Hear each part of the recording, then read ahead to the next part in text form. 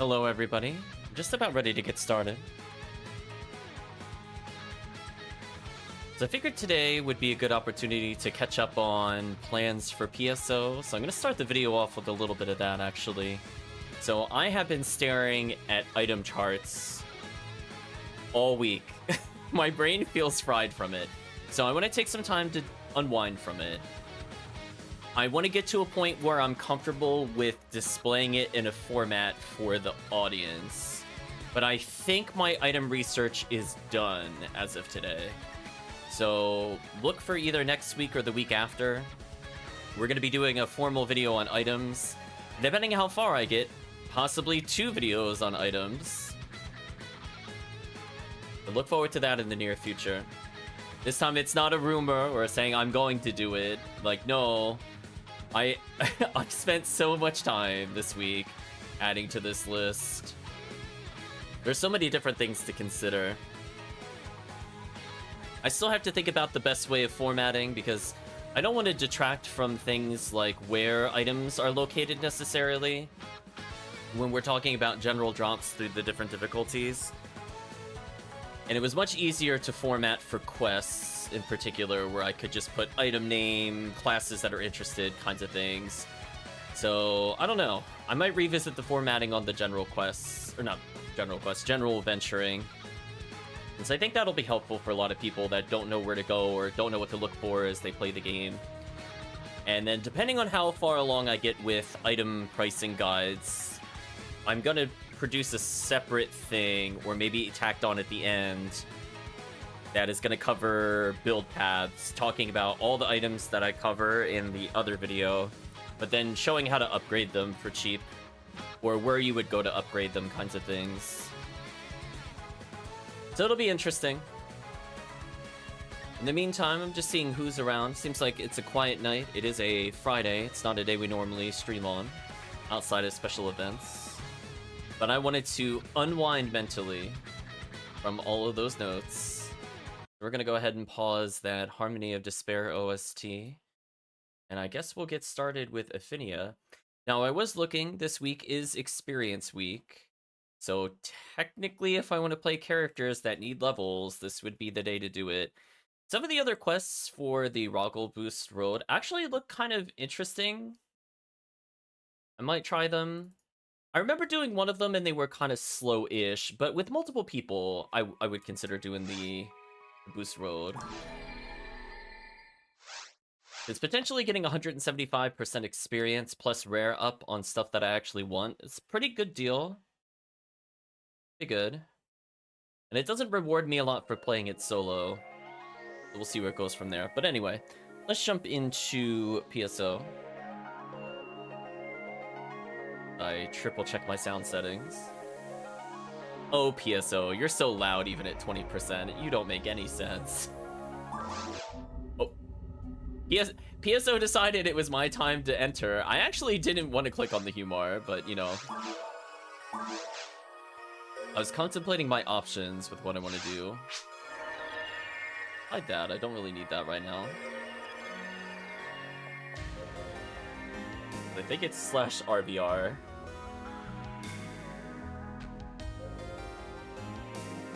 Mop-Up Operation 3 is okay from what I remember. Penumbral Surge, I don't know if I ever did that one, because that's episode 2, and I don't play a lot of those. A new Mop-Up Operation 5, without a time limit, I would like to add, because that's what the RBR does, would be very enticing to me, for sure. So I'm just thinking about what to do. Do I want to solo any of these quests as Yellow ID, is the question I'm asking myself. Do I want to try Mop-Up Operation with Yellow ID? Because it's not like Yellow ID is bad for it. It's actually quite good. The question is more, can this character, if I were to play the Humar, deal it?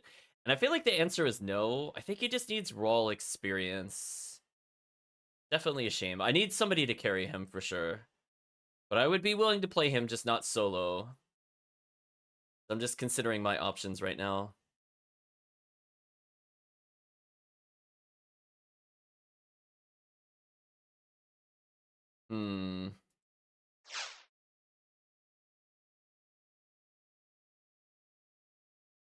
Orange ID, green, Viridian. I could just do some basic runs. White would also be okay. Or I could just bring Tankus there. He's the right ID. He could use some levels. Let's try that and see how it goes. It's been a while since I played in general, let alone played solo.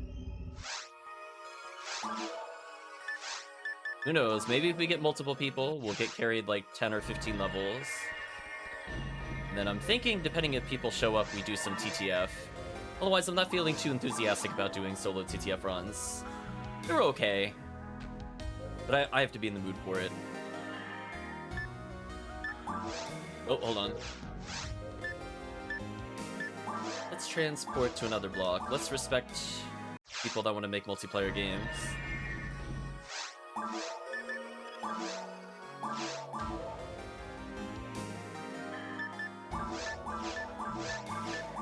It's such a habit just to jump into the game, but I gotta break that habit. I gotta be more polite with it.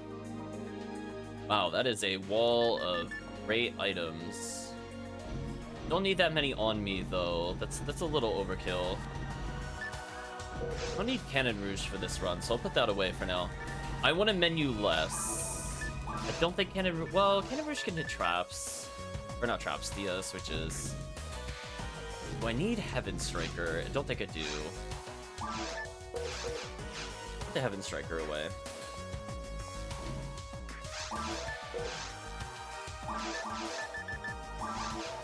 Yeah, even just one less item. I think my comfort limit is 5. If I start going over 5, I feel like I messed it up a lot. Oh.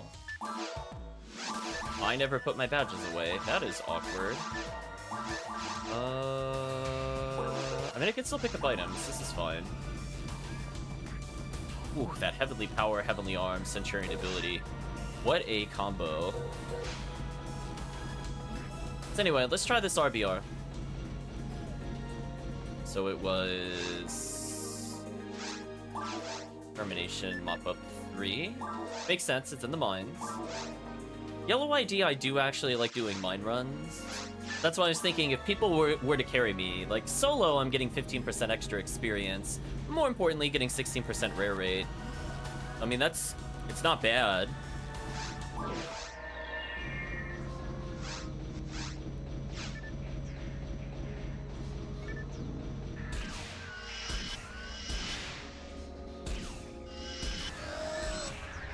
Let's build a little meter with power attacks.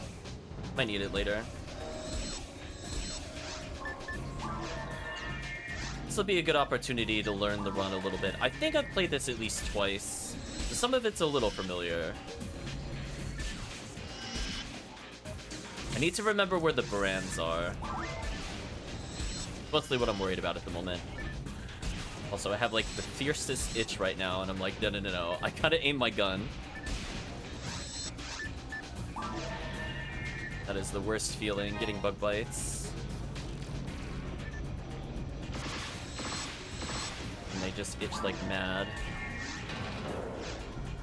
Okay.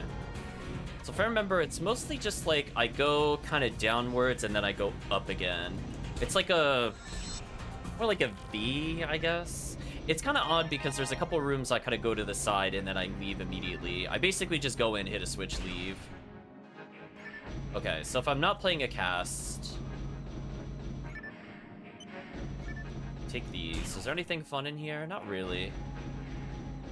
Was there a point to the blue stuff here? Not in this run. Alright, so top room is skippable. Which makes sense, because as I said before, I think I'm making like a tight V. I need to go downwards with the V. I know there's one room where I go to the side and then I immediately just leave and go back to the middle. Too bad.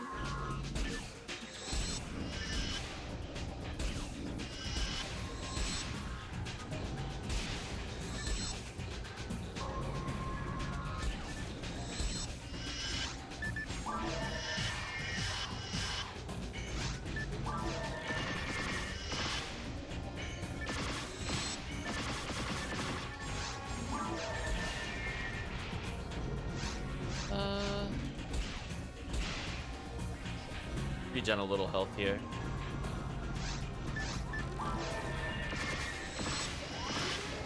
Wow. What a difference Charge Vulcan makes in these kinds of runs. Like, I didn't know where the enemy was going to... Like, I had a feeling one was going to spawn. I just didn't know what side. And what a miraculous damage total that was to stop me from getting hit by the missiles. It still got punched. But that's fine. We can live with punches. Regen a little health here and there. Yeah, here's the downward. We're still in the downward part.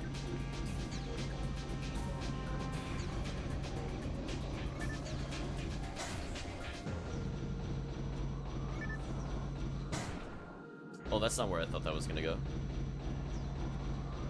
Did I miss the switch? No. Okay, it goes over a little more than I thought. I thought it was down and then it was gonna go over. That's fine.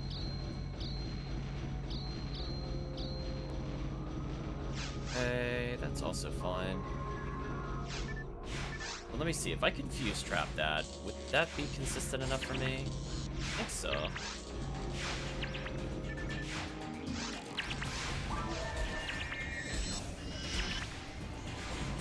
Wow, that was a really easy kill.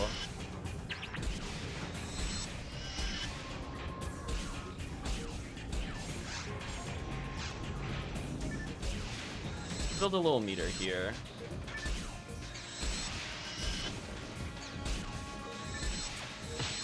Didn't rotate me. I swear I tapped like right slightly. So unfortunate. Unnecessary damage.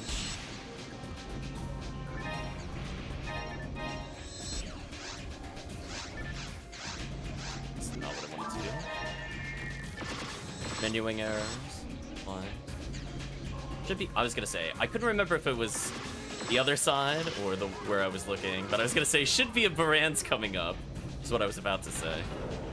Okay, let's see. There is an item at least. Yeah, see this down here? Make a small detour here for item. The real switch is over here.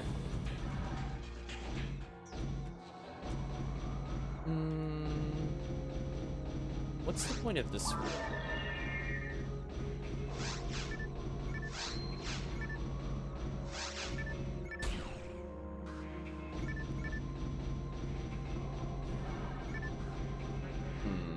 I feel like I have to come here, now that I think about it. Yeah, because I gotta get that switch. I think this is the mandatory path still.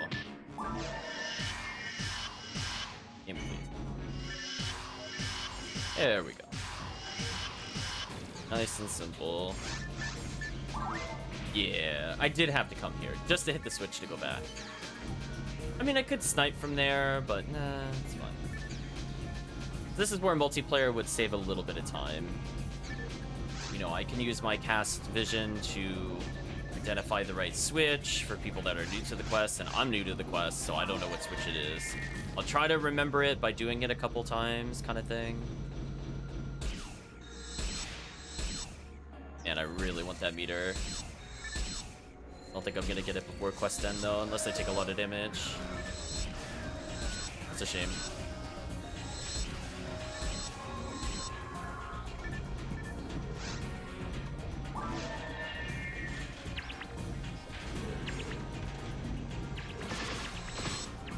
Wait, you're confused and you targeted me? What a cheater.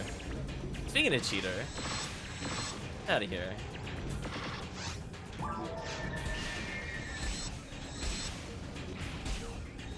Okay, they wounded themselves enough for me to take advantage of it, which is good. You look at that, I'm using charge items, I'm being proper, my targeting. Now I could go through here, because I activated the switch, which I kind of remember from last time. Oh, are those actually too fast to go through? That's interesting. Regen help for a little bit, and then we'll go in the next room. As I'm waiting for slow-mo to wear off, I don't really want to enter a room in slow-mo. Can avoid it. There we go. Nice and simple.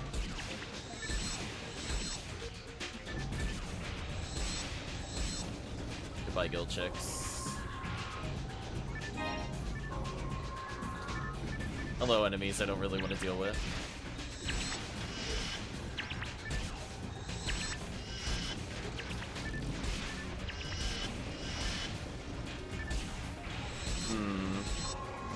Feels pretty good to use the charge arm now that I'm above 1200 ATP. Not gonna lie. Feels real good.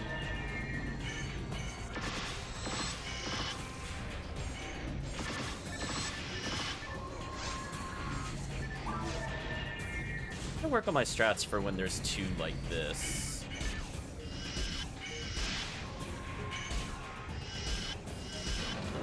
Oh, that felt a little greedy.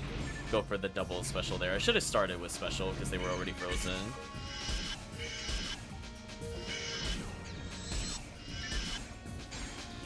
Maybe the shot. Shot. Punish. Yeah, I want to make sure I kill as many Sinnohs as possible since they have what I want, and I want to kill as many Barans as possible. Barans are less skippable. Not bad. Oh, I have a monomate. Oops. Bit of restock. I mean, well, I guess I could just try not getting hit. The Marvel concept as a ranger.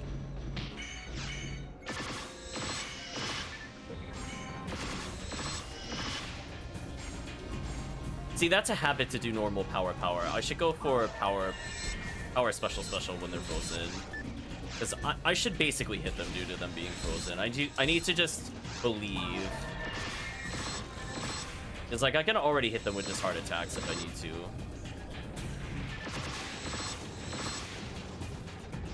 But it's so ingrained in muscle memory to climb the scales.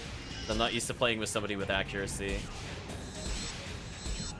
The people I do play with accuracy, I don't normally use the charge stuff as much. Let's see. Here's the question. What did I miss? There's the warp. Right. How do I get to the warp? Or another warp somewhere in the room that I didn't notice. There's a downwards here. Take a look here. A lot of items. There's the warp. Fortunately, not a big detour. Lots of anti-level 5s, no items of interest. We'll take a peek to the south. I'm pretty sure it's just items, but we'll take a look. It's a healing circle. Very interesting. Very interesting. Would not have expected one. I have to remember, custom quests are actually generous with healing circles. So, like, episode 1 normally is like, yeah, you're on your own, idiot. You play in cast. You don't deserve traps. Then in episode 4, it's like every 7 rooms is a healing circle, even in the official quests. Oh man. Yeah, it wasn't too bad. I mean, I got hit a couple times because I didn't know the patterns. But I could see myself playing this. As long as somebody, like, splits off and it does that, that could save, like, a minute and a half. So I lose, like, 40 seconds or so both ways. Here's the unknown part. Where do I go from here? Do I go up?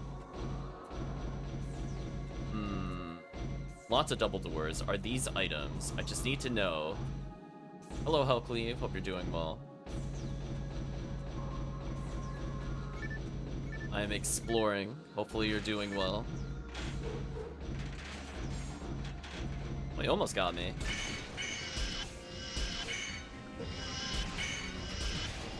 Get out of here.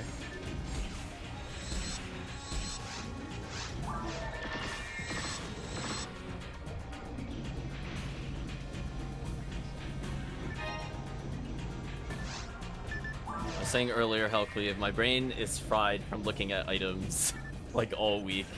I'm like, I need something that's more straightforward for a little bit. Not like second guessing what I should put in the video. Glad you're doing well. I'm gonna be doing a little less well now that the Brands is here. I had to change of fortune though.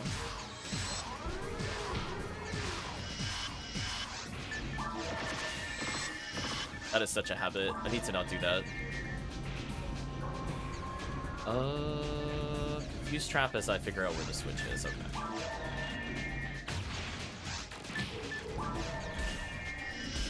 Well, that's rude. You put a real one next to the Switch? Rude.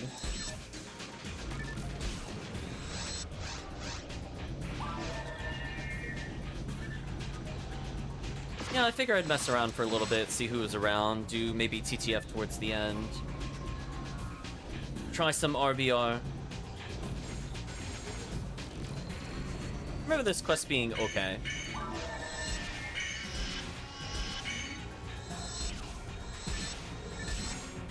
Nice. Man, cast is so strong. I'm playing with like very limited memory of where things were, and I'm still like, yeah, it's pretty free. Cast OP. Cast makes up for gameplay. That's all I need to know. Just yeah, there's no no hidden stuff that I need to worry about. No dark room switches.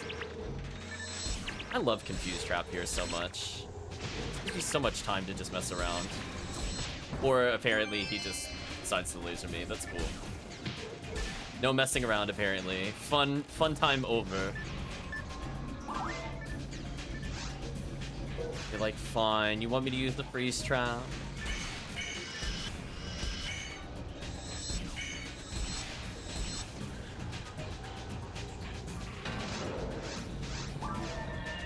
Kinda thought it was gonna Baran's me, but it didn't. I was a little surprised there. Evans from behind. What does this switch do? Is the question.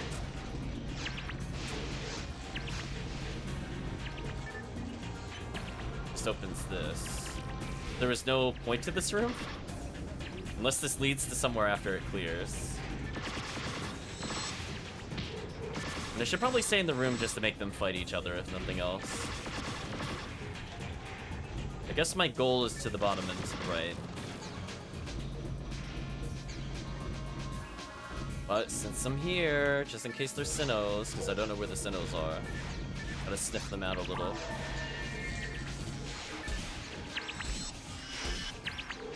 Glad you're doing well, HellCleave.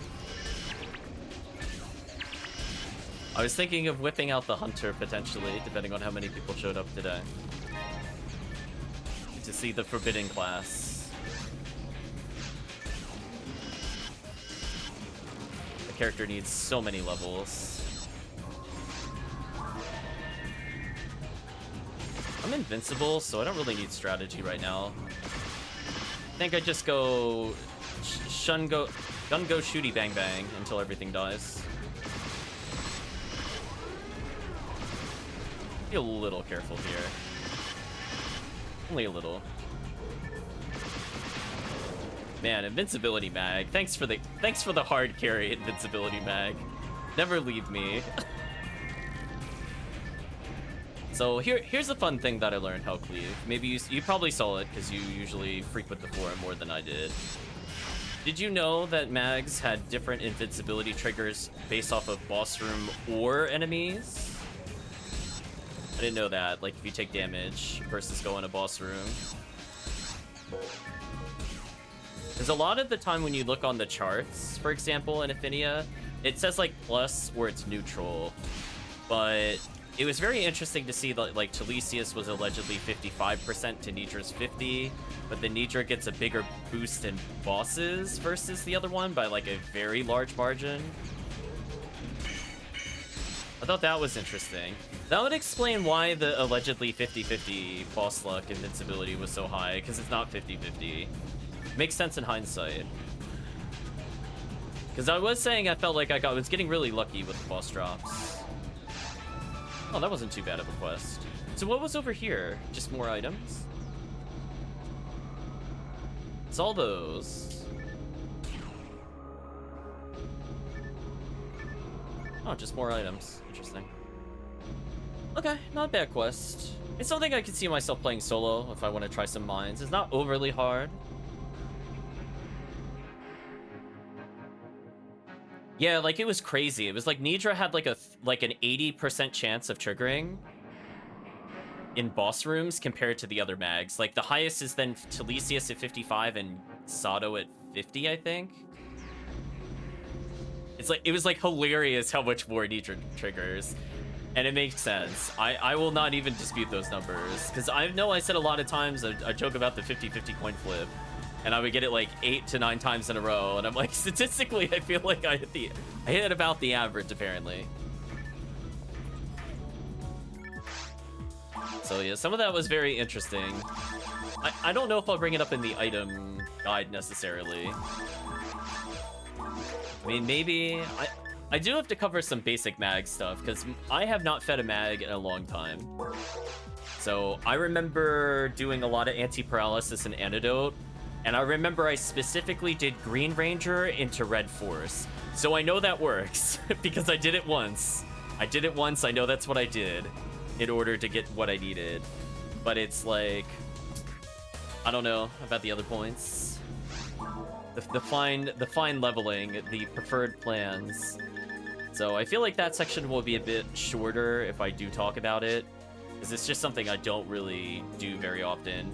I did it once like 4 years ago when I had like Excel charts, and then I switched computers and I don't have those charts anymore. Okay, that wasn't bad.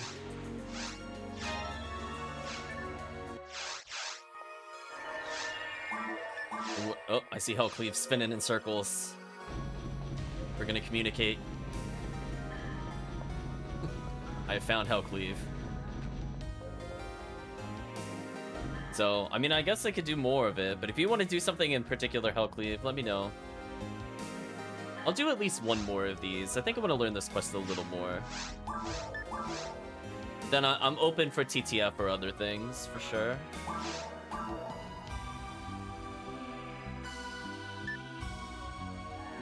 Oh no, you've been doing boxes? Poor HellCleave. I would ask you who hurt you, but the answer is yourself. You chose the box life. Poor HellCleave. Alright, what's the forecast? Because I didn't even get to see what it was before. Humans and males? Oh, that feels a little spiteful game. Well, I guess if I want to play the Humar later. I guess I would do there. Do you have a deal for me, though? Oh no, I'm spinning in circles. What's the deal? Am I taking a deal with the devil?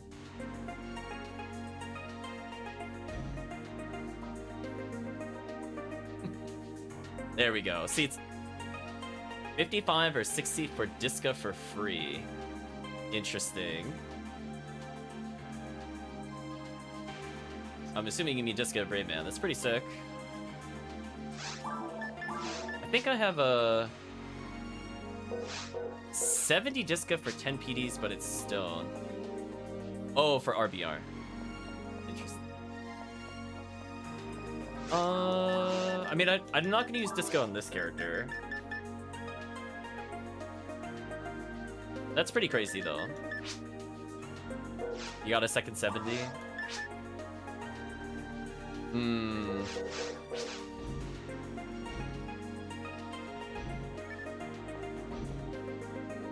Oh, are you talking about for Rainbow Baton? Sorry, I was not paying attention.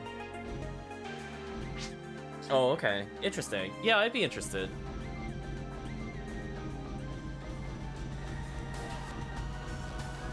I mean, if you have one that's already stoned, like you said, I guess I would just give it to you, because I just can't get Artista stoned.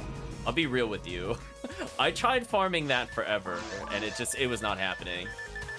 Chat got to see me do it in the 24-hour stream. That was basically my life. Where are my photon drops? Oh, okay. I got scared there for a second. I'm like, come on, I got some. Because that would very much make me pick Hunter or HughCast because I have a spare 13. I almost don't even... I was going to say, I don't even care. I don't even care what other percents it has. That's pretty good. I don't want it on this character, but that makes me want to play... That makes me want to play some nonsense later.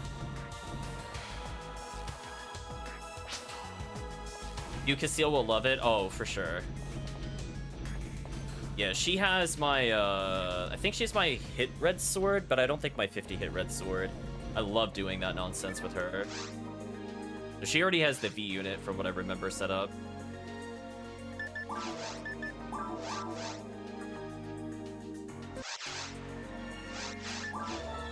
Ooh, more XP. And honestly, I wouldn't mind leveling the HellCleave either. She did get a lot of levels when we were doing the 24-hour stream, and that was very, very nice.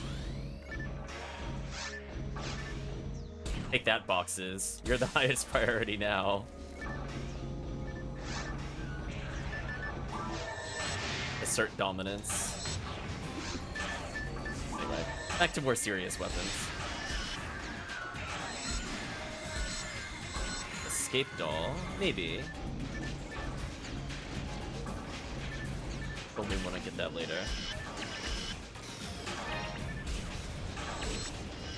Yeah, I figured confused would be good there. Hey Kirk, hope you're doing well. So thank you, HellCleave, for the deal.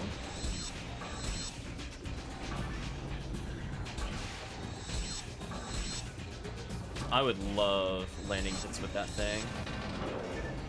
Hope I'm doing well. I'm doing fine. Bought the stone and never used it. Oh, I love using it. I love it so much. It's so fun on HellCleave, but she got that sad like 45 hit. So she can't hit most things in episode 2 due to it. And that extra 30 accuracy is ridiculously good for her. Aim, please. My camera looked, but I didn't. That was interesting.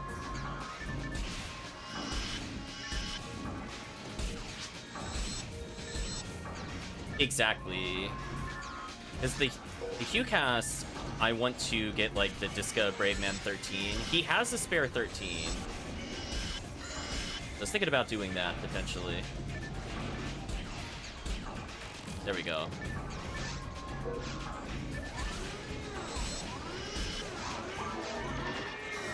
Game, please. How did that not clip his hip? Get out of here.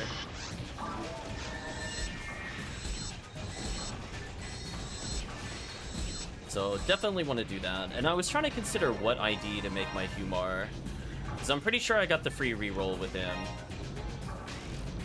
So it's like, I was contemplating if I wanted to make him white ID, actually.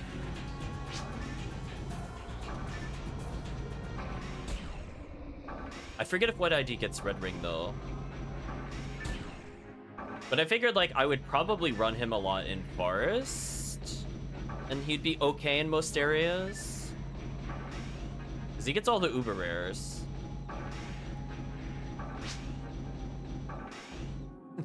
HellCleave rattling them off by memory.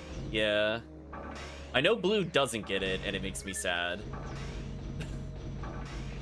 So I'm like, man, blue's ruins are so bad. Yeah, Sky, that I remember. Sky definitely has it. I'm gonna do a little confused trap trick and see what I can get in here. Oh, game, please. What did I get stuck on? Hello? Why couldn't I walk forward there? Okay, whatever. It's fine. I guess they must have been just slightly wide enough that I couldn't walk by them. Because I don't think I got stuck on a Sinnoh. I think I got stuck on like the zipping units for whatever reason. Whatever. But hopefully you're doing okay, Kirk. Oh, I see you said you're doing okay. Never mind.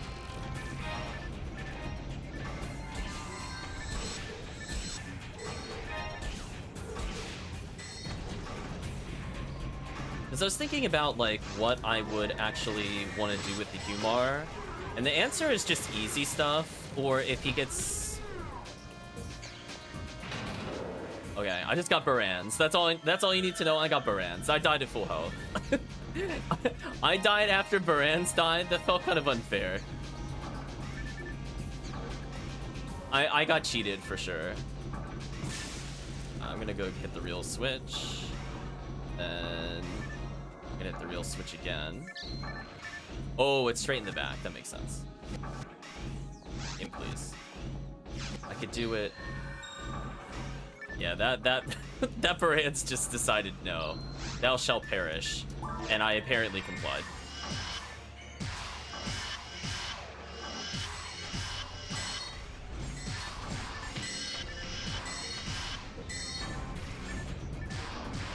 So many random traps. Alright, so you're gonna hit the switch. I'm just gonna go back to the other room.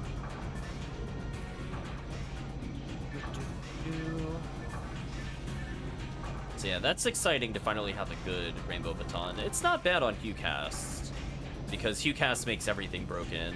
And him having, like, global confuse is also really funny and stupid.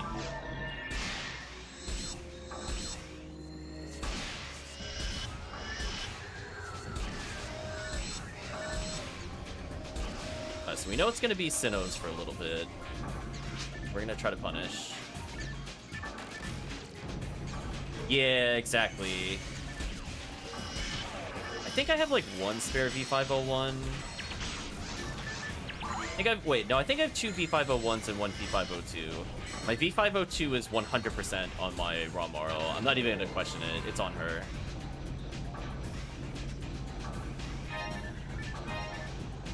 It might not ever leave her. But I think for a while I had a V501 on my Hugh Casil. That's so sad I can't just run through this hallway. How dare they program those traps differently?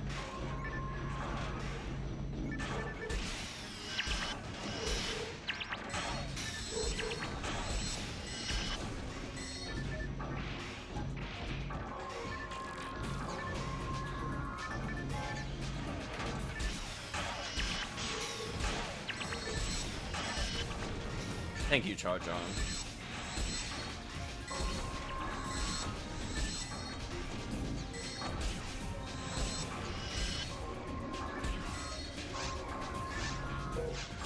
I definitely want to freeze trap this if I can.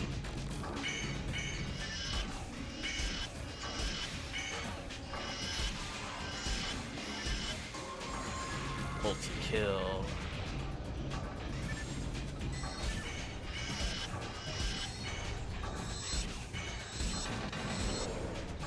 No drops. What a shame.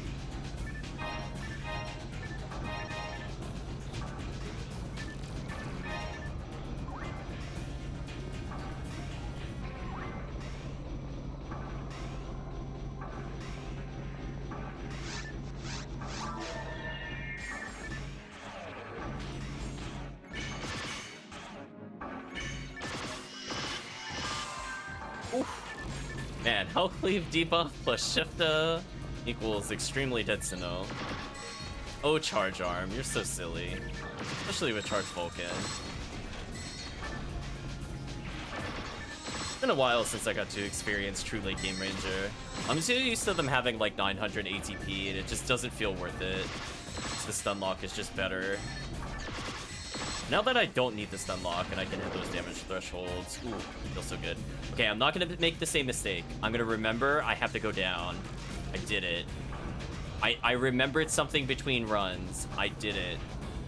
Feel proud. I'm gonna go take that warp and get hit by the slow-mo trap, but that's okay. We're gonna keep on powering through. Man, those have a wide radius. Okay, this is just annoying.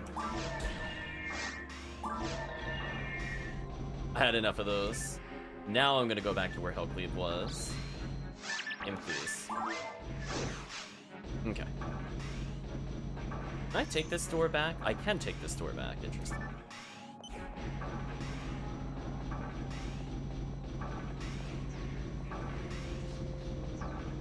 Yeah, Kirk, I am mentally unwinding from looking at item charts for literally hours. There was a lot to consider. I think what I'm gonna do is I gotta name the categories a little better, but I want to differentiate it between being low level. Oh, you know what? I could have gotten a trap restore. Oh well, it doesn't matter. We're at the final-ish area anyway. Well, that's interesting.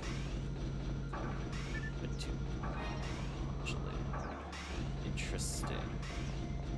You only enter from that one door. I've never tried going from up there before. Interesting. Okay. Well, now I've learned. Those were actually mandatory. I wasn't sure what they did last time. I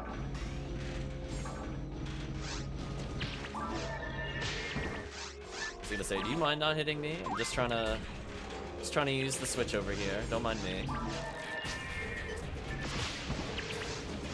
It locked you out. Oof.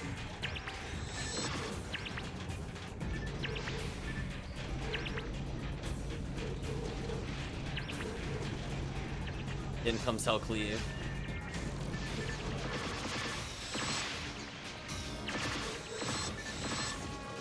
Take that, random Sinnoh. Oh yeah, for hours. There was so much information to take in.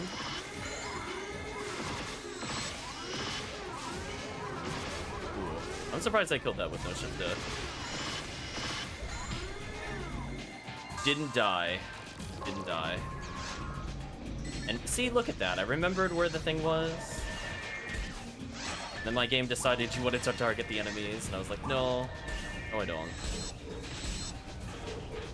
Yeah, like, because the thing is, like, there are so many section IDs and box items, and I'm not going to go into box runs as much in the item one, but I do want to give them the shout out at least.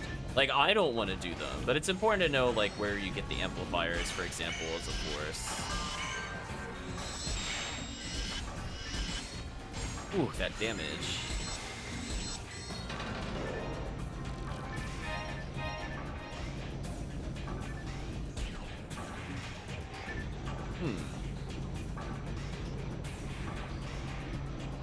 What happens if you go this way?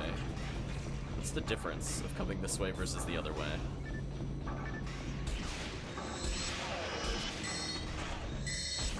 Yeah, that is the downside of PSO. Trying to figure out where items are and then, like, if they're worth running in the difficulty. And I was really torn on a couple of those for sure, whether or not to mention them. It's kind of like one of those things, like, you could technically get, like, really good guns in normal mode, but, like, why would you play on the 17,000 drop chance when you could just go to hard mode and it's like a 1 in 800? You know what I mean? Like, it just... So I gotta be really careful with that kind of video that I don't say, like, oh, look at all these runs you could do. And it should be more, what runs should you do, not can you do. I'll still make a denotion, I think, for cosmetics. And some people just don't care. They don't care how bad the item is, but they want it for its goofiness, or they want it for, like, the cool factor. And that's fine. I want to try to point those out. But I want to very much distinguish those from, this will carry you to ultimate versus this will carry your high spirits. You're dead. Go ahead and dodge you real quick. How are you hitting me while frozen? What a cheater. What an absolute cheater. That missile went on, like, the world's longest navigation around the world and then hit me. Like, it dodged 2 robots to hit me. That was quite insane. I cannot believe that homing capability. It was pretty BS.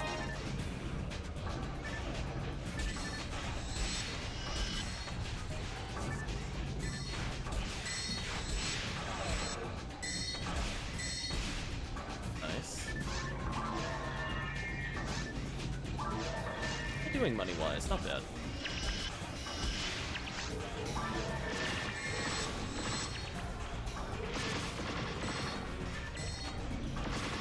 So there's still several rares I could potentially hunt to make this character better. So maybe I'll do some of those later. And the run is over.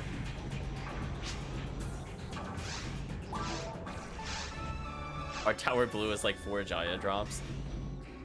I was looking at that. I was laughing at how many different spirit runs are there.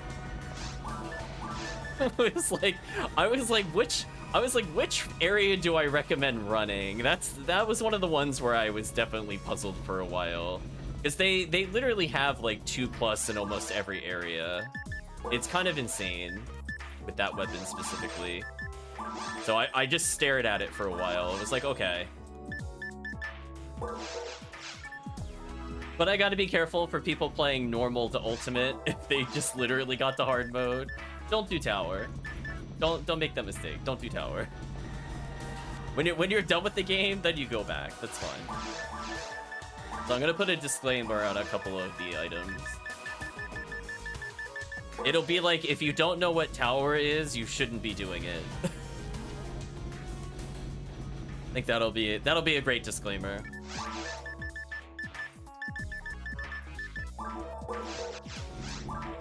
Learning that you've made mistakes in real time. I was definitely really sad playing like normal, medium, or not medium, normal, hard, and very hard. And then learning the murder flower on ultimate suddenly no longer does elemental damage, it just one-shots you. That was just so rude. I was like, man, they actually had gimmicks that made resistances worth picking up. Whatever. Been awarded money.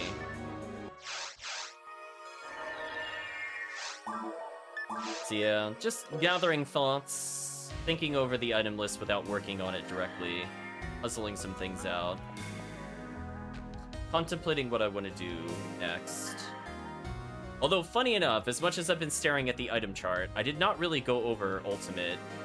I don't feel like I should really go over ultimate in that video. I want to have a separate video specifically for ultimate, because I feel like if people are asking about items, it's usually because they are new to the game, whereas seasoned people kind of know where good items are for the most part. It's more the obscure runs they might not know about, like getting your like S parts, for example. What would be the best place for that? Like, almost everybody knows where Red Ring is. Like, I don't have to really explain it. It's just kind of there. It's disappointing to explain not every ID gets it, but it is what it is there. So yeah, I would definitely want one where it's like how you would get the upgrades for Ultimate once you're in Ultimate. So I'm going to cover normal to very hard, all the event quests, and like an upgrade path to Ultimate. Because otherwise, it's just too much to cover in one video. If I also include Ultimate, that would be like an hour, probably, a content by itself.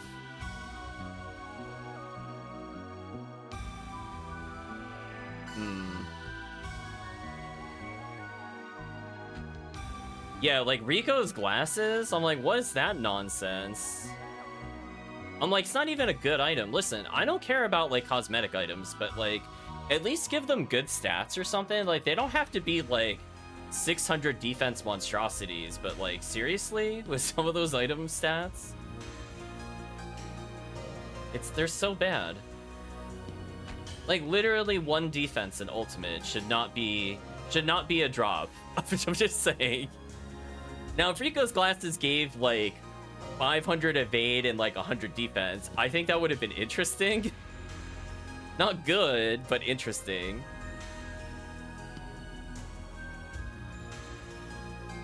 What a shame. Yeah, like, where is resistances?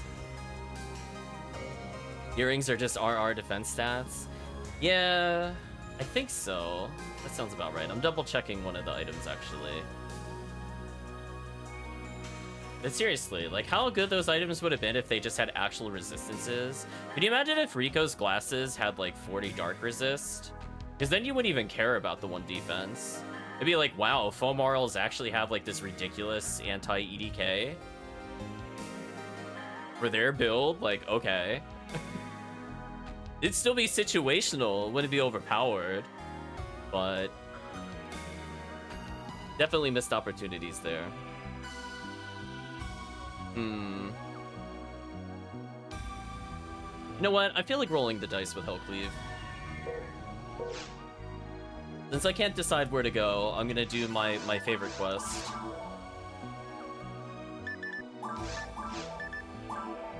You know what? I'm gonna leave it with no password. If people want to hop in, they want to hop in. Let's see. Do I need anything for my favorite quest? What are the odds I'm gonna fight Falls in my favorite quest? I should take it. On the off chance we get enough perfects, I should go take it. So yeah, we're gonna do the yellow ID favorite quest of all time, aka the go to every area possible quest. Let's get my Heaven Striker out of here. I do have a Yashmenikov. Take that. And I forgot I had another Heaven Striker because somebody gave me one before. Take the one with a beast for now. Wait a minute, for my Cannon Rouge, this dark percentage?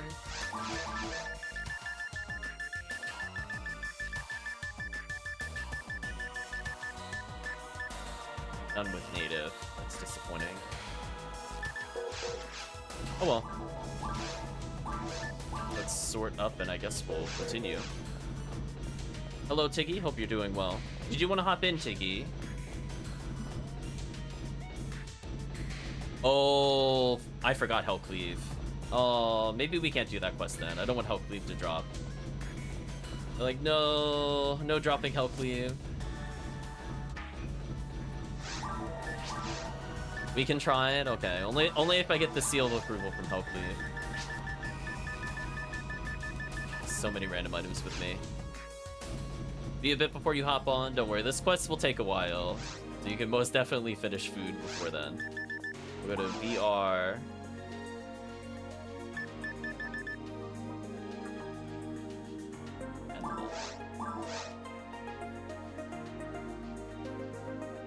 I was figuring, Tiggy, if you wanted to level a character, this would be the day to do it. If you wanted to do TTF or any other crazy things, let me know. I'm happy to help players. Avoid death, huh? What a quest start.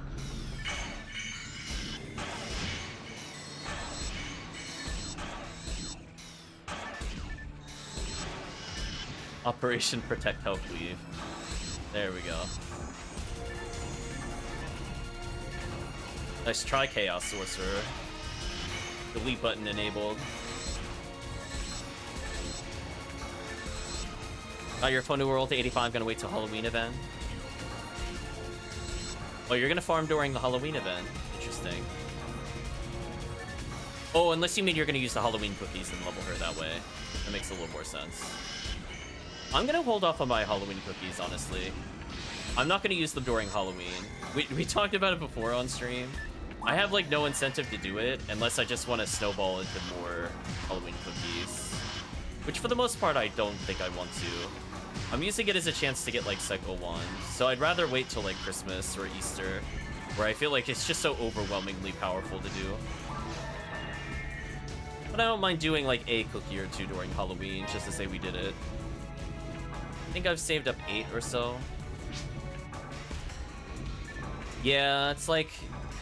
It's another reason I really think they should have been called Christmas cookies. Missed opportunity. Oh, those enemies are about to take so much damage.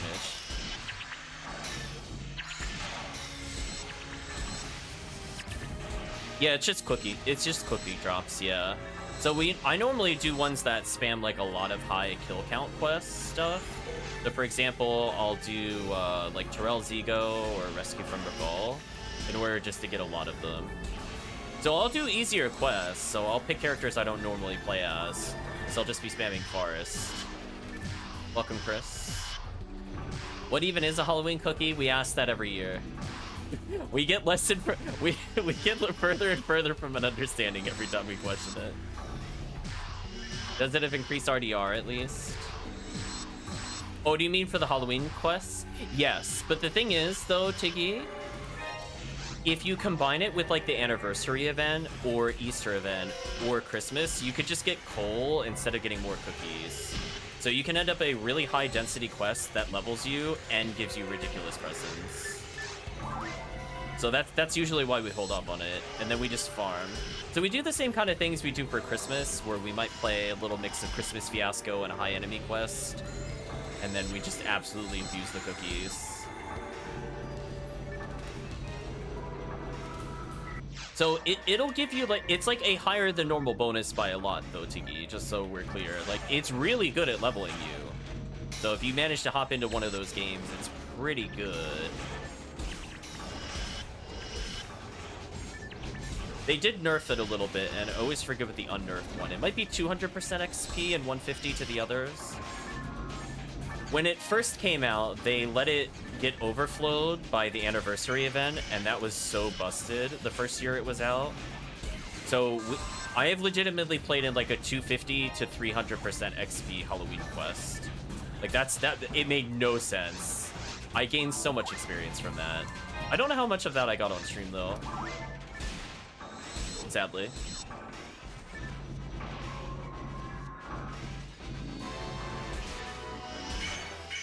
I froze everything but the thing I wanted to freeze. That's so sad.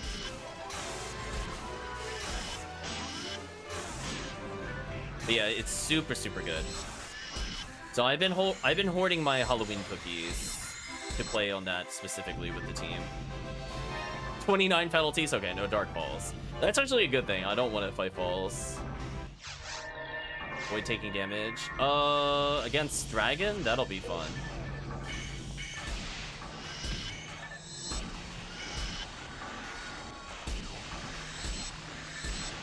Yeah, I'm not too worried about the time limit, because we'll probably reset now that a couple people are here. This is a quest where you can just very easily just kind of drop in, drop out. Like, there's no, like, oh, we're about to fight the boss. Like, none of the boss rares matter in this quest run, so we can literally drop anytime. So just let me know, chat, if you want to hop in, because I would rather reset before we go, like, 30 minutes into the quest. I know Tiggy expressed some interest later. Kill most of those. You know what? It's been a while since I used a Yashminikov. Wow, it can really hit from there? That's crazy. No worries, Chris. Take your time. Listen to the lovely sounds of Yashminikov obliterating lilies. Your morning wake up.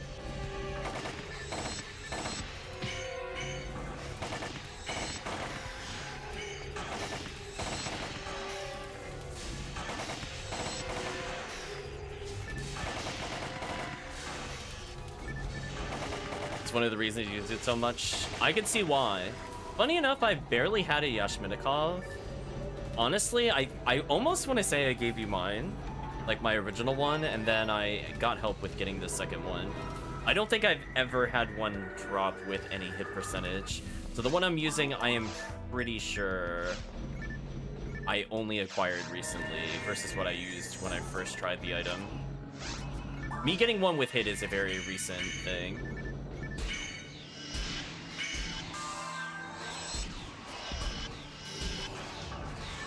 And the nice thing about Yellow ID is that, like, every Ruin Room like this potentially is an opportunity to get Cycle Wand. So, like, technically every time we do the quest, it's an uber rare hunt while still getting decent XP. So if Tiggy wanted to just join and get random experience, we do bosses in this every now and then. But, like, it's not falls. I'll put it that way. You just have to survive not falls, and then you're good. Yeah, this is definitely one of my favorite quests in the game.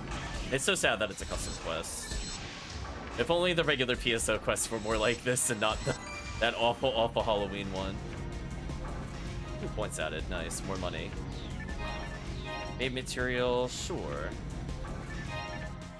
Some items. It can be falls, just not likely. Oh no.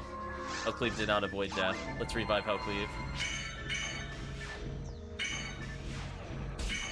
It's okay, HellCleave. Sometimes the Sinnohs just decide that you don't belong in this world. And you're like, you're right.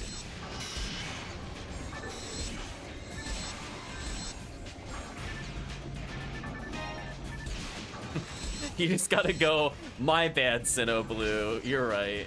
Hit stun is not fun, yeah. That's part of the reason I end up not putting defense on my characters or health, is specifically so I get knocked down by this nonsense. And then once I hit those thresholds where I get knocked down regardless, then I just dump it. I can dump all my materials into them. Now they're ready. But I'm like, yeah. I'm like, bring me back to those 1,000 or 1,100 health days to get under Barans and or Sinnohs and just not care. I'm noticing a severe lack of healing circles, which is a bit concerning. I might have to go a bit more chill on my freeze traps. Unpartially intended.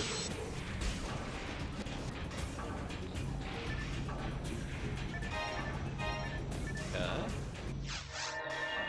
Avoid taking damage, but it's a lily room. This is gonna be fun. HellCleave at least should make sure I don't get hit by the lily.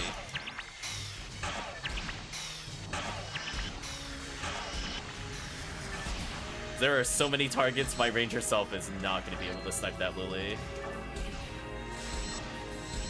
Aw, the miss. Yeah, this area gets pretty hectic, actually, but, like, in a good way. So I do think it lets the Force have some time to shine, because there's more than 5 targets. And at the same time, even Hunters with their big swords can end up cleaving a whole room, which is pretty satisfying. So seeing more than 5 targets per wave is a good feeling, except if you're a Ranger. Then you're like, oh no, I don't crowd control the whole room, what do I do? You're like, wait, I have to play the game?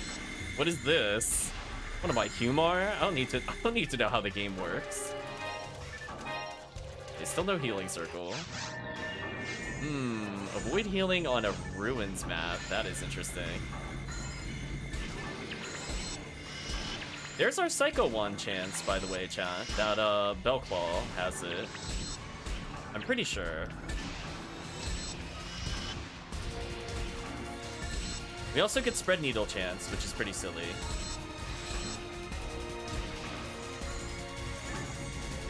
I think we put a Confuse Trap down. Let's see what happens. Oh, I got the glitched Del Saber. I don't know what causes that, but it's literally not moving on my screen. I know sometimes when you get confused, when you confuse it, it gets no targets, but sometimes it also just kind of stares at spawn and doesn't do anything. I'm glad to see that's back. We managed to get Mag Blast, which might be big for me. More importantly, this invincibility, though. Gonna make this wave really free for me. Game, please. There we go.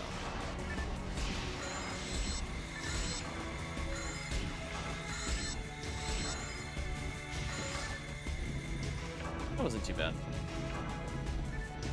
Don't need any of those. Grade 9, avoid death. Well, I got a nice little Confuse Trap for this room. Got him.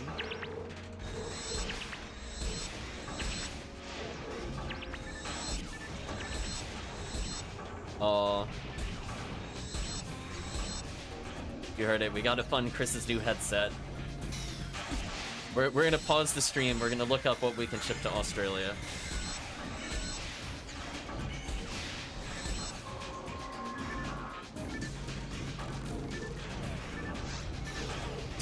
There we go. I got called idiot. Like Baka. Dodge that. Get out of here, kill this thing.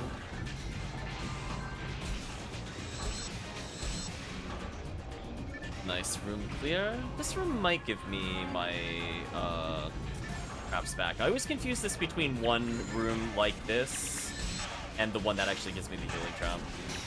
Or not healing trap, healing circle. I wish there were healing traps. That would have actually been nice in this. I sometimes forget those are actually real and in the standard PSO. They're just not used very often. It would have been cool to see the healing traps a bit more. If they're not going to healing circle, healing trap would have been nice. Hey, is this the healing circle room? It is not. Brutal. I confused it with the other one.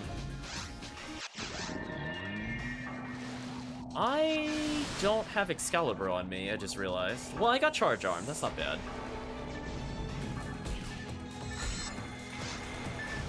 Yeah, I don't really have what I need here. Sorry about this. Might be a slow clear.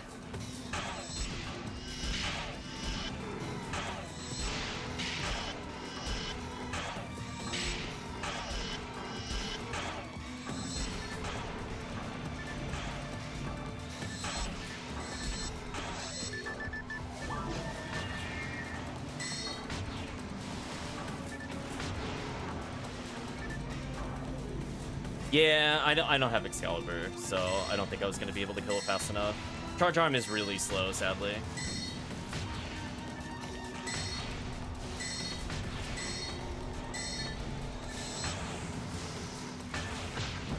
A knockdown. Sucks.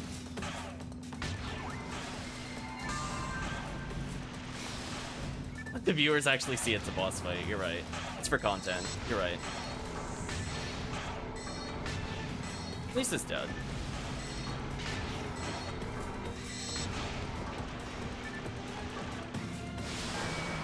So I'll have to go... Oh, I don't even know if I have a spare Excalibur. I need something for big damage.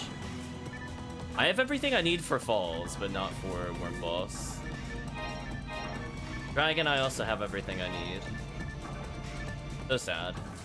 Means I just need to unlock my Excaliburs.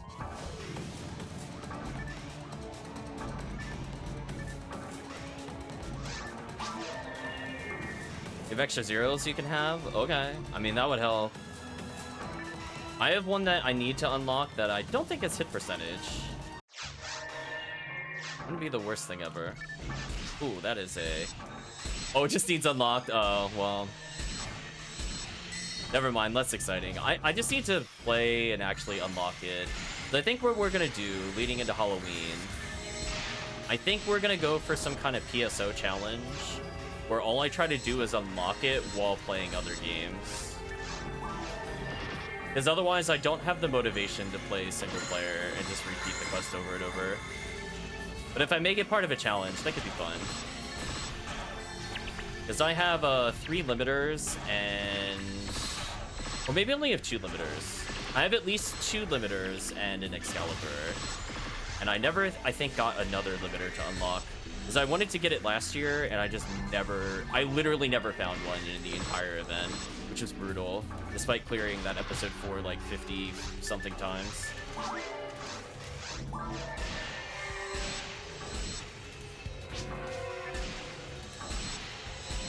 So, potentially, if somebody has something they want unlocked when I go to do that, please let me know. Because I probably could just do it, since I'll be doing it from scratch anyway. Did we really not get a single healing circle? That is so brutal, actually. Oh, actually, never mind. This will give me healing circle. I was gonna say, it's kind of unlucky, because there's like at least 3 rooms that grant it. To have them all at the final part is kind of unfortunate. Oh, I'm so dead. I realized too late I did not swap weapons. I don't know why I thought I had my Vulcan out. That was silly. Get rid of you. Save HellCleave. There we go.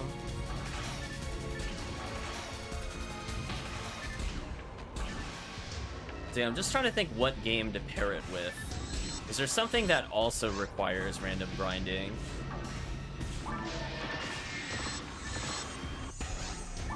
It's a long time ago. I know it's been a while, but we did it with Tales of Phantasia, where I just played 2 games at once, more or less. We did Think Streets of Rage and Phantasia. But what would I do for PSO grinding, where I need to hit one button repeatedly? Is there a way I can set it up and do like a Streets of Rage?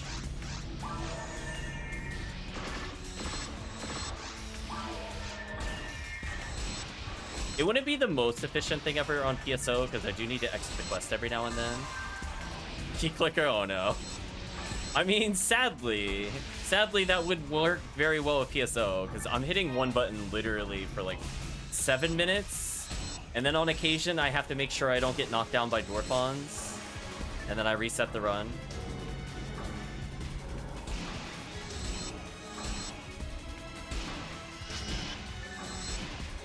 Gotta get a foot pedal. I mean, if I play like an older game, there's buttons that literally aren't even used. So like the back triggers, for example, on like an SNES game or Genesis game, for example, just let me spam Fireball constantly, regardless of what I'm doing. The other game, oh, I escaped all. Never mind. Don't need traps. Put my escape doll. Avoid losing the setup. Brutal. Rip charge arm.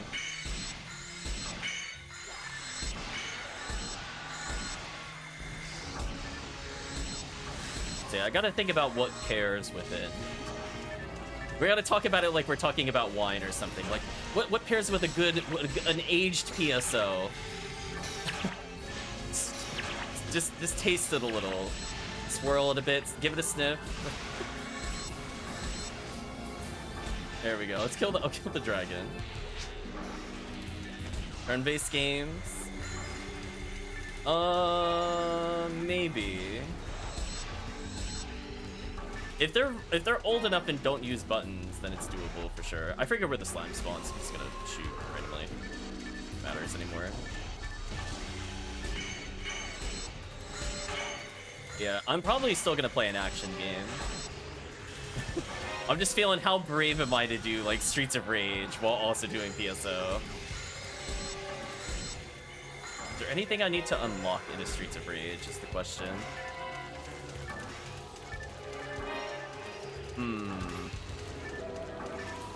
I could play the Streets of Rage remake. I could technically unlock stuff in that game while I'm playing. I missed what the condition was, but it's okay. Patrick, please run. No, that uses all the buttons. I would be spamming Boldy and lose all Boldy uses early in the run. That would be too painful.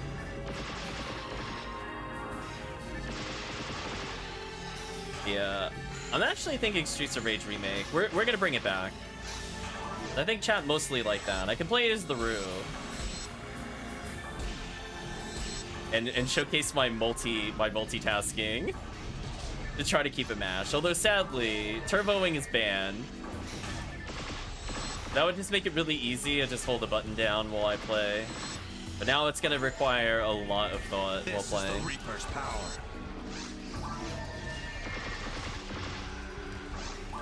Nice. For mostly just mediocre materials. Power slide. Power slide. Text go away. I was in the middle of menuing, that was weird. I didn't read what the text was because I was trying to menu at the time. It was very rude.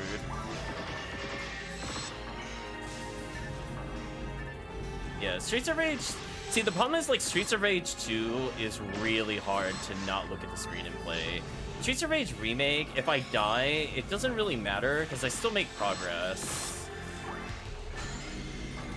So like Streets of Rage 4 would also work, but that unfortunately also uses all the buttons. If it used less, maybe it'd be okay.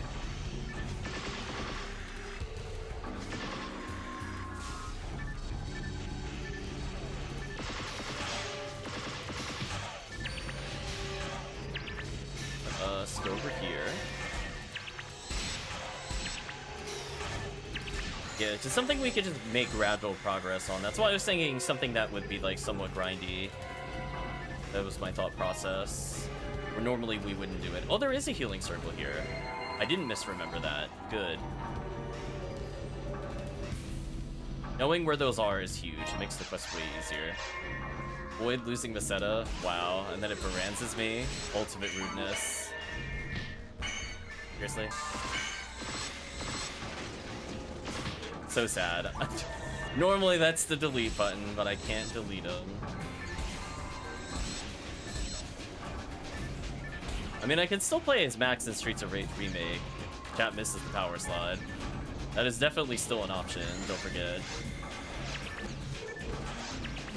Streets of Rage 2 is just very hard, I think is the problem. It's not very forgiving. It's not like Streets of Rage 3 levels of nonsense, but it's also not super friendly.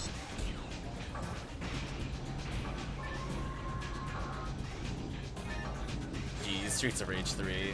That was so disappointing to finally play that, I'm not gonna lie. All those, like, arcade-specific inputs for stuff, and then it was like, that was the game. Yeah. 100% not a fan of that, for sure. Avoid taking damage on this room? Wow, that is actually atrocious. That's for HellCleave. Give them the buffs.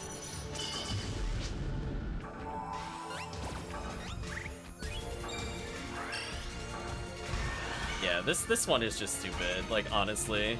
There's so many lasers, you got the charge damage from the Centaur. I think it is a little bit RNG sometimes whether you get the full clear no damage on this quest. And it's specifically because of rooms like this one, where it just feels so unlucky to get. Whereas, meanwhile, you could get like a don't die challenge or a don't use money challenge, and then this room is like a free challenge. Because you could just like camp up there where the boxes are if you want.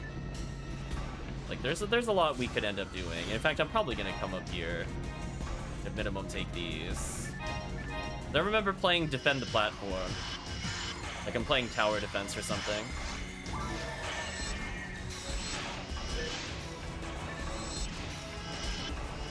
It makes life way easier.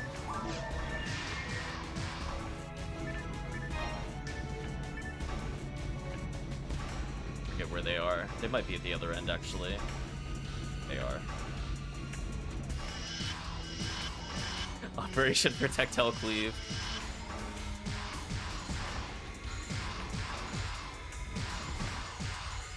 Okay, so I think this is another chance at Psycho 1, which is kind of exciting.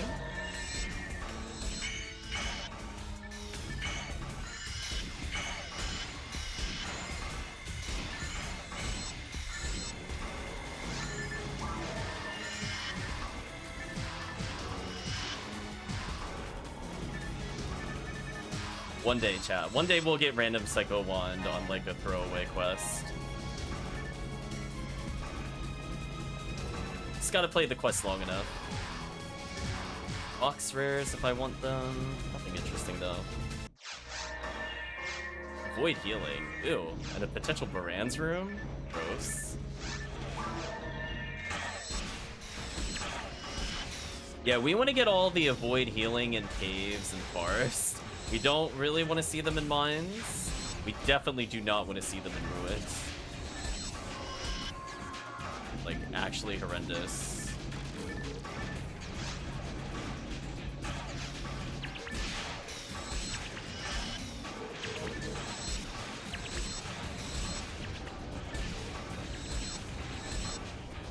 Mine material, they pick that up.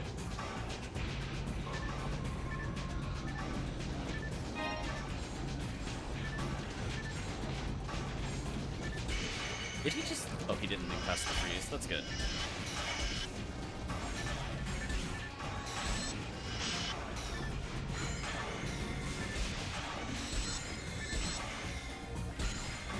There we go.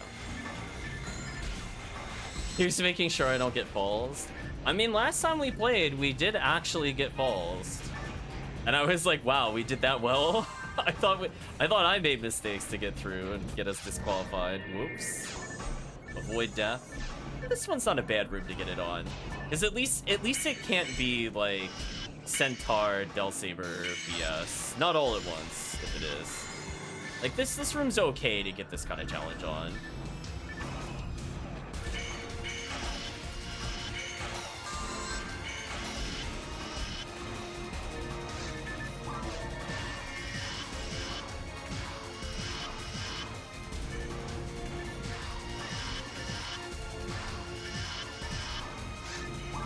We got through the hard rooms of ruins already. The long stretch room and the room that's normally before falls.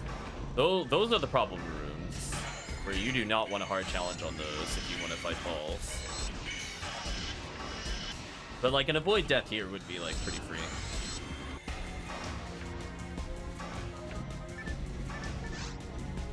Okay, well, I'm going to equip Spread Needle in case it's the robot. Nice. Preempted chat. The worst that's happened is I just swap into Bazooka and punish. So I think I've gotten around 200,000 experience in the quest if I'm looking at that correctly. That's kind of nice.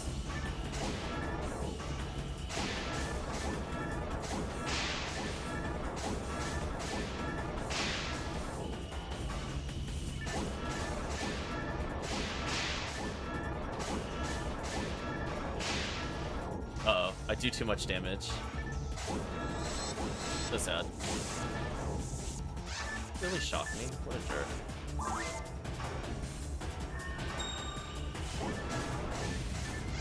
Switch over to Charge Arm.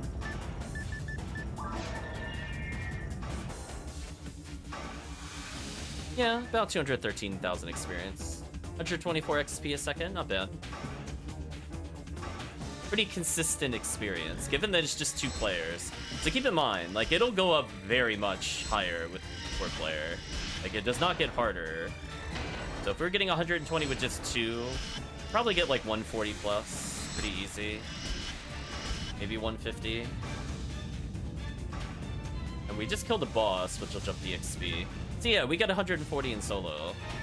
So that's pretty solid XP. For people that are looking to level and they're bored at TTF, just saying.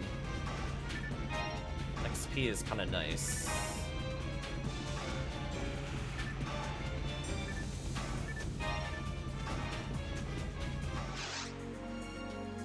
Okay. So we'll probably abandon the quest. I'm gonna sell some items. And we'll see who wants to join us.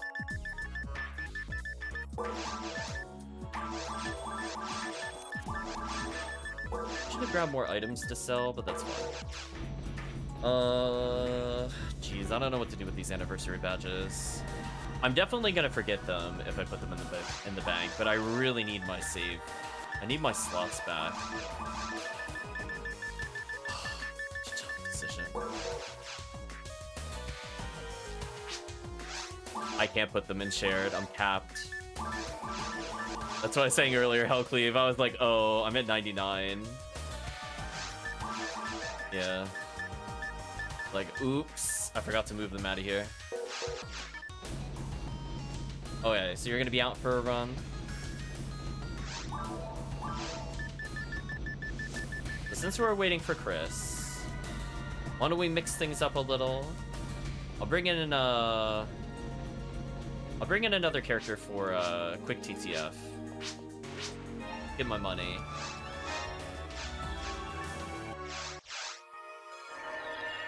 Actually, I don't even need the C bank. I just alt delete. I'm gonna bring in my Rockasiel, who has an Excalibur. Pretty sure. If nothing else, I can move the Excalibur over to the Rockcast. Bring in my classic fall slaying character. We'll channel Tiggy on this one.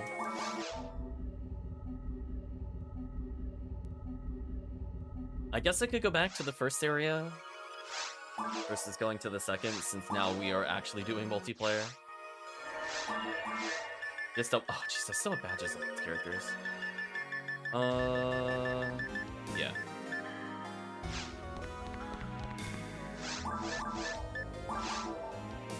Call it Biggie TTF. I don't even think I'm gonna put a password, I'll be honest. If people want to join, people will join.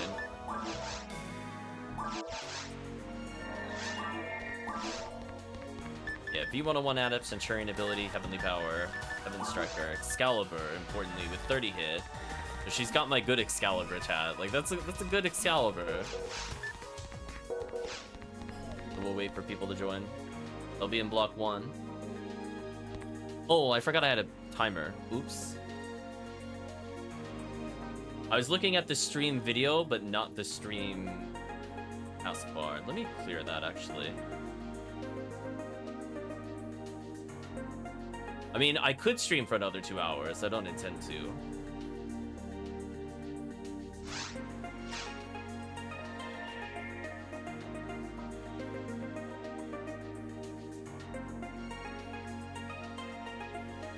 I'm gonna clean this up and then we'll get started. Oh, somebody joined.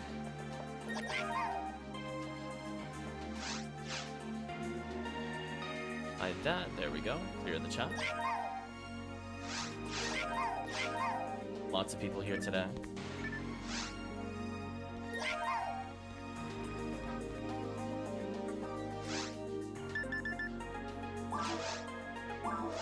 I'm not gonna lie. I almost menued to the wrong quest.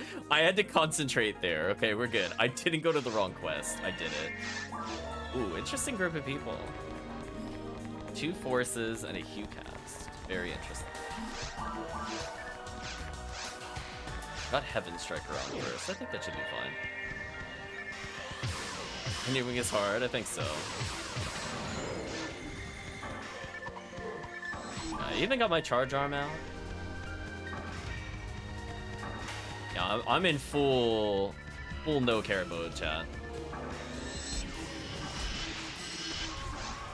Ooh, I went in with no healing items? Bravery, chat. That'll be a fun pulse fight for later. We're gonna have to be mindful of drops. I wasn't expecting so many people to join, given that I didn't call it Viridian or whatever. To be honest, I thought I had more time. Fire amplifier, nice.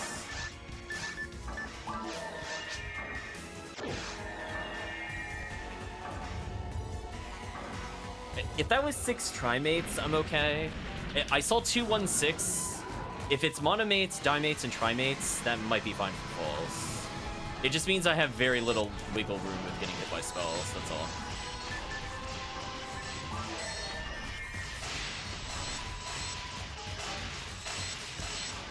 Okay, it is 1 monomate, 6 trimates. One of that. Oh, I have 10 stars. I got 10 stars, I'm fine. We're good.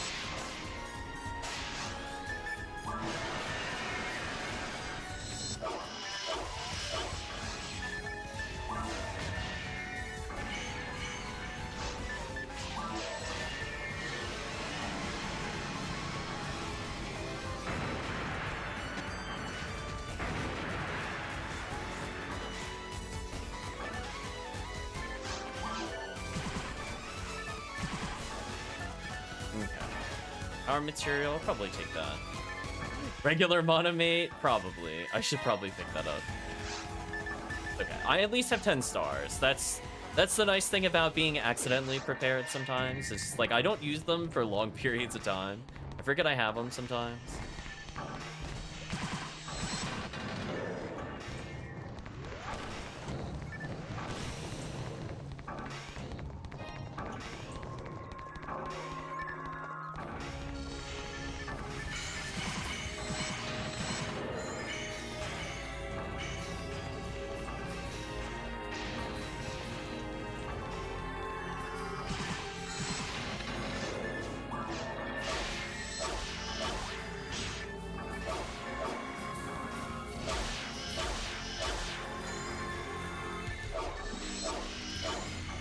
I am so scared this person's not healing me.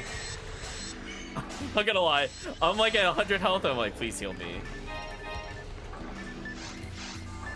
Thank you. I don't know who healed me at the end. I'm just like, I got scared. I'm not usually that confident with Excalibur. We're good. Alright, let's do this. Telepipe out, because I always bring telepipes. I should be good to go. Get that regen health. Let's go. Oh, there we go.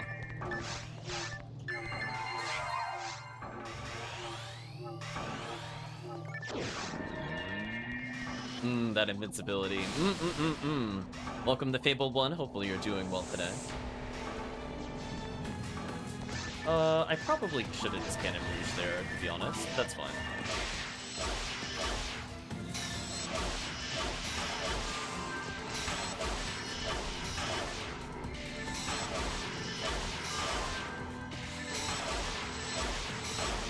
Man, Excalibur OP.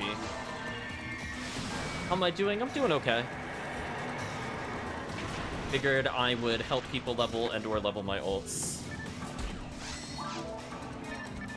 Depending on how things were going. So we just decided to do random ones. LNK 38 combat. Ooh, nice. That is a nice drop indeed. I will take an all zero to LNK, to be honest.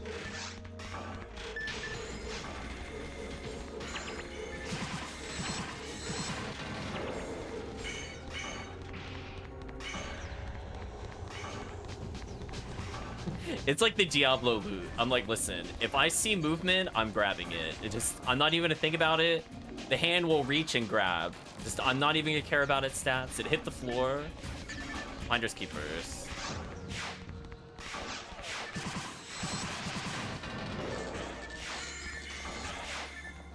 A little dodge there. These people. What do I want to do to clear this room is the question. This gun is not good with...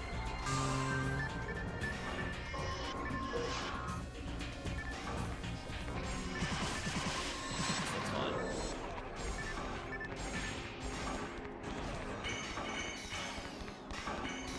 I hope they don't follow me. We're gonna do the unspoken rule of I'm doing the brands real quick. Hopefully I did that right.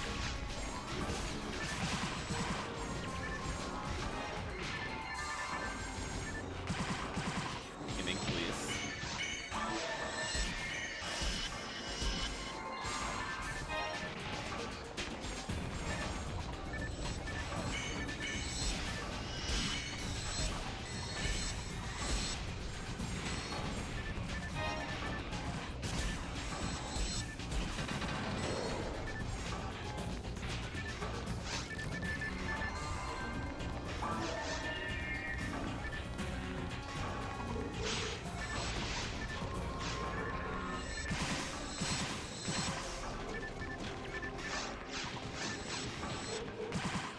Oh.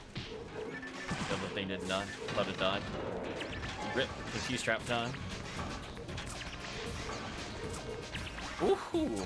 What are those laser dodges? Get out of here. Oh, thank you. Like, no, thank you. I want to deal with those at all. Oh, okay, please don't tell me. Chad, we're gonna pray no one hits this other than me. I got this. I swear I do. I'm gonna hold upright and everything to get the early monitor.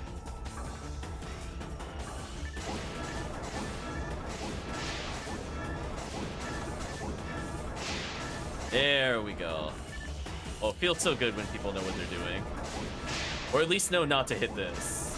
I think we're about to get hit, by the way. It was turning to face me.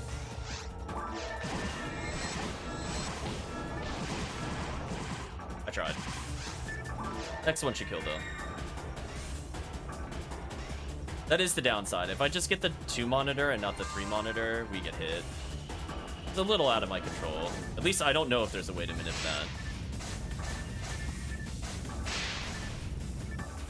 If there is, I would love to know to get it consistently. But it feels like a coin toss.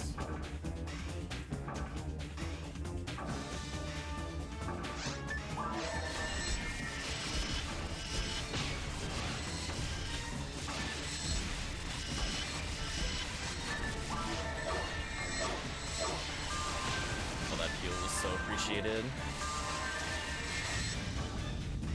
Whoever healed, thank you. I don't know if it was HellCleave for the other player, but I needed that so bad. Nice level up.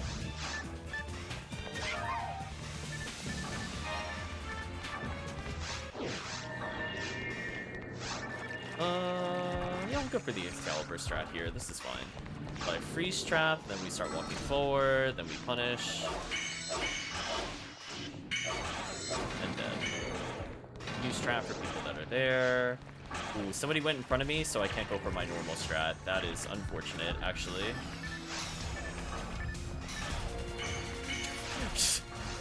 I don't know what I was doing there, but I didn't get hit. That's all that matters. Yeah, see. I mean, the backup strat is fine. As long as somebody goes for the other thing, we should be fine. I blew one up there. Cool.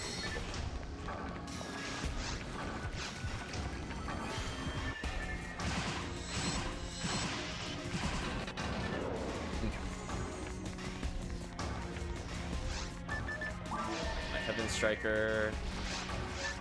Yeah, I got 10 stars. We should be good.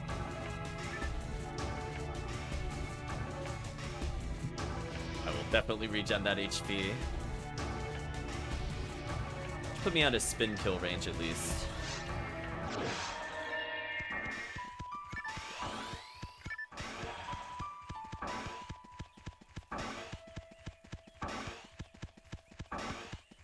Yes, just nice, peaceful TTF.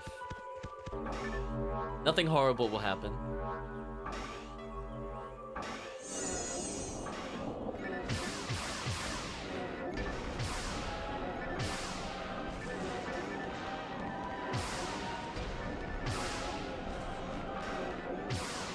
Ooh, that was really greedy. Is that a monolith? It is a monolith.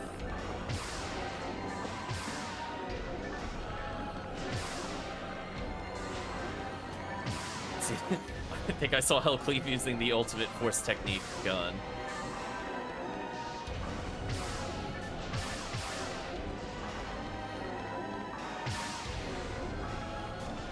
I am so proud of myself for not getting hit.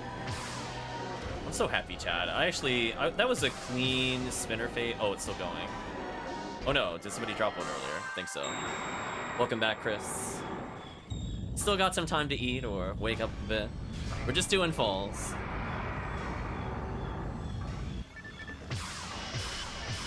I missed the first shot, that's not good. What is going on and why are my shots not aiming? Game, please. Alright, we might get a late cycle because my shots disappeared for some reason. I'm gonna safety Star Atomizer here, actually. Alright, whatever. Eating now? No problem. Yeah, definitely my bad. I don't know what happened there. But at least I'm in position to get some pot shots there. I'm gonna play the dodging game. Everybody's more to the right, so I'm actually gonna go right first, then left, compared to the boss. The way I don't get hit at all. Pro tips. Ooh, everybody's on the... Oh, I got hit by the random spinner. That sucks.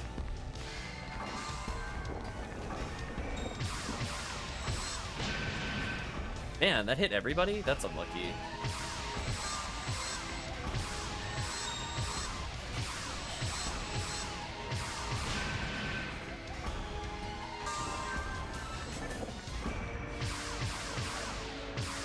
Out of here.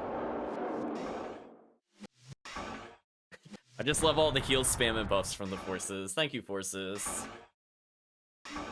Like, get me out of here. I don't want to deal with this boss. You see my healing item count? It's terrible.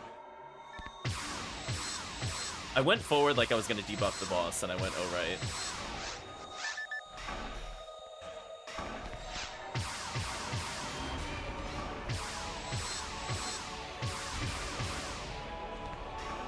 Didn't get a good got a couple shots on them, but not like a good shot.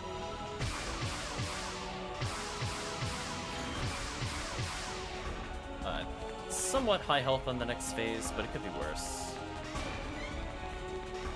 I want to block Primaria so bad. Oh, they survived. I mean, I could get a Zalor gun.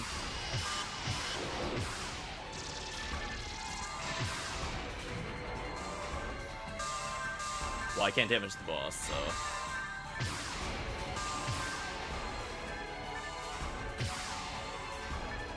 One more cycle, I think. Ooh. I was just gonna power shot?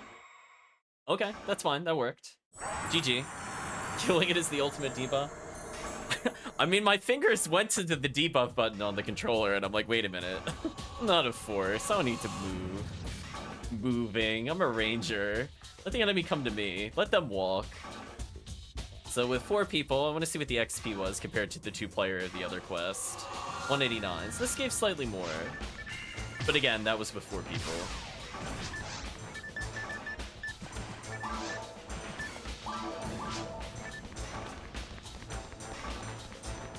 You know what I'm actually happy about that entire time, chat? I didn't end up using a single healing item that entire run.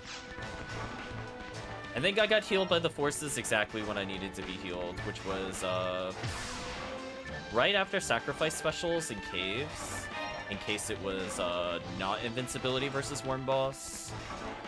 And then I didn't get hit by anything in mines other than like initial shots. I'm gonna go identify this LMK.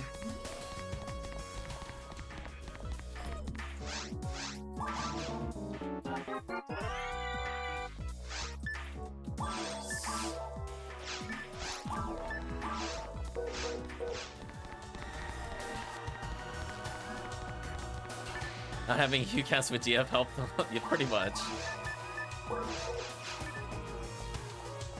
Yeah, my players are welcome to...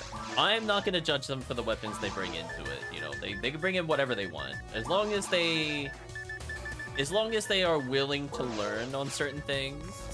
You know, they could bring in Monkey King Bar, don't care. Not everybody has an Excalibur. But it's refreshing. It was nice to see nobody hit the monitors. That's where I'm going with it. I'm like, I care more about that than if you have fully experienced stuff or not. Like, please just don't hit the monitor. The waiting game to see the DF.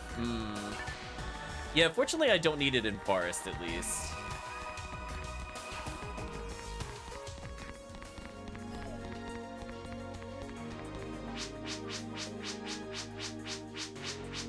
Disappointed as usual. Oh, Principal. Yeah, pretty solid experience. I guess I could do one more while we're waiting.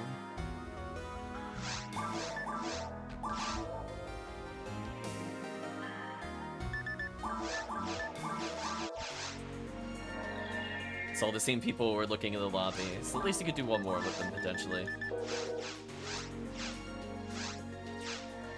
Ooh, all these people are jumping in. Ooh, HellCleave almost didn't make it. That was scary.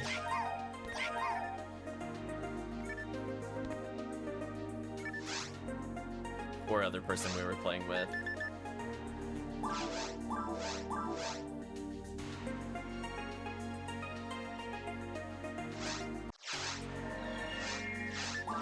You have a feeling you might see a DF now? Oh no. A 157 character named Sheila. Is that you, Tiggy? Is that why you have the feeling? Oops. Why was he not targetable for me for a second there? That was interesting. This seemed like a familiar character name. I might have seen your screenshot of one of the times you played as this character.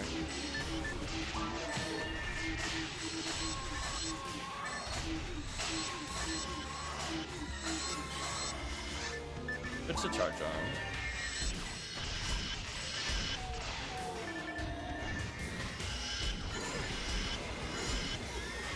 Rip Tiggy. I did see the DF. I did see it.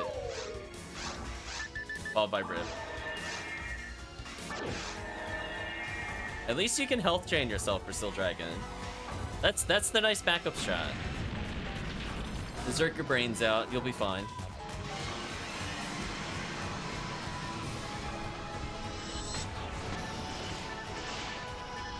Goodbye, Tiki's health total. We give it a salute. Everybody's health total is so low. Oh my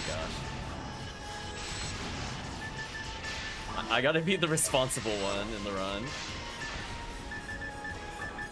What am I doing? I should charge arm this, actually. Goodbye.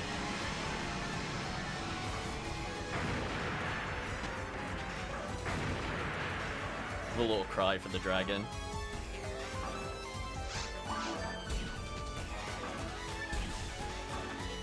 Multiple star atomizers? Man, that would have been useful earlier. Oh well.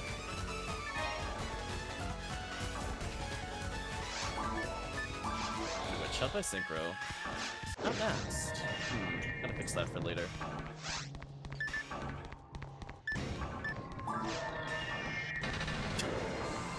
Oh no, somebody heal Tiggy. Welcome, Calvishon. That is so unfortunate. They don't know.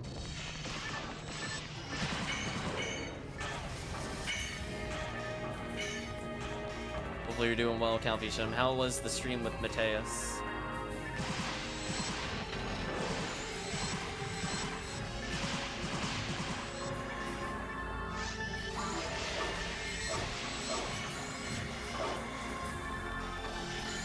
Might as well use traps. Just ended. Congratulations.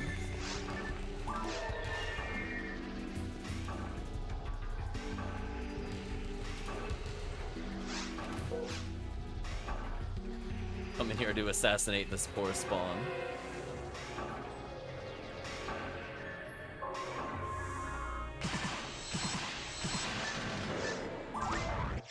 I got there eventually in the menuing.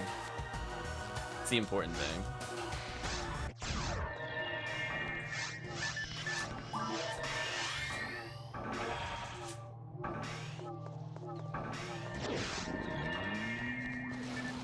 Alright, got invincibility. None of the forces did. Oof. Remember, just get a spare shot here while I can.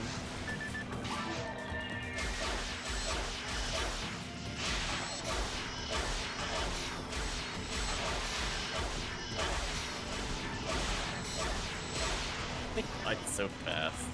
Poor worm boss.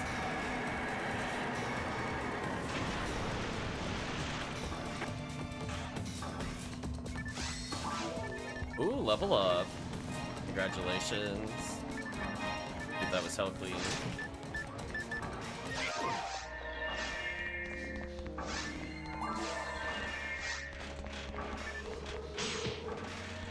Almost blocked it. Get out of here, Sinnoh Red. Oh, I'm gonna do the dirty thing. I'm gonna heal myself. Actually, well, no, I should do one safety heal. I don't trust myself on the robots.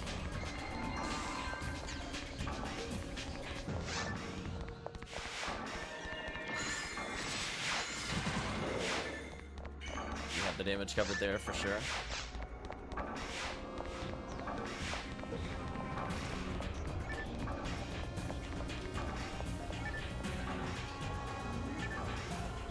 So Calvisham, now that you saw that kind of subathon event, is that something you would ever do, Calvisham? Would you subject yourself to the will of Chad?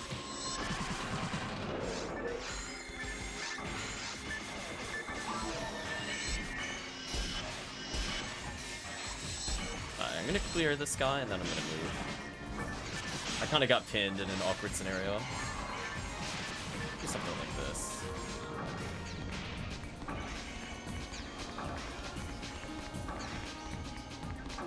That's good enough.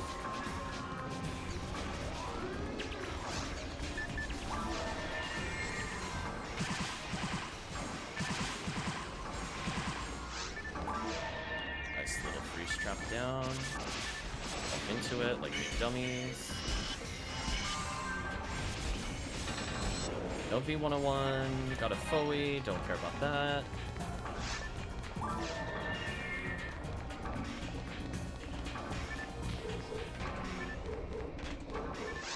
Yeah, surprisingly my plans for Saturday got canceled, so I should be able to beat Dawn tomorrow. So wish me luck, Chad, because that's going to require some sanity. I'm going to be doing 2 of my least favorite bosses in Castlevania.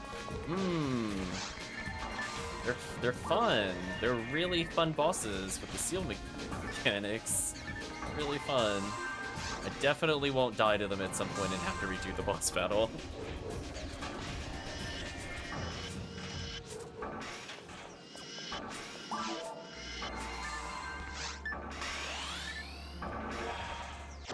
Just, So yeah. It is kind of unfortunate. I don't know. I don't even think a randomizer would make it fun for me. I had fun with Aria, but I feel like Julius is just such a difficulty job. It's just, without me really practicing it, I don't think I could reasonably clear a randomizer run without like a lot of grinding.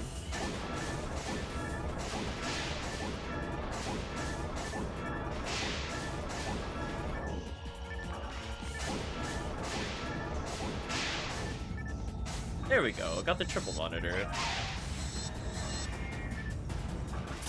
As far as I know, it's RNG. But we'll see how it goes. Yeah, it's just one of those things. Arcadia Neo saying, looking at this brings you back to middle school. Nice, nice. Oh, okay, I'm playing the dodging minigame. Hold on. Gotta spin in circles. Whee! Do a variant of the HellCleave dance.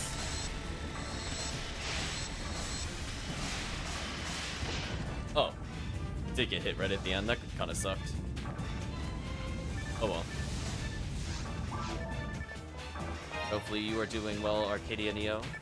We are just playing random quests. I will probably take a break from TTF, but if people want to join in some yellow ID shenanigans with Endless, one of my favorite quests of all time, probably be doing that next. That is super fun with 4. And with Endless, every single area is a good rare, except for, I think, Forest? So it's more exciting to play for me.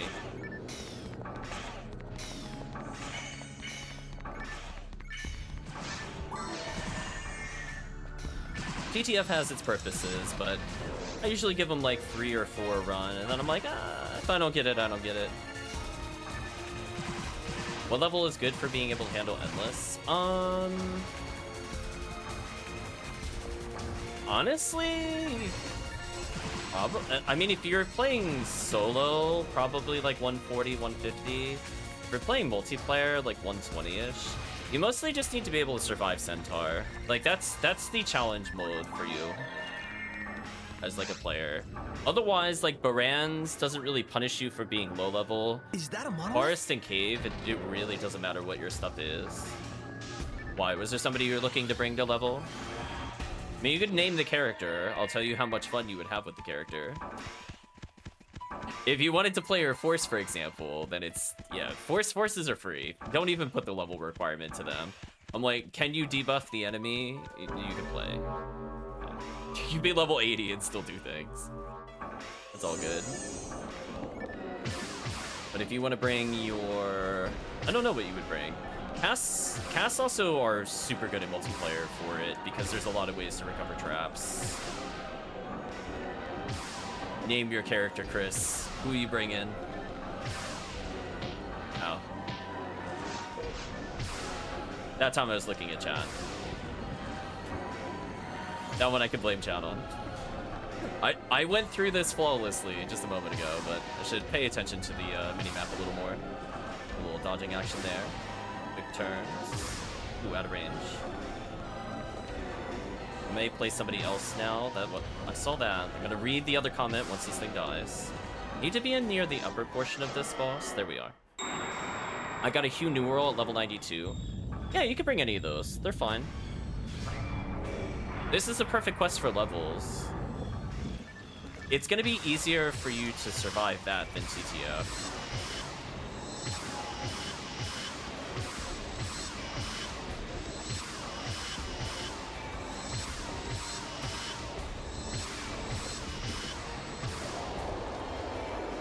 There we go.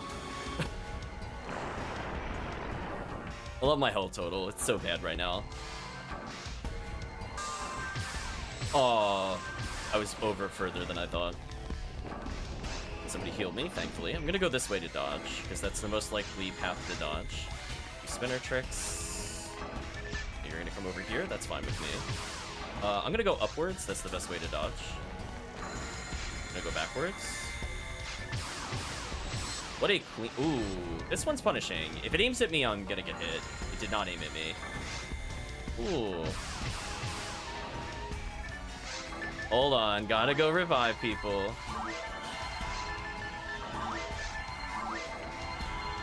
Don't mind me, just saving the run. Poor Forces, they can't survive this nonsense. The freeze is too powerful.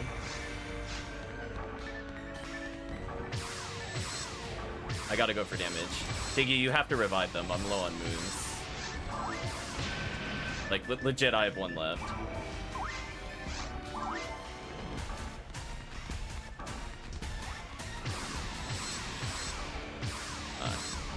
I'm gonna die mate and then walk over here and hopefully I dodge. Not dodge. There we go.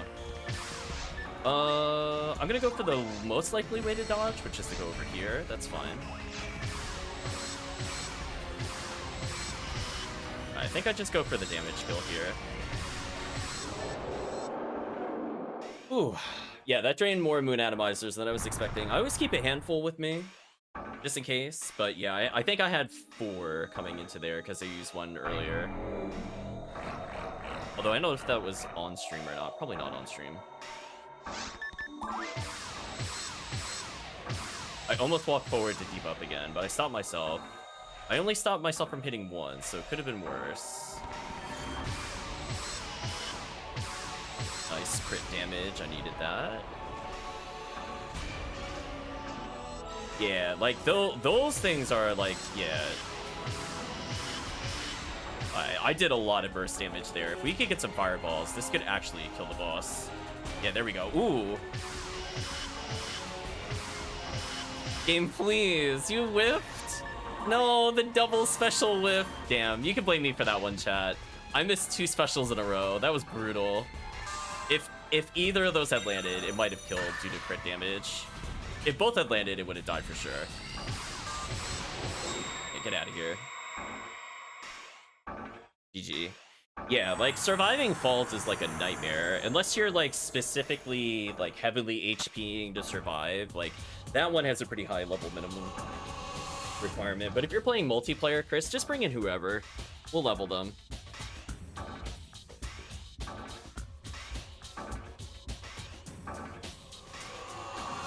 You will have a much more fun time with that than trying to do TTF.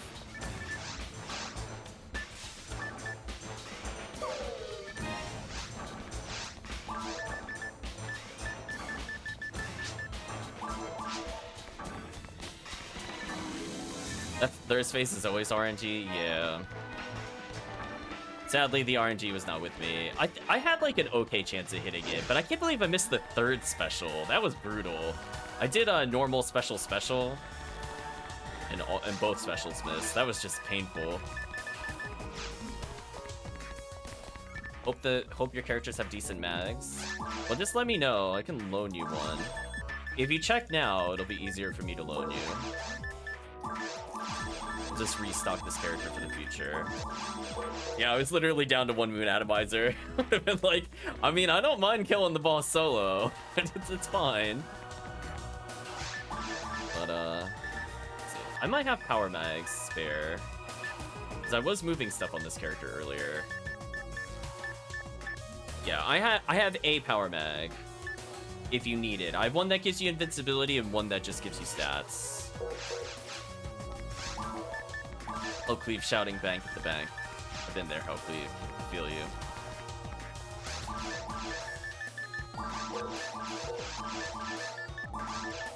Jeez, that's a lot of escape dolls. Almost did the same thing just then.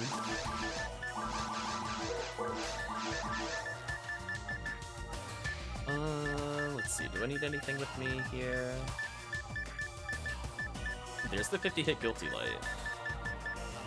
Or mag is garbage. I can give you a stat mag or invincibility mag. I'll let you decide which one you want to use on your discretion. The only thing it would help you with is Worm Boss, because you don't need it for Dragon, and you definitely don't need it for Robot. Put the Excalibur away so I can use it on a different character. And then I'm gonna put money in the share bank so the other character can use it. Yeah, it's a 148 power, 47 dex or something. It's 200. Whatever number combo with 5 defense equals 200. That's what it is. I'll put it that way.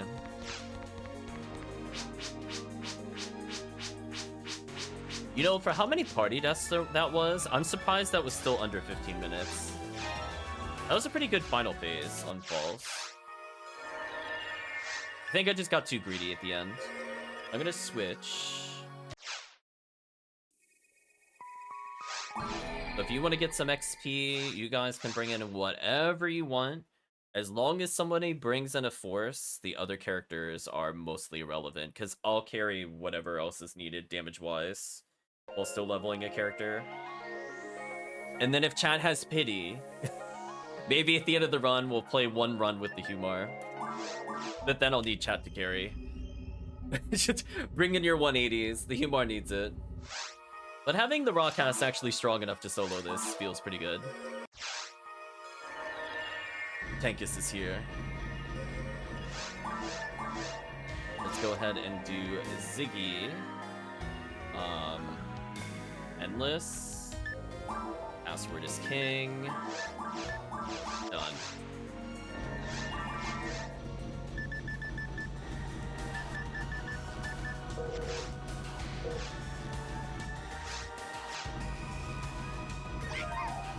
Welcome, Tiggy. Kitty says you joined, but you have no idea where you left off. Well, if you ever do decide to play again, you're always welcome to join.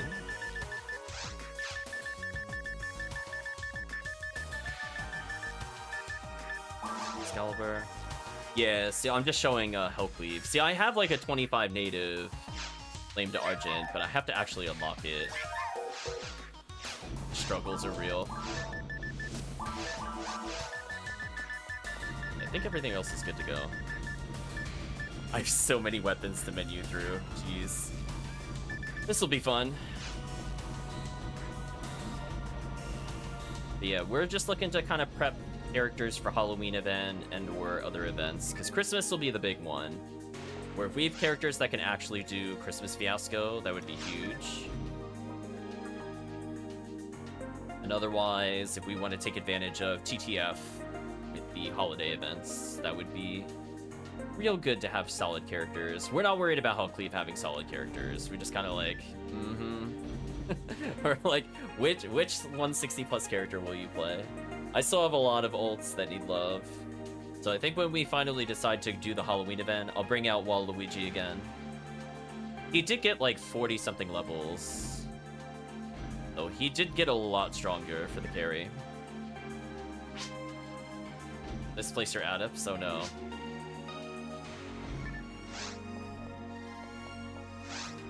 We are team TSRS. Maybe we're T-Saurus. So yeah, this quest is kind of nice because if you're a hunter, there's not like overwhelmingly hard waves. If you're a ranger, there's a lot to shotgun, and if you're a force, there's enough enemies that techs are still somewhat worth it. So just kind of win-win for most players. Team Thesaurus, maybe.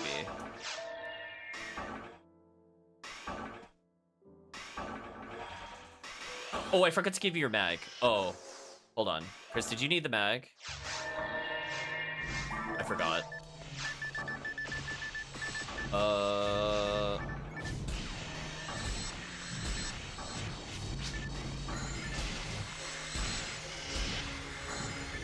I mean, if you want, we can restart.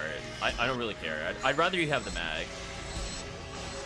Yeah, you're doing like 130. We'll do a false start. We'll say it's a false start. Let's slash lobby, everybody. Gotta give Chris a mag. Give Chris that mag. My bad. I realized as soon as I looked at Chris, I was like, oh wait. When I get tired, I have like location-based memory. So like, I'll acknowledge I said it, and then it gets filed away, and then something reminds me, and then I'm like, oh right. That would be good if I actually did the thing that I mentioned earlier. Let's try that again.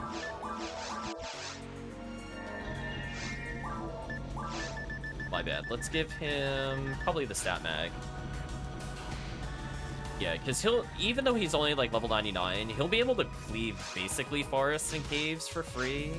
Only ruins will be kind of a problem, and that's why you need like one cast with you at minimum, because they could shut down all the problems that are in ruins. Did you need anything else, Chris, on the character, or are you geared?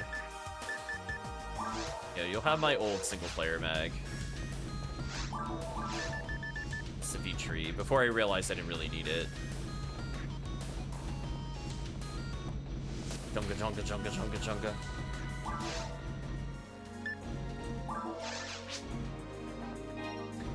Better shield than secret gear. Might be out of luck on that one. Secret gear is actually really good.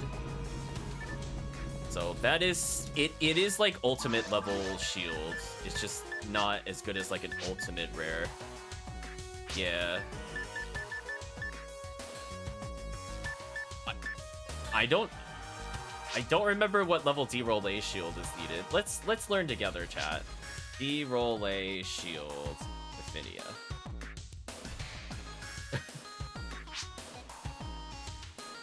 102. Yeah, Chris can't use it. Soon. I can loan you my D-roll A shield once you level. Because that thing has insanely stupid defense. Like, that's the thing that I used to tank as the Ramar when I couldn't figure out how to deal with the stupid Sinnohs. Oh, yeah. Oh, we're now Team Tisser. Got a mirror later. Oh, is that low enough level requirement? I always forget.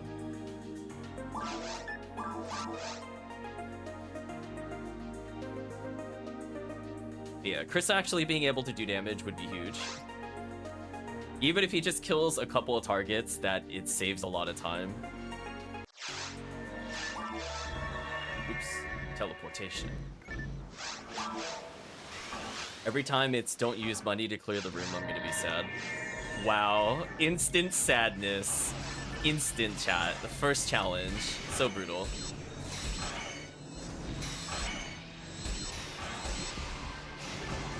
You want to see those on like Forest. They're not ideal in Ruins. This room is not bad though. Like of all the rooms to get it on, this one's acceptable.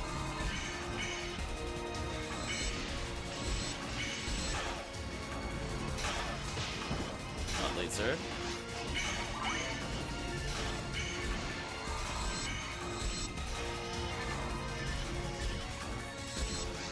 Alright, frozen shooter time, I think. There we go.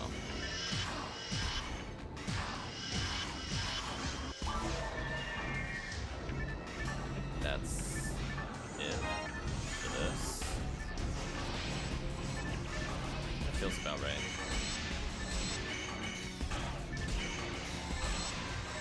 Okay, so weakened up the room.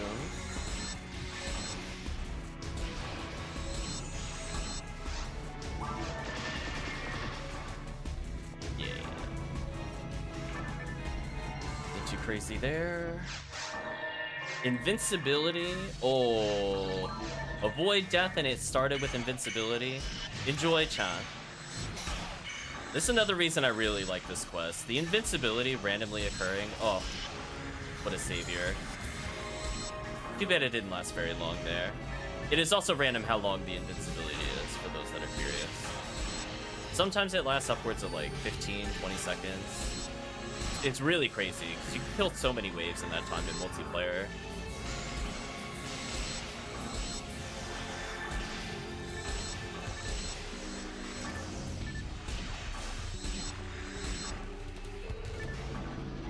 This is a room with the healing circle, so I'm gonna go ahead and use it to get my traps back.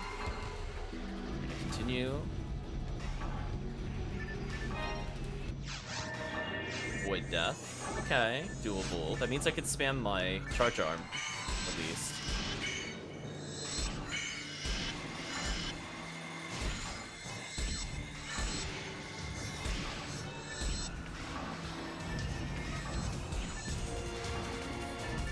Yeah, with more people here, I basically just have free roam. Fresh free reign on everything. So I could just shotgun with impunity.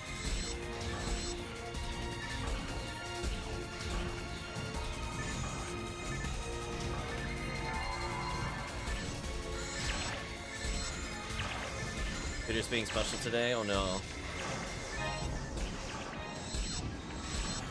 Yeah, XP wise, so the chat is aware, we're getting about 160 XP a second. So technically, it really does keep up with TTF without being super hard. Here's another great, don't take damage on this kind of quest? Okay. Doable. Debuffs plus force equals funny. The only thing we gotta worry about is the zaps.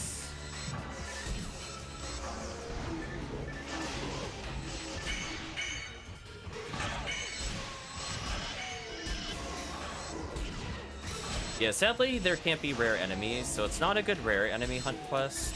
But Yellow has so many common rares on things like... Oh, I took damage from the stupid stuff. Has so many good rares from normal enemies, like Spread Needle, B101, Excalibur, that it just doesn't matter. This is like their best quest, hands down.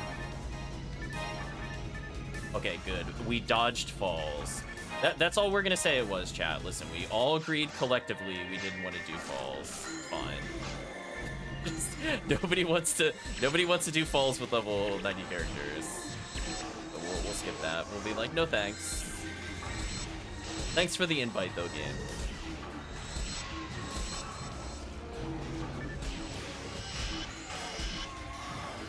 Nice little dodge there. Less of a nice dodge. Can I really pick up an item instead of attacking? That's brutal. Punish. Nice level up. Time bonus, nice. Avoid losing Meseta. In. Make the room easier for everybody.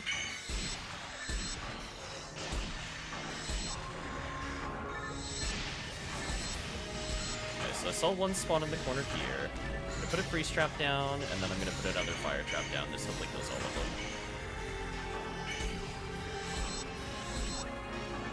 Interesting. On my screen they had health, but they were already dead. That's very interesting. I guess they got frozen, but I did the fire trap trick, and it confused the game on my son. Guess that's what happened. Invincibility. Don't use Meseta again. Wow. Rip the buffs.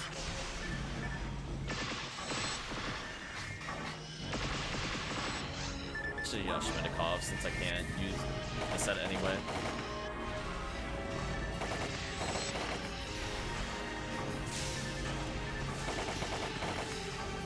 Gun is so silly. Thank you, invincibility. I'm sure Tiggy loves the mag invincibility while invincible. Just, it's so good. What a good quest. Oh. Murder everything. Let's go. 90 seconds, no penalties. Awesome. Avoid healing? Maybe. Rip Tiggy. What? If I froze him in a way I couldn't target him. That sucked.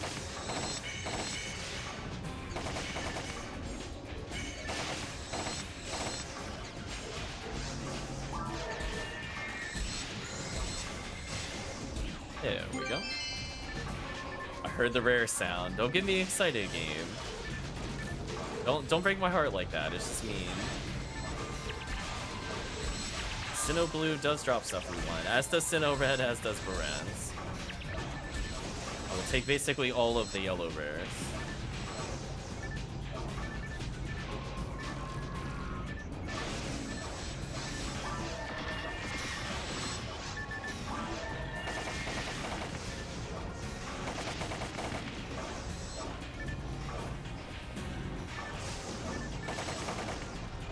Almost coming up to our first boss. We're averaging almost as much as a completed TTF right now. It's very silly. I missed what the challenge was. If it was don't use money, I've already failed. I'm gonna commit. Not like we need time anyway. Spawn right under me, nice.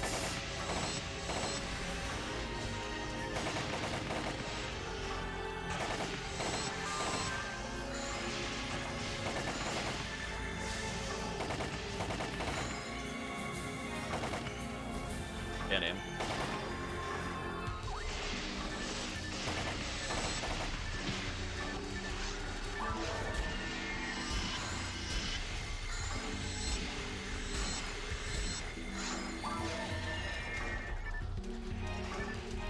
Maybe it was no deaths because I used money and I got hit. We're coming up to a boss. Does anybody have Mag Blast? That could be huge right before the boss.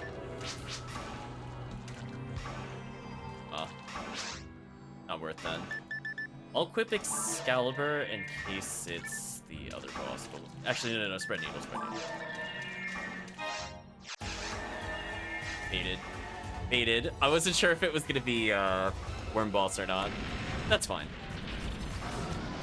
Nice, easy boss for the team. Not that far off from leveling, apparently.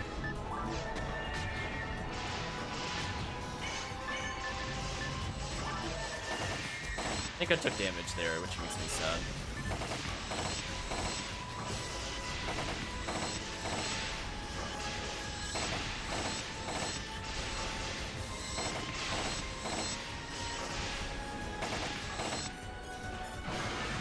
At least the chat gets some opportunity to build some user.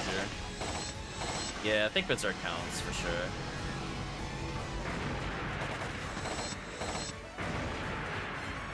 Just regen my health real quick. Oh, penalties, yeah.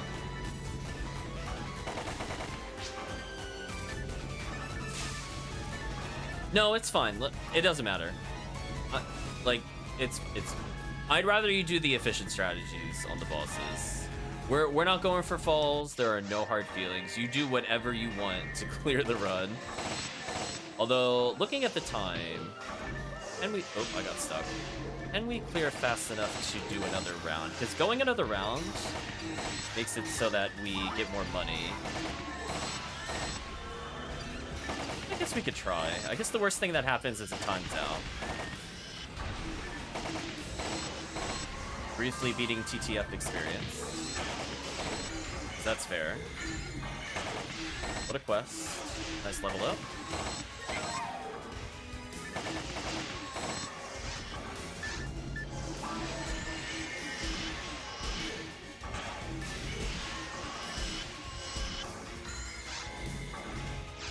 I don't know what the thing was. If it was don't use charge, then it was definitely my fault. Need to remember to read it a bit more. I don't think there's any items there. Avoid using the setup. Brutal.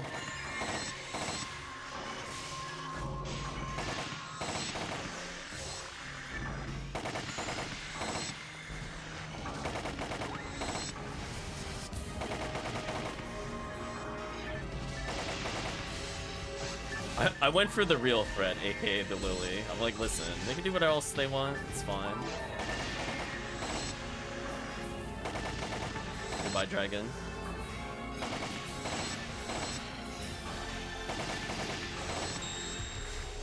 Did somebody get Night Blast?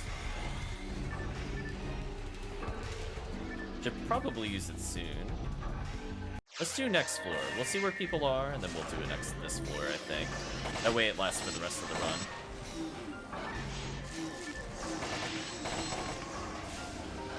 Because there's no point to waiting for the final 3 floors for it. Whereas if we get at least 6 floors, including potentially for boss, HellCleave will never have it. That's fine. But somebody definitely got 100, because I heard the ding. That'll be at least level 40 shifted E-Band, which also makes it much easier, and why I think it's easier and not needing a high-level requirement in multiplayer. Yeah. I'm gonna say using Twin.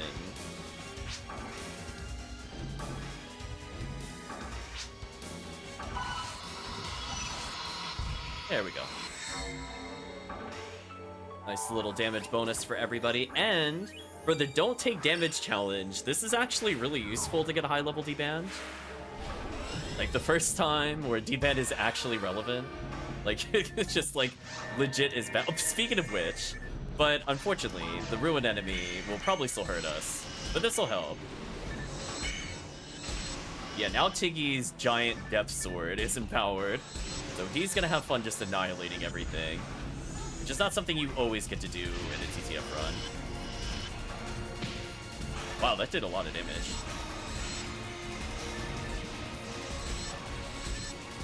No, rip. Yeah, them undebuffed does a lot of damage, sadly. That is the bane of multiplayer. If we had gotten, like, the Forest or Caves, that would have been, like, the freest clear. Oh well. We still enjoyed the Tiggy Death Sword. He's welcoming them to the laser light show. Escape doll. I think I want that, actually. Set up.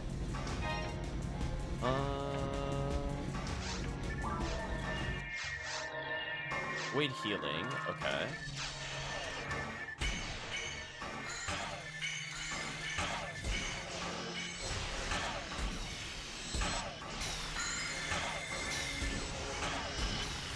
Okay, at least my charge arm damage is broken.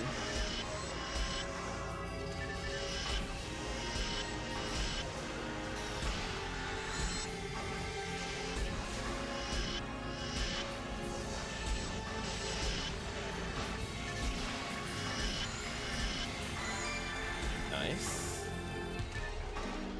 Hero penalties, more time added. Okay, we're getting time back. Avoid death? Okay, well, this is quite the challenge to get it on. Well, if you stay nearish to the stairs, it should go okay. I body blocked for somebody, and that's all that matters.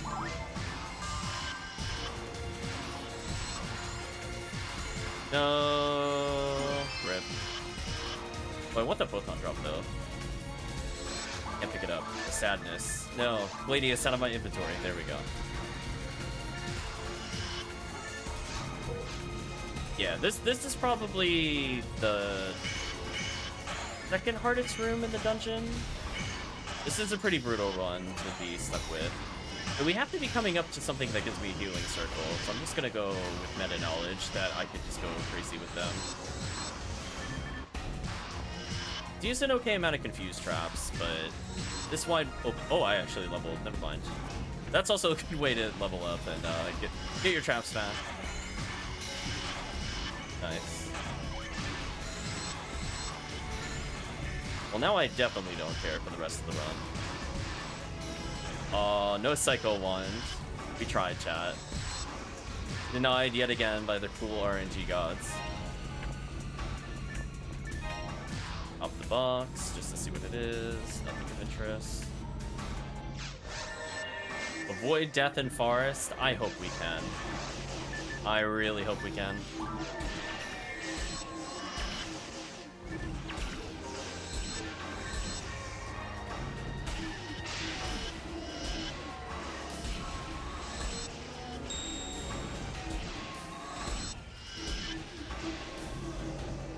Luck result has found Sincesta. Nice. Wow, they got actually annihilated. That was embarrassing for them. Avoid using the Seta. That's what I want to use.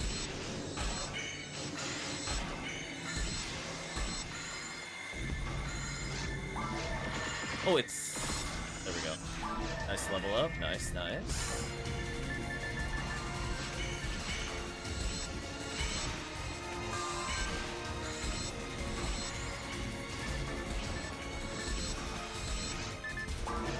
Guardiana, ooh. Oh, no hit percentage.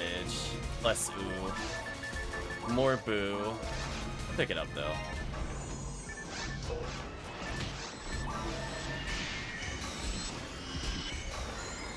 Yeah, yellow ID is kind of crazy in Ruins.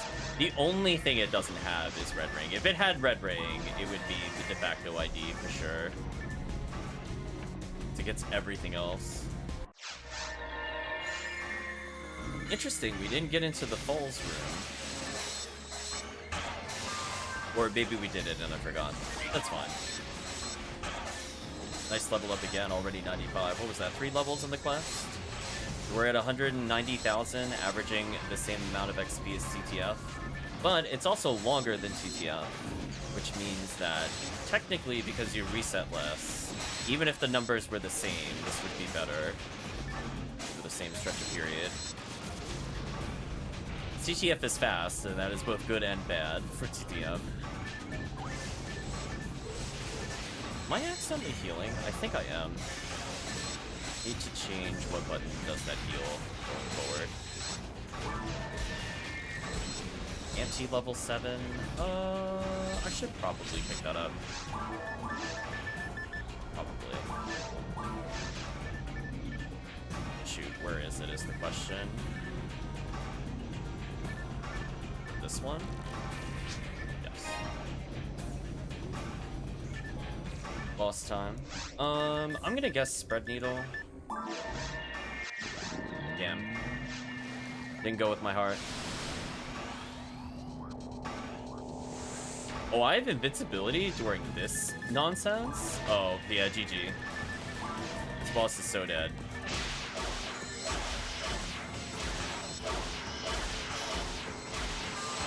Oh, the healing. Rip. Rip the bonuses. So sad.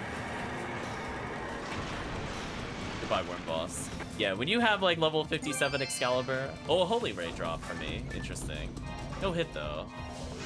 It's sad. Once again, yellow's just got really solid potential drops. Just unfortunately, we need some hit percentage with it.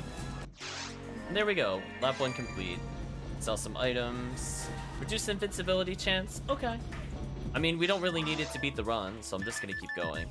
I will deposit some stuff in the bank, though. Let's get more money.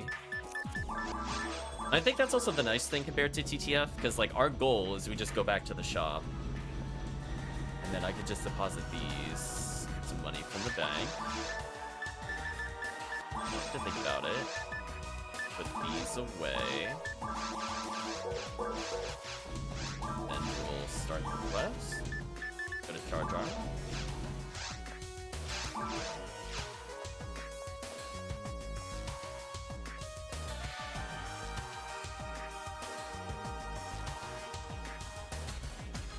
Oh, I forgot to mention earlier. Hopefully you're doing well, Supersonica. I actually thought it was Chris that wrote that message. I would have welcomed you in earlier. On my screen, it's the same blue. I saw blue, I thought Chris. But hopefully you're doing well.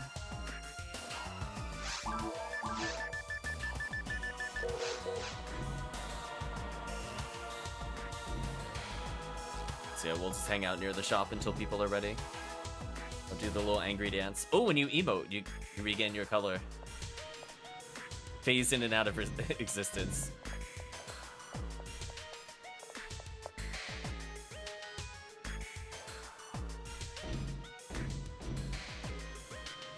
Just taunt into life. I think once everybody confirms on the portal, we should be good. Oh, hello. What was that? What was that little disco? That was interesting. It was having fun though. Oh no, I didn't get the buff. That sucks. I'm about to take so much damage. Well, we're now seeing the downside to starting with this room. It is pretty brutal. I'm gonna have to retreat. Okay. Damn. Just need like 1 second of not being laser screen. There we go. Yeah, that's a really rough starting room for sure. Probably this, as I said before, the second worst room that we could start with.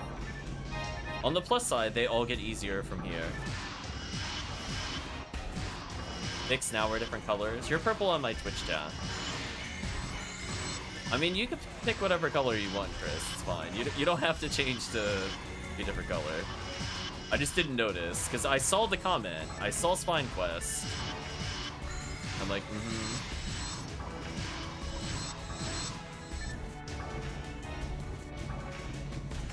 Okay, it's just Lone Del Saber. What's the Black King's Bar special?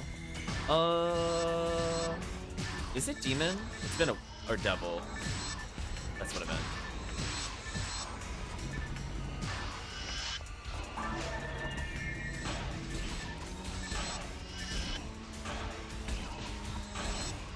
Deal with these enemies real quick.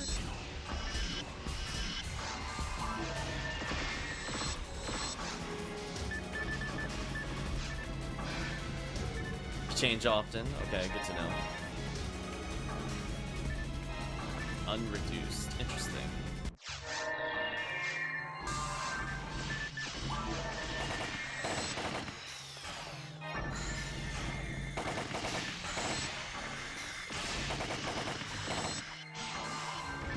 Set a band yet again. So sad.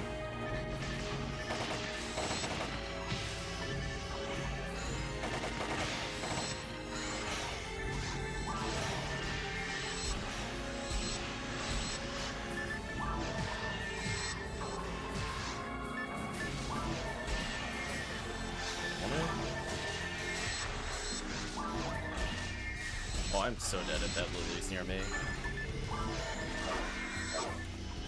I was gonna say, I did not menu to any of the right weapons there, but that's fine. Got through it eventually. Just making sure no healing circles that I forgot about. Okay. Avoid using money again. Brutal.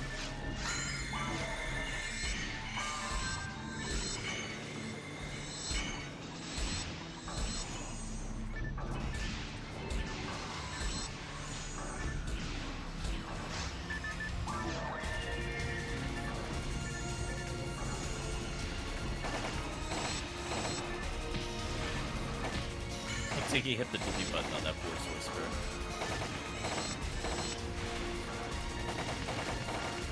Oh, rip Chris. Revive time. I think this is where I just decide to freeze the room if I can. There we go. Just proving he could change color. That is his superpower.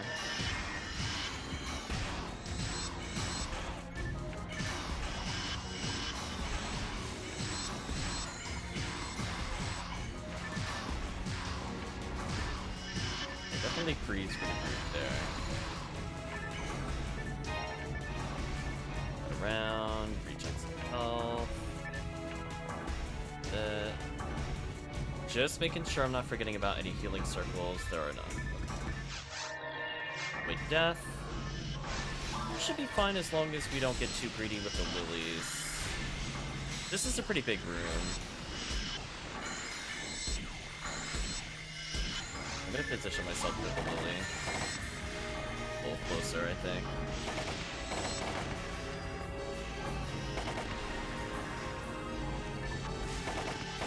I did not target the right enemy.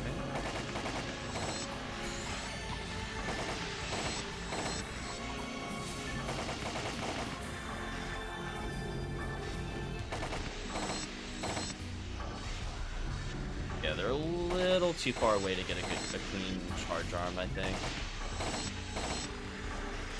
Nice level up.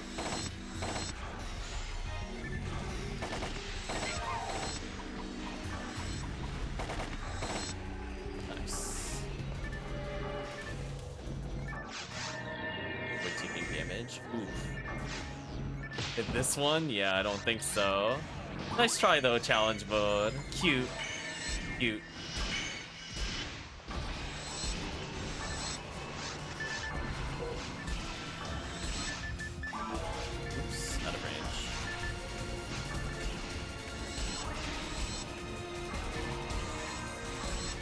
Yeah, those are the kind of challenges if you're looking to fight Dark Balls that are not fun. But hey, if you play Yellow ID, you don't want to fight Dark Balls anyway, because your rare is terrible. It's like actually insulting how terrible it is. You're like, I would actually prefer Guardian Armor or something compared to whatever you're trying to give me.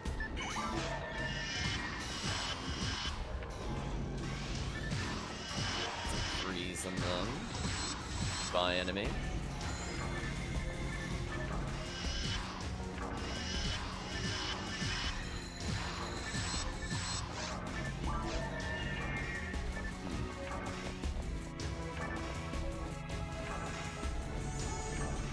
Put another freeze trap down.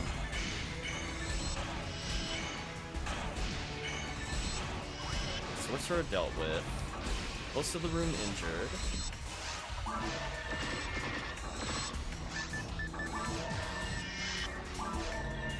Pretty good cleanup. Good death. Okay.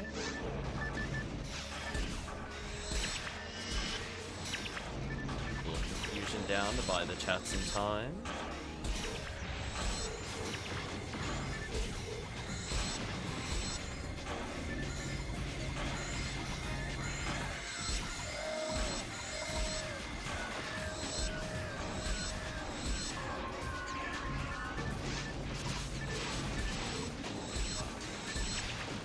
Oh, I think I activated it slightly too early. That's fine. Nice, just got my class.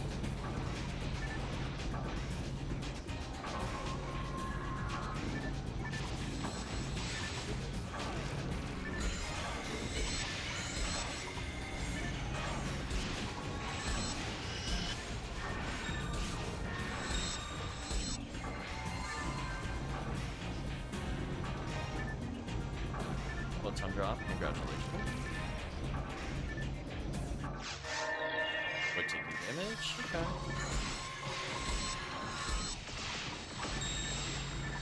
Heard another person get Mag Blast, so definitely after this room, we should probably just activate. But we'll try to build up as much spare meter as possible, of course.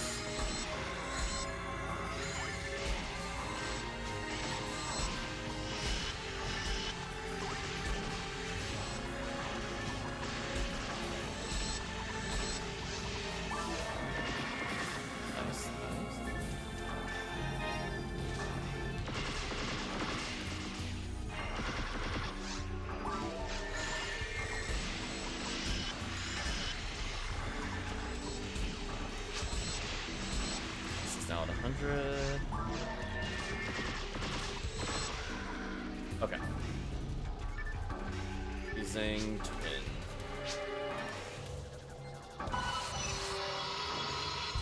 There we go. Big donation. Nice, nice. Although I gotta make sure. I think my IQ's max. This should be fun. Again, this is just free defense.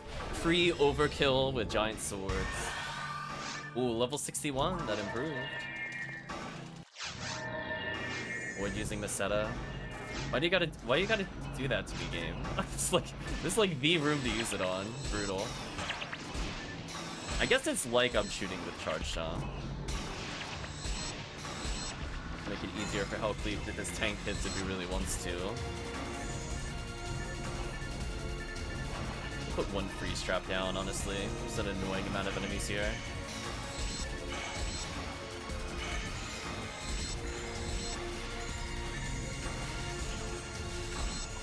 Oh, my screen, the sorcerer's just teleporting repeatedly. Poor sorcerer, he's so broken on my screen.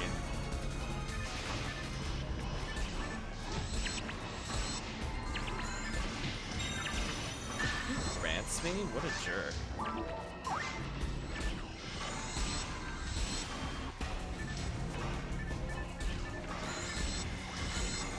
That time I popped his little crystal. He got lucky the first time.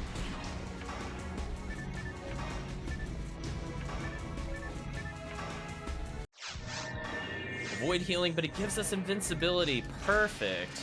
I even get to... Oh, they still took my weapon. What jerks. Now I know we're gonna get guaranteed trap recovery, which is huge.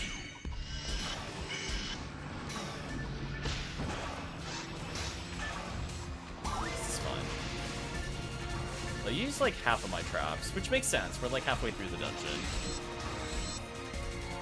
Now we just need to spam what we can once we get to more clears.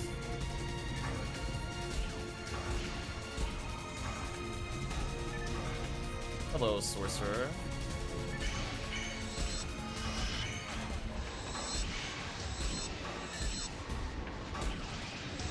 No, rip Chris.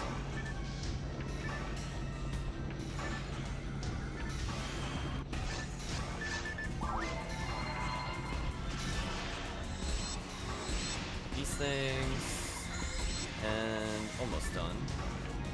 3 enemies defending the healing circle that I desperately want. Get over here. Perish.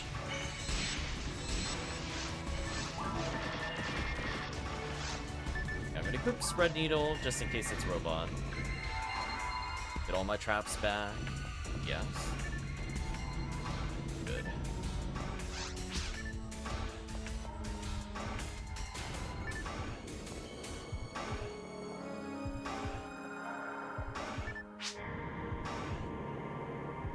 Oh, nice. Technique drop.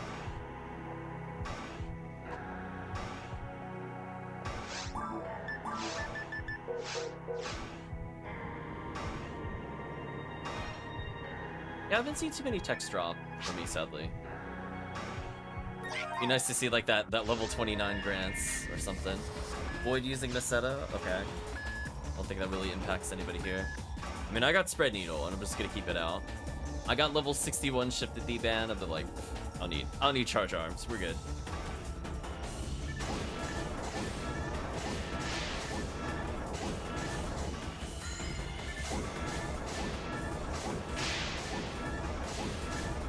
This kills so fast. Nice. You're gonna kill so fast. Although I think you just missed out of there. Whoops, my bad. Habit. Speediest murders, yeah.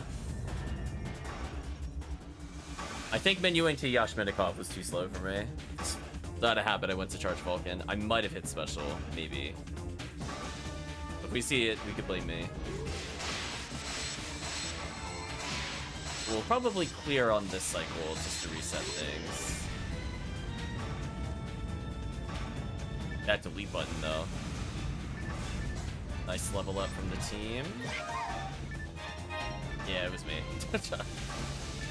These, I definitely want the materials. can't believe I still have 6 minutes of super buff.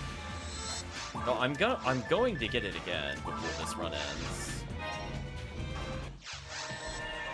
You're taking damage, maybe. Oh no, rip Chris.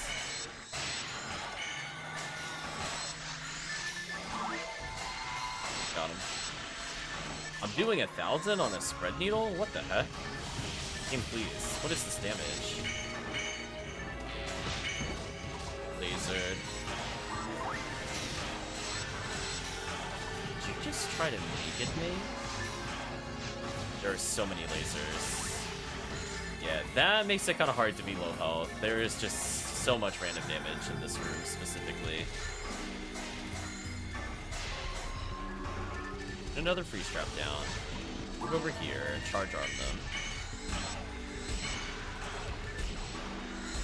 I killed the dragon, which to me is the big threat to the team. Keep going for now. Void death, but it gave us invincibility. Okay.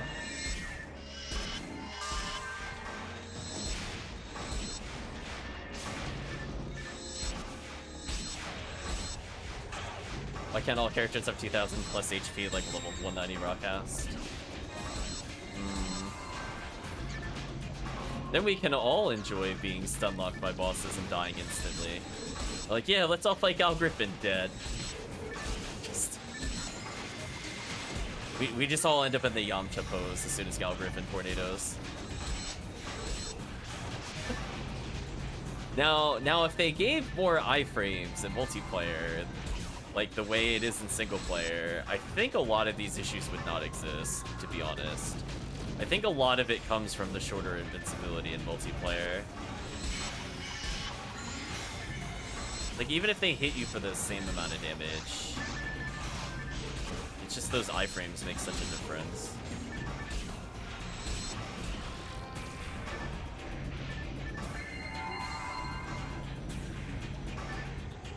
Find material here. Avoid taking damage. Is Glacius a sword or a saber? I think Gladius is a saber. Rip.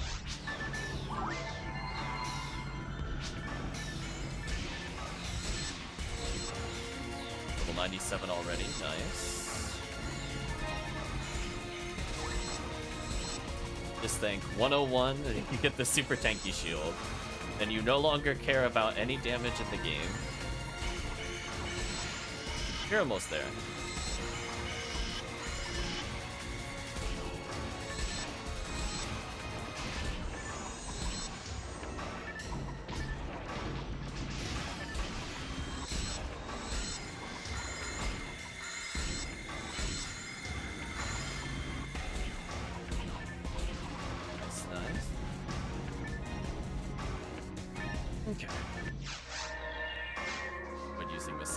Getting trolled as usual. What a beautiful room this would have been for charge arm. They're so clustered. I'm at 100, but I'm assuming nobody's close.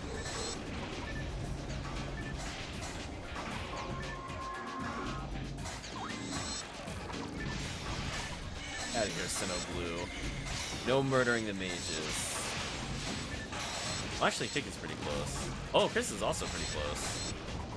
Maybe I should stop murdering so the team gets points. But maybe in 3 floors we can reapply. Hello, Barans.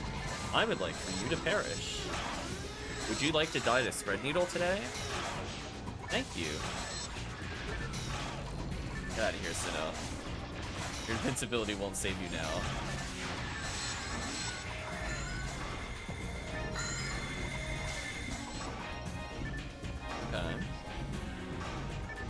Keeping it around 10 minutes. Invincibility, nice, nice. Exactly the kind of thing you want to see in this kind of room.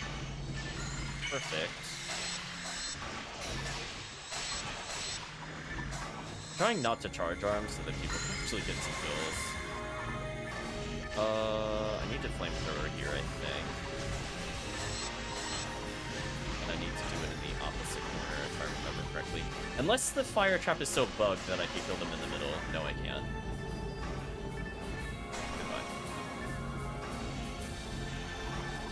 probably should not have used a freeze trap there, but then again, there's not that many rooms left. Yeah, that was probably okay to do.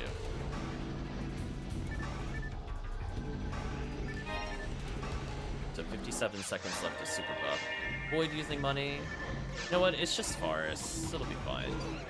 Spread needle and super buffs and or traps. They'll carry me.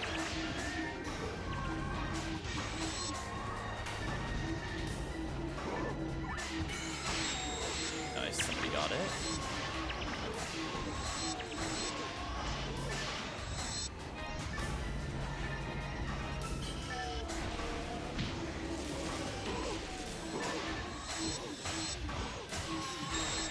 Nice! Triple 100s! I heard it.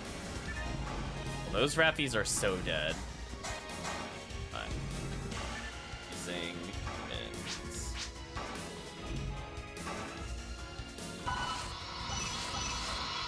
Ooh, the damage approaches. And this is also why I really enjoy this quest. When you get at least 2 players joining in, powerful, even donating. 3 players, I feel bad. If we get Worm Boss, it's so dead. Chat, Worm Boss is so done if we find it. Like, GG to Worm Boss. Avoid using Meseta. Listen, when we're at 73 shifted E-ban, I don't think it matters. Like, just that damage is complete insanity. And honestly, we're also fairly tanky. So, like, if you were to take things like from the depth, or yeah, from the depths and or de-rolling shield, I don't know if you could even be damaged by these while you're debuffed. Even if you're not max defense for your character. It's just so much scaling. I mean, you can still die to, like, laser nonsense, but everybody does. No. Rip.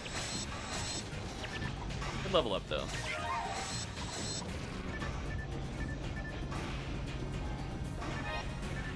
But yeah, let's see. Got a couple areas left. Do I pick up the mine material? I think I do. I thought about it. Void Death. Okay, I mean, it's not a super hard room at least. This one might also give me my traps back if I need it, but I don't think I do.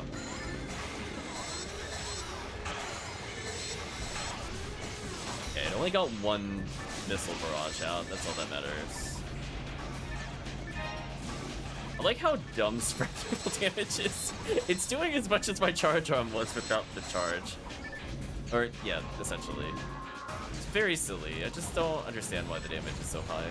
Game, please. Shift it, please. Is that 1,000 damage on Spread Needle again?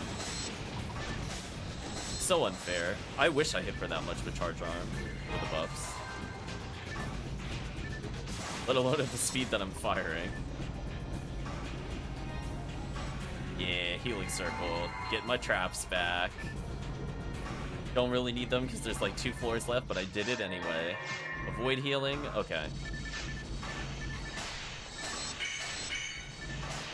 I'm basically just gonna be throwing freeze traps down like every few seconds because I just don't want them to do anything. I don't really care about efficiency. I have 15 traps for like 10 rooms. We're good.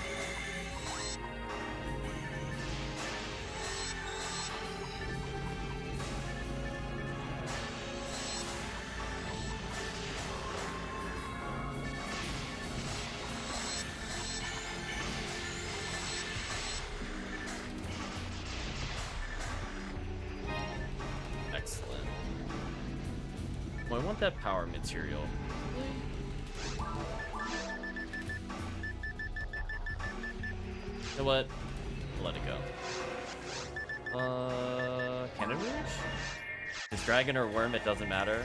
Oh, this dragon is done. GG. Oh my gosh. HellCleave is just gonna equip the Disco Brainman. Just end this dragon. It's all over. I'm doing like 150 more per hit of Bazooka. Gross.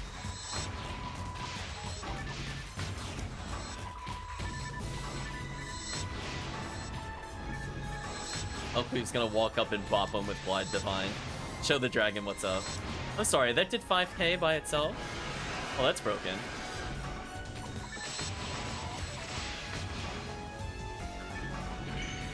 Unlucky crits. Yeah, it looked like if multiple hits crit, that did insane damage.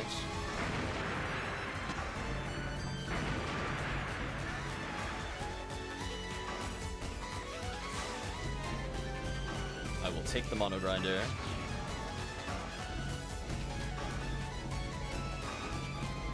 Ew, evade material. You can keep that floor. I'm not picking you up.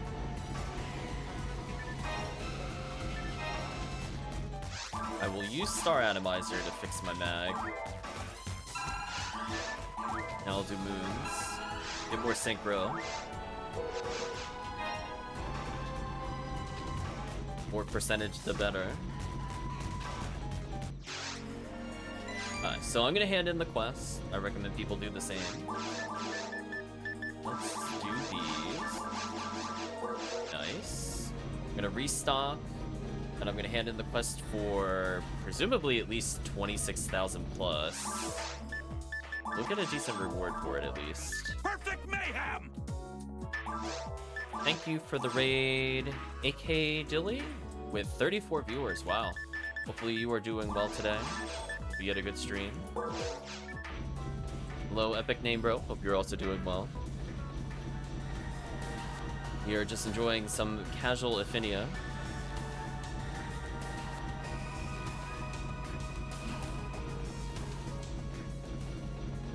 Not sure if there's any mods in the chat, but if they could give a shout out to our raider, it would be appreciated. 32,000 Meseta. Okay. I would gladly take that. Nice. Look at that. I might have not gone broke doing that quest. Maybe. Yeah, I'm liking that XP per second, 150. I'll close it for now. I don't need to see it. So we'll do at least one more, and then maybe we'll end the stream with a couple TTFs. That quest is a lot of fun. Do Ziggy Endless. Password, as always, is king. So feel free to join in. We'll see how it goes. The Chris almost got up to 101 from our chat. Yeah, this XP is pretty solid. It's nice going for stuff other than TTF. Like, TTF is fun. 7-8 hours of TTF? I don't know about that. So I like to mix it up with some of these quests. We walk around with the chunka Power of the Rockcast. So, based off of the other quests, I probably won't level on this, but that should be fine. Should be my starting thing. I guess I'll switch to Charge Arms preemptively. Hopefully everybody in the chat is doing well. We're preparing, I guess leveling ults of ults. Like, I don't think any of us are on our true mains, but we're just getting ourselves ready for some fun later when Halloween starts. Also the Christmas event.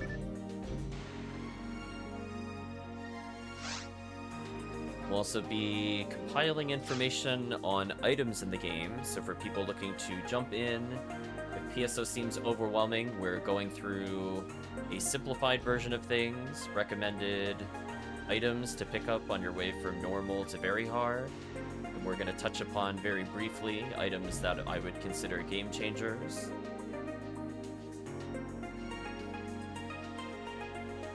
But for now, we're just unwinding from the hours and hours of looking at the different charts and quests.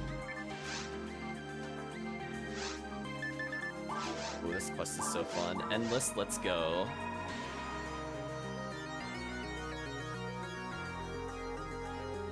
Okay, we figured it's XP week. We tried a little bit of the Ragol boost road, which is, it's not bad. It's definitely more fun with more players. They definitely nerfed it for single player to give less bonuses compared to before. So for me personally, usually the only reason I do those quests is, I get hit foolishly, is because I'm waiting for people to join for the other kinds of quests. But it's nice to know if I wanted to do more mine runs specifically, I could be doing Mop-Up Operation 3, for example. It's nice to have that variety. I think that's the important thing with PSO. Don't do it in a way that you burn out. Take breaks.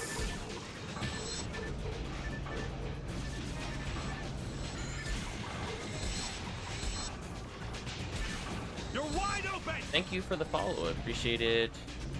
Ethar? Am I saying that right? But we're going to be doing a bunch of PSO, probably on Fridays going forward.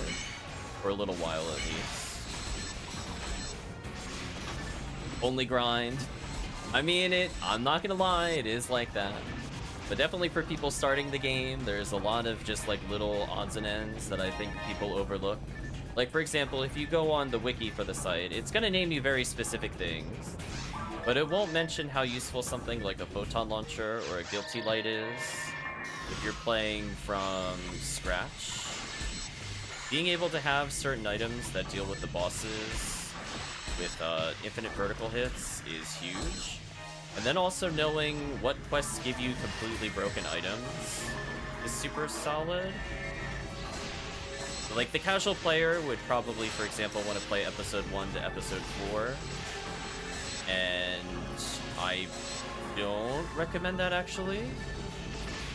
In fact, I don't even recommend playing 2 for the most part, for any reason.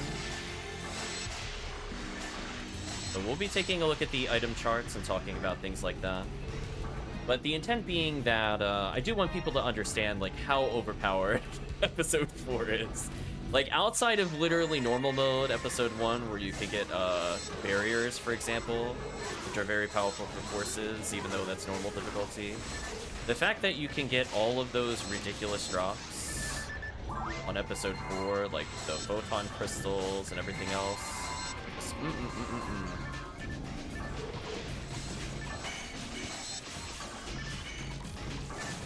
What a ridiculous combo of things.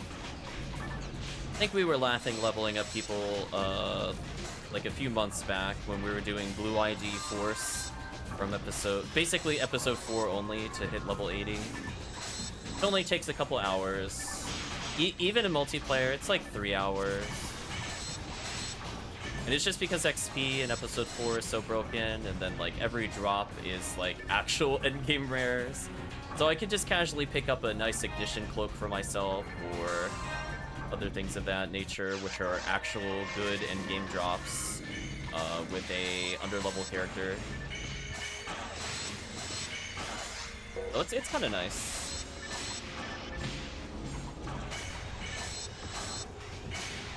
Of course, when you get to Ultimate, there's always the classic red ring, you know, you got your dark flow, etc. But I do want to shed some light, especially for people looking to start, where they're like, wow, I feel like I'm not tanky enough, or wow, I wish I knew, like, what kinds of things I should be aiming for while playing with friends. Or, you know, I'm looking to figure out, like, what ID I should be playing while doing, like, casual story mode. That way, I'm still doing what I want to do, but maybe we'll get something more out of it. I want to make sure those kinds of questions are answered.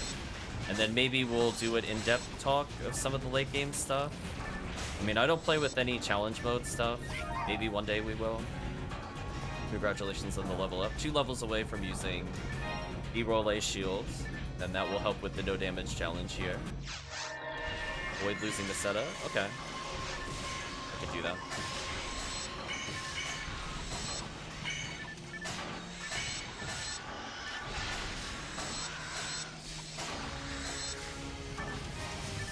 So what we'll probably end up doing in the next couple of weeks is just grinding out some stuff.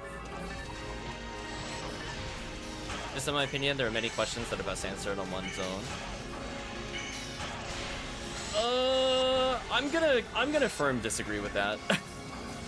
I think a lot of people are just looking for a way to jump into it. And while there are a lot of resources out there on Ephinea, it won't be a way that is very friendly to new players. So I will disagree on that stance for that reason, because very often in the stream we have people asking, like, you know, how, like, if I have 4 photon drops, what kind of items should I go for? And unless you've really played to that point before, I don't think you can really answer that on your own. Unless you really dedicate a lot of hours towards it, which I would not recommend. Unless you're like super in love with the game.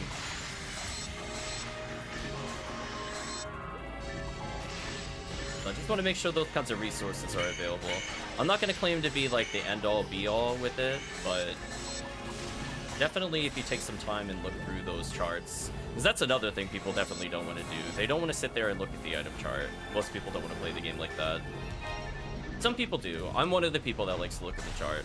Other people, they're like, no, we're here for people, for friends, or maybe they just like making silly characters, and they just need something quick to get started. And it's all good from there. Ephinea has an excellent wiki. It's pretty good. I think they're definitely getting a lot more up-to-date, like, this year compared to last year. And I'm seeing the introduction of maps and stuff like that. But it's still... It's tailored still towards more endgame content, so I want to make sure to bridge the gap a little bit between that and what you can find on the site. Like, again, like, as a new player, right? Like, if you were to just read the wiki as is, you would see things like Best in Slot V101, and you wouldn't know that you could just get away with using a Heavenly Battle for, like, a majority of the game, and it's mostly irrelevant. Like, those are the kinds of things that are not, I would feel, immediately obvious to new players. And those are the kinds of things I want to point out as we go through. But I do like that they're starting to add maps. I think that was the new thing. I saw, for example, Ragol Boost Road stuff was starting to pinpoint routes and stuff like that. So it reminds me of some of the older PSO sites that did that. So hopefully over, like, the next year or so, they're going to clean it up. And then I think it'll be a really good quest guide for people. It's been long-standing inaccuracies and assumptions of old guys that are thankfully not reflected in the wiki. Yeah, like, so far, there's not... There's a mix of things. I think the popular one that even I'm not 100% sure on some of the back end, because it's not stuff that's visible to the players. I think the common one, stop me if you've heard it before, Yellow ID gets more money than all the other IDs. That one has been asked so many different times in so many different forums. So there's always those kinds of, like, wonky stuff. I don't know if I can answer those questions necessarily. But definitely knowing, for example, like, you can get Last Swan on normal difficulty, Black Paper Deal 2, and that is stronger than almost any gun you could get as a female character with so little investment in the game. Like, knowing that's an option is, like, a game changer for a lot of people, because that weapon will hard carry through, like, basically most of Ultimate, if not through Ultimate. Equal to Tech. Tech was disproved in GameCube at least. Interesting. Yeah, like, every one of the IDs definitely has a weapon associated with it, like snipers, etc. I don't remember the list offhand. I know it had come up before in discussions with box runs.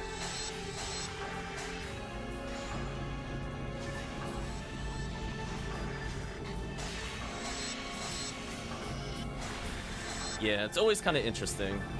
Though definitely going maybe we'll do a debunking PSO myths. Maybe we'll have a topic and go through that. I know for one I've not really gone through the back end yet, but maybe one day I will. Just to poke around and figure things out. Rest to dodge. I love that so much. I go for that all the time. It's so greedy. I'm just like, listen, the laser's coming. We're gonna believe in the rest.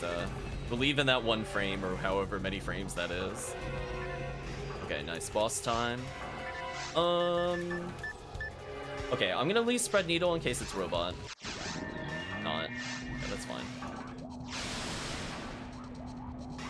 You have the table for hit data mine back from Hazuka PSO. Interesting. I forgot to mention chat. Not chat. Team. I have 100 Photon Blast. So after this, if we're close, we might activate it.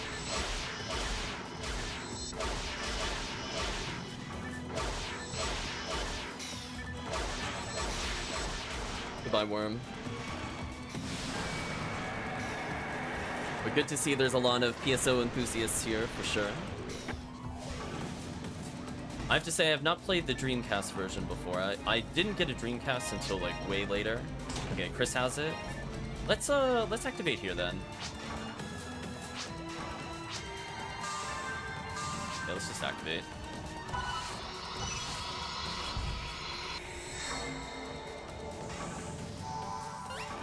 Yeah, there's not much of the run left. Might as well get some benefit from it.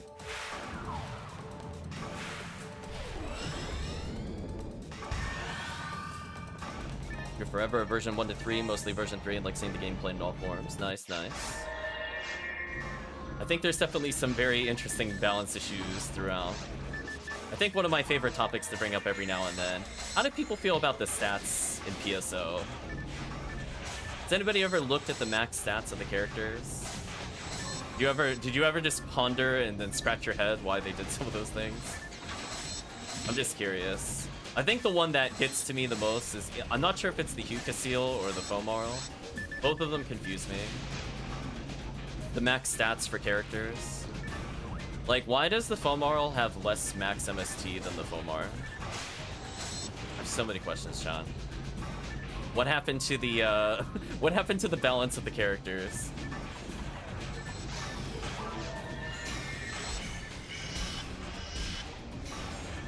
I do wish things like Evade did a little more. It feels really awkward being the HellCleave with low defense and low health and mediocre-ish attack.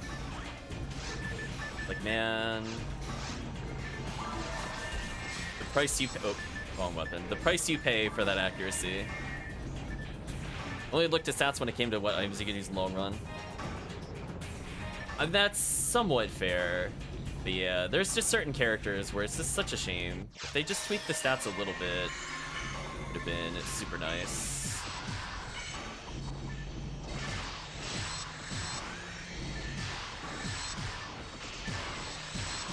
I mean, maybe. I would say, for example, depending on what the format is, I know people are accepted to update the Ephinea wiki, if nothing else.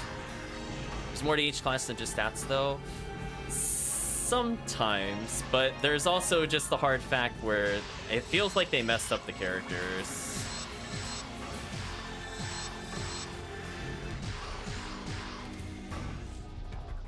There's some gear that just can't be used because of the stat requirements. Yeah, Phantasy in particular. Phantasy is brutal. Her ATP makes me weep too. It's like, oh man. Like, hey, that level 50 hunter, yeah, you got as much ATP as the other characters. Don't worry about it. Like, you could compete with the level 200 Phantasy with her, like, what was it, 500 ATP max? Brutal. Some have unique animations. Oh yeah, I fully agree. There's like item restrictions and stuff like that. That's why the Fomarl has that ridiculous slicer animation, and Rambling May is really fun to use with her in particular. But sometimes all that matters is damage. Like, there just comes a point where if you have access to a lot of the endgame items, it's just like, wow. Characters like the Raw cast and the Hugh cast just... Oh, there is a healing circle in this area. Oh, I have to memorize that for later.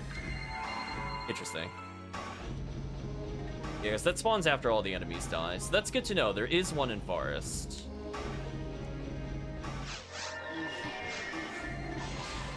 Can't speak to episode 4 for where she's pretty decent place in version 3.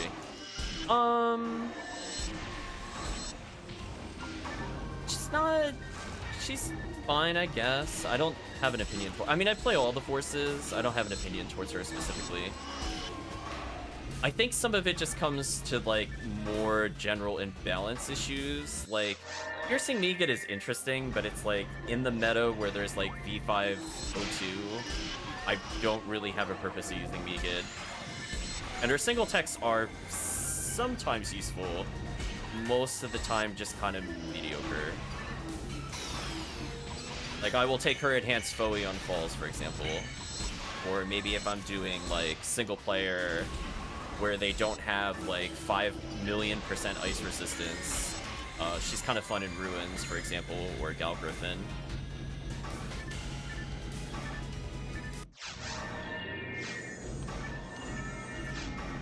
Yeah, one thing I always question though, in particular, why are the iframes different between single player and multiplayer? Because it does lead to some very silly interactions in multiplayer that don't seem to occur in single player. Some of them do. Like, for example, Falls double hitting you with the laser attack and ultimate doing like 1800 damage to you. It's pretty silly, or like any of the stuff with the Barans. Like, so close.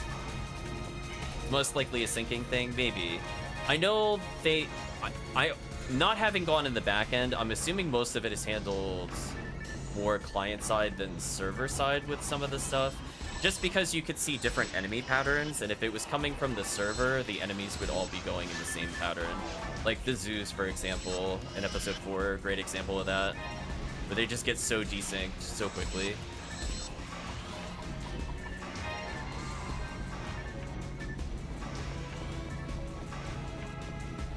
Yeah, for sure, for sure.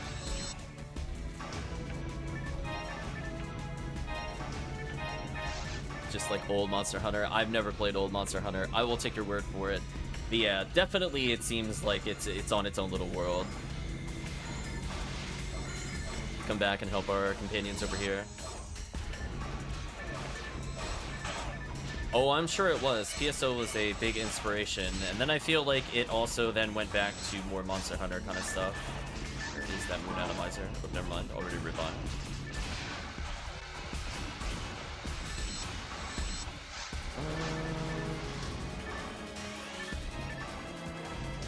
It's fine.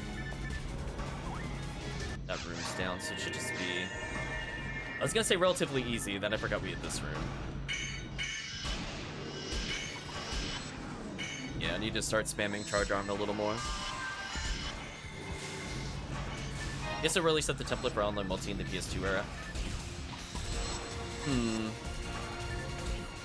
I don't know enough about to comment on that. I will say though, I know I tried Phantasy Star Universe, and I know I felt so sad when I learned that there was no split screen, because I was definitely growing up on the GameCube at the time. I didn't play online GameCube, I just played it at people's houses. So I know like the big appeal for the game was gone, but now that there's, you know, more stable internet, we're not on dial-up. we moved past that as a society for the most part. We can at least enjoy the game the way it might have been played to some extent back then. Only do sound the case because PSO pulled it off. Yeah, it's very interesting what they managed to get away with, for sure, on those low connection speeds. Oh, chat chiming in, PSU was a big disappointment. I mean, like, even if it had just been 2-player split screen, I would have been fine. I would have tried it a bit more. But, like, the whole point for me is to be able to, you know, talk like how we're talking that way. You know, we're either talking about the game, we're just having casual chats, but, you know, being able to just pull somebody in and go like, oh, you don't own the game, let's just share it. Be like something you do in the afternoon kind of things. We're playing it in a more evolved sense. Our evenings are sometimes PSO. What silly of me.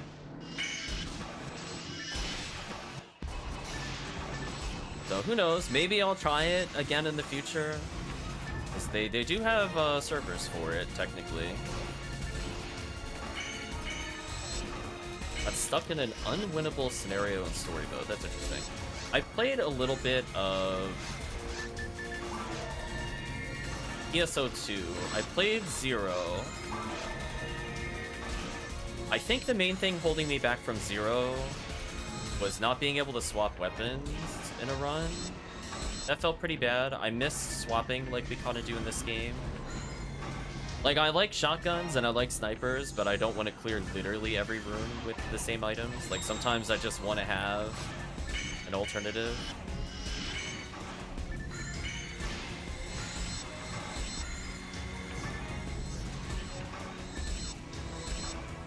Bring your controller and memory card, oh no. It reminded me of the GameCube with, what was it, Crystal Chronicle? Final Fantasy Crystal Chronicle, where you had to attach all the Game Boys. That was certainly a thing.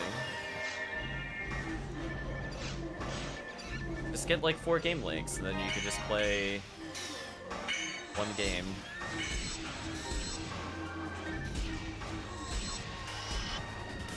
It's held back too much by the DS. I can see that for sure.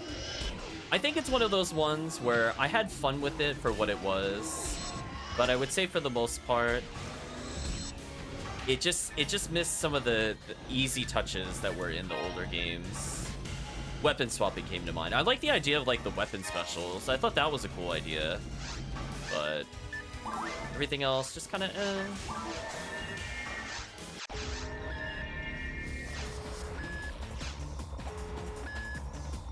High level play being dead and no multiplayer in the tower really doomed it from having longevity like PSO.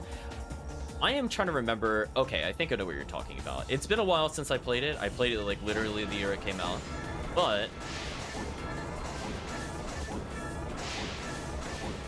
I did miss having more options. I remember there was like the 1 moment as I stun lock.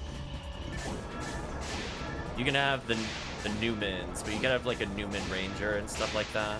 I like that it completed the list a bit more. Also, I'm gonna need a buff from chat at some point.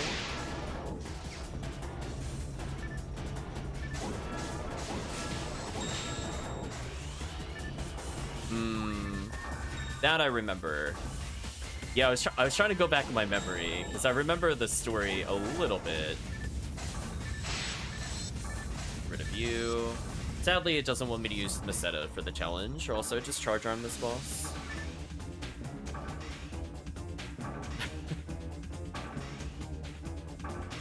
Like, Mother's gonna put you down. That's all I remember about the plot of the game. Mother had enough.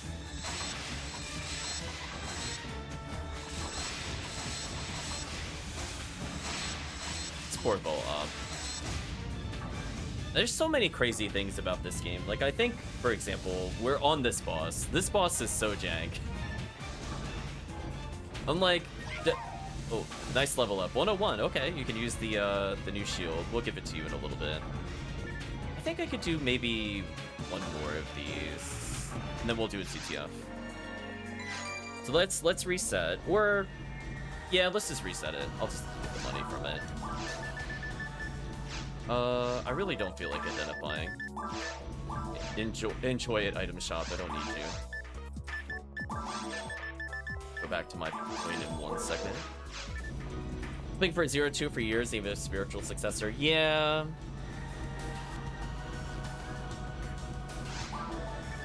Maybe I'll play it on stream at some point, just to mix it up a little bit. Really need these items. Get out of here.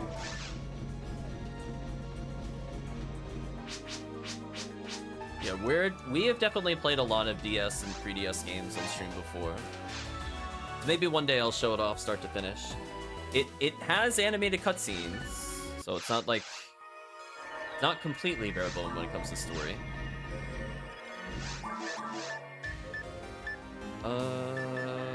Yeah, one more.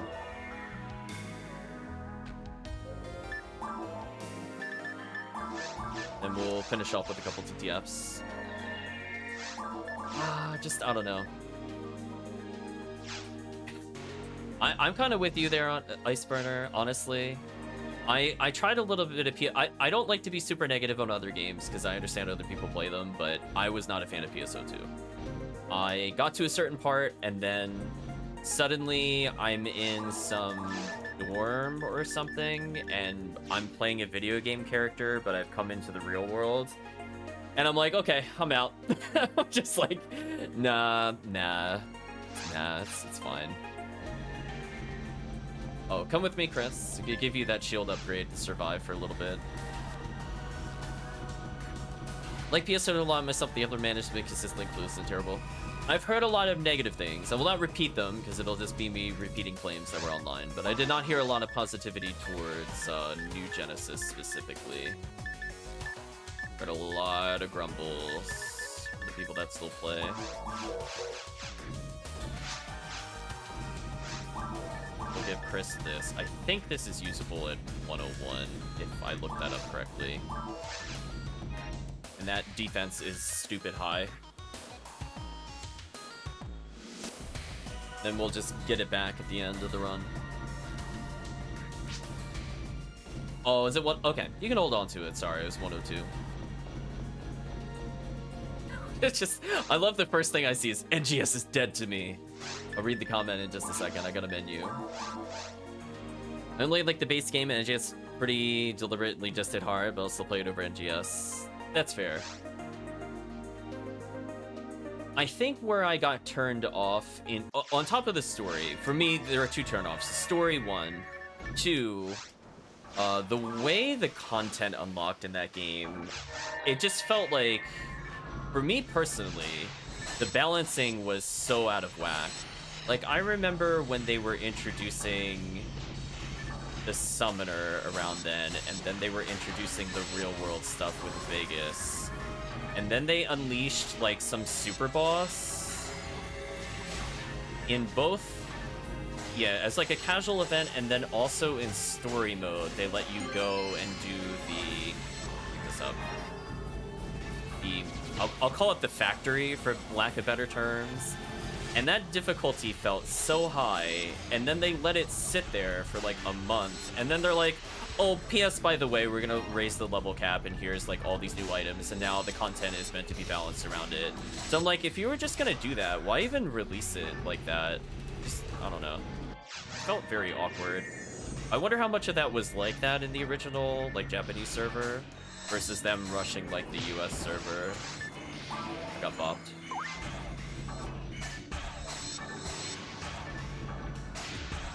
The gating is the game in NGS, yeah.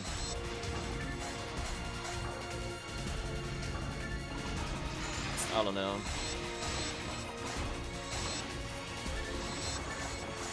I had fun with some of the modes, but for me personally, if I'm gonna play a PSO game, I also don't want to play a mecha game, and it had a lot of events that required me to not actually play the character that I made. And for some people, that's a positive. For me, it was a pretty big whiff. So I felt kind of disillusioned with it even before like episode 4 came out.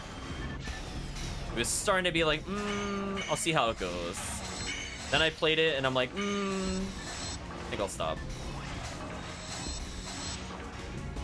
Yeah, it just, and then like, yeah, I can't speak to anything after that when like Hero came out, because I think I stopped before they unleashed like the super classes. No comment on that personally. Yeah, just, I don't know. I think for me, it's just kind of like a culture shock the right word? It's more, like, I'm more referring to like the MMO environment. Like, for example, like when you are doing the basic quests that the game gives you, one of the quests it makes you do is like, oh, here's how to get to our item ticket shop. Here's the free thing you need to do to complete the quest. Oh, look what happens to be on the screen at the same time. There's all these % deals that you could have. Look at that. You too could get 50% off on these tickets. And now you know where it is. Stuff like that. It just, I don't know. I don't know if it's because of the product of the era. Like, was that a big thing in like 2010 when the game was more popular? Question mark? Like, was that just how MMOs were at the time? It felt kind of gross, to be honest. The freemium gaming lifestyle, yeah. Ooh, big wall of text I'm gonna read in a second. Feels clear the game got all essential funding to make the engine be used for the next Sonic separate. Fail improvement off without taking the Sonic game itself. Now on this surface, the purpose is a bunch of missing breaks and vending missions. That's about it. I'm assuming that's in regards to NGS. Oops.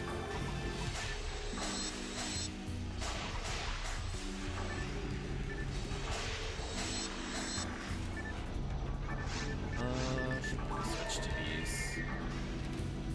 Oh. I was gonna say, I couldn't tell if they just didn't spawn or if they were around the arena. There we go. Nice and simple cleanup.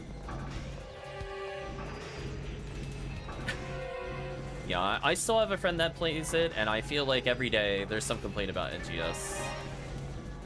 They're just not satisfied with it. I'm like, oh, I know you like the core game more, but I'm like, don't do that to yourself. It's okay. Let the game go. Don't let it hurt you anymore.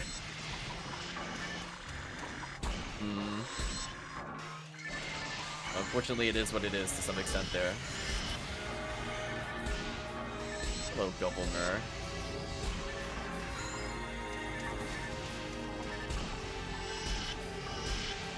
Hit these enemies real quick. At this point, I'm really just waiting for a plug and hoping it can have nice after like PSO 1 does. Maybe. I think PSO 2 definitely has some traits that I did like as an improvement over PSO 1, like to try to speak more positively about the games. Like, I know, you know, movement in the game was kind of nice. I'm mixed feelings on the dodge roll mechanic, but I like the fact that, for example, the forces could charge up. And it felt like, you know, slightly more involved with like flavors of the old PSO, excuse me, with the free-hit combo was technically still there for characters, but wasn't required. But if you did do it, you got bonus damage. So I like the flavors of it. I'm not a big fan of the setting. I don't know if they could really salvage that, even if it went to a private server, if I were to play. But I think, like, the first 3 episodes were okay-ish. But maybe if it did go to a private server, I would just go back to enjoy those days of just picking people repeatedly. But we'll see.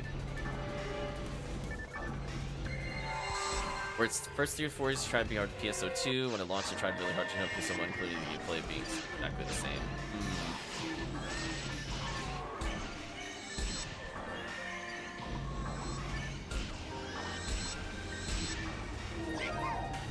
Nice. Now you can use the shield. Congratulations.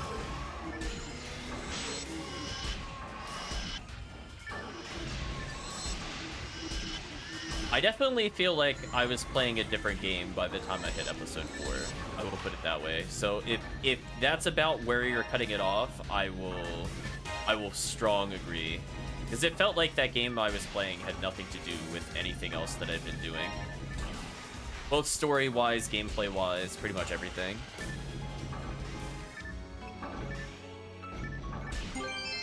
Cross Scar, don't need that.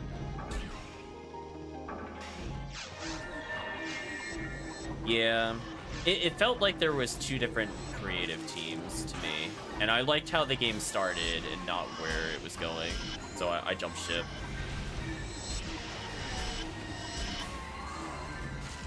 Yeah, I heard a couple of comparisons to PSU, but I didn't play enough to know. I know there was like kind of a combo system with... It might have been the carryover into PSO 2, but one day we'll revisit maybe. Damn, I still don't have meter. That's so sad. But let's put a freeze trap down. Zoom out a little bit here.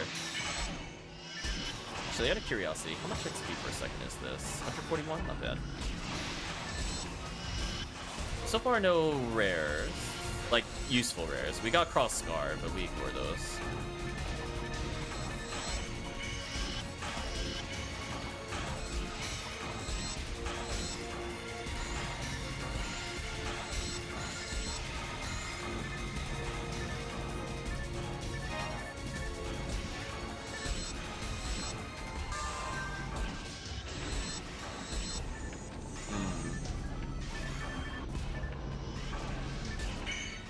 Not what I wanted to aim at, but that's fine.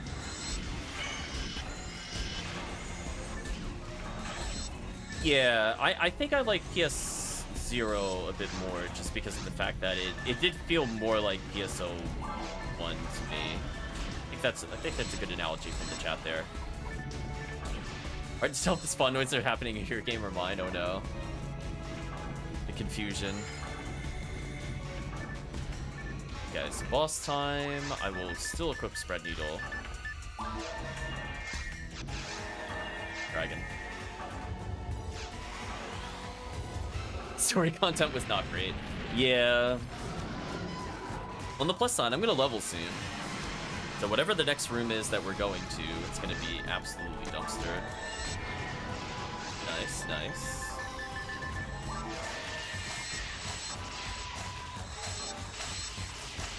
PSU happened way before PSC did. I will agree. I think that is true. I remember owning it. Nice, multiple people are at 100. The dragon's really good at building meter, at least for the party. There we go. Had to bazooka him out of the sky real quick. PSO, PSU, PSP. Oh, hey, actually, you brought up the exact point that I was about to mention. PSP. I wonder if the PSP ones are worth playing. I don't know many people that have played it. I'm just kind of curious what people's opinions were on it. So I might try those on stream at some point.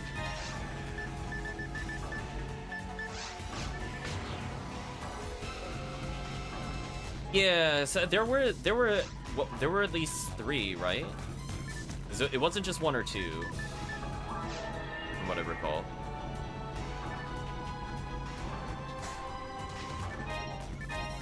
Nothing interesting from the boxes. Think you like the PSP games? Interesting. Let's use twins here.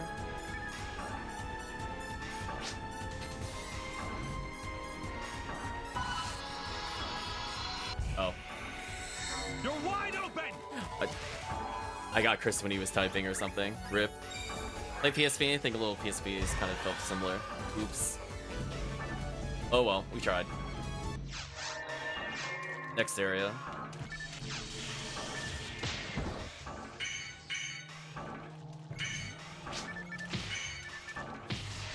Oh, I'm getting bodied. Okay, save me, Spread Needle. Paralyze them, thank you. Yeah, I was like, oops. I was kind of realizing that a little too late. I was like, oh, I should have given more of a warning. Because I thought that's why everybody was waiting at the boss thing, because you mentioned you at 100 and I mentioned that I would needed it. So, my bad. I'll consider that my bad. The strongest iterations of PSU despite some flaws. Interesting. Yeah, as I said before, I haven't played pretty much any PSU. I don't know how much I want to touch it before then. But I was considering the portable games, just to play through on like the basic difficulties of each of the each of the Phantasy Star games that were similar to Phantasy Star Online.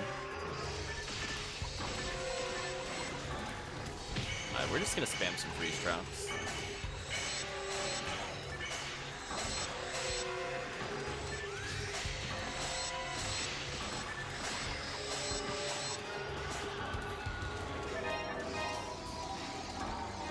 Not a lot of time added there. Avoid using Meseta, that's fine. That's a challenge. Though I really need to get like a Baran's launcher for later.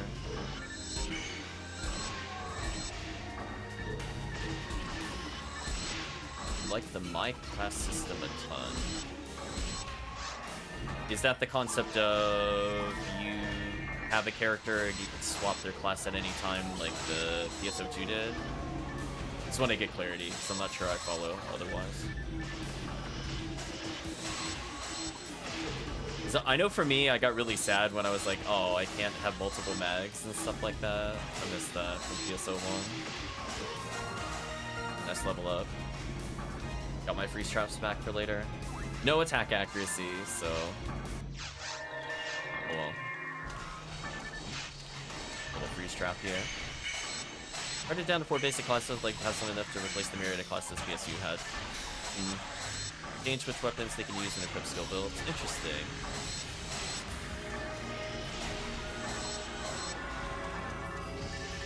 One fire trap. You could do a fire trap. Or not.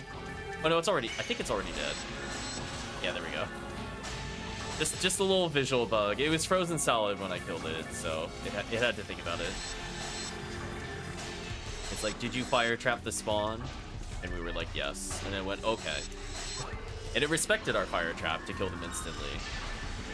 Again, there's just like all these little things where I definitely think if more skilled players than I were to gather them, I think it would definitely benefit the community. Like how many people starting the game know they could do that with the fire trap to kill those slimes, for example? Not just like damage them, but one-shot them. There's definitely a lot of little things like that where I do think it's important to try to update and communicate those things when they occur in gameplay, nothing else. There's so many weird little intended mechanics, maybe, and or jank at the game. I think my favorite thing to do is to show like where all the spots you can stand in Forest are, where you can hit through walls and kill other enemies, or stand in a way that enemies can't see you, but you can still hit them with spells. That's something I found on my own, but there's definitely a lot of things I've been taught just randomly joining lobbies that has been very interesting to see. Exactly, the ice burner. So those kinds of things I definitely want people to point out for sure. Because even though I've played a lot, it doesn't mean that I played in a way that would necessarily be aligned with the optimal strategies. Because I just might not know about them. Or maybe I'm doing stuff people haven't seen before. Like, I know there's kind of like the unspoken bond in TTF in particular, where we just, without communicating, we could tell by like the language of the movement of the character who's gonna stay behind for telepipes. Stuff like that. Like, some of it is like interesting, where you can see like who has played the quest a lot kind of thing, versus people that are newer to the characters. Branch of Paku Paku, nice. I think my favorite one was finding a nice route in TTF so that you can get to the Sorcerer trapless. Ooh, red sword. That's exciting. Did it come with hit?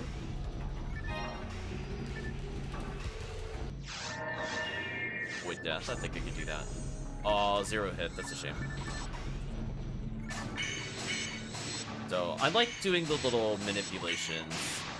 I've more experimented with like movement patterns on certain quests, where I can guarantee the enemy will always move a certain way and I will always get past an enemy no matter what. So like when we're in the ruins area like this in TTF, I can just basically close my eyes, and if I do the same input every time, or close to the same input, there's no randomness to it. So I just have to perform it and then it'll work. But there's other things where I question if you can control the RNG. I think the big one that I was looking to figure out was whether or not you can manipulate how many cycles Vault Op has before it decides to attack you. So what I mean by that is normally it goes to 2 or 3 monitors at the start of the fight. If there's something you could do to get the 3rd monitor every time, that's something I would love to know, or if somebody's been experimenting with stuff like that. Like, is there something I could just do at the start? Is it based off of, like, when I first shoot? Yeah, I want the Moon Atomizer. And there's stuff like that I'd like to explore, definitely, as we get more comfortable with the game after our little breaks. Where learning those kinds of things would be huge if it's manipulatable. Yeah. And again, that's a lot of stuff where, like, I don't know there's, like, a resource, per se, for those kinds of things. But, like, maybe in the future I'll attend some, like, actual speedrun. Like, I think that's a good idea. We promoted that on other game playthroughs, where we're like, if we want to understand a game, we don't go to things like GameFAQs, we go to the speedrunners. We're like, they've been doing it for so long. And sometimes it is their career, literally. So we're like, we're gonna go to the subject matter experts. There's some recent Barda strat that's bananas. That's interesting. What do they do with Barda? Nice Rabarda, speaking of which. Let's get a freeze down and use some charge arm.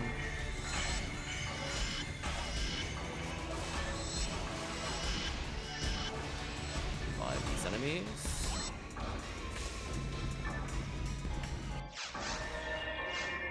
Wait, healing? Okay, probably do that.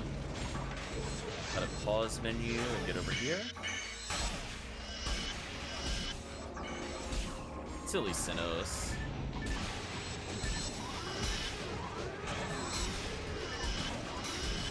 There we go. Didn't even need the freeze trap for him. Apparently, if you barter something, but you end up dealing damage to the core based on ATP of your weapon. Yes. Actually, that's known. Actually, Ice Burner, that's exactly what we're talking about. So, yeah, that's not new. So, we as Fomars equip Excalibur because it bases it off of ATP for some reason. And I don't understand why it's coded like that. Yeah, it only cares about ATP. So, for example, we do V801 plus Excalibur as a Fomar in order to kill it instantly with Gazond. I think so. It's very interesting, though.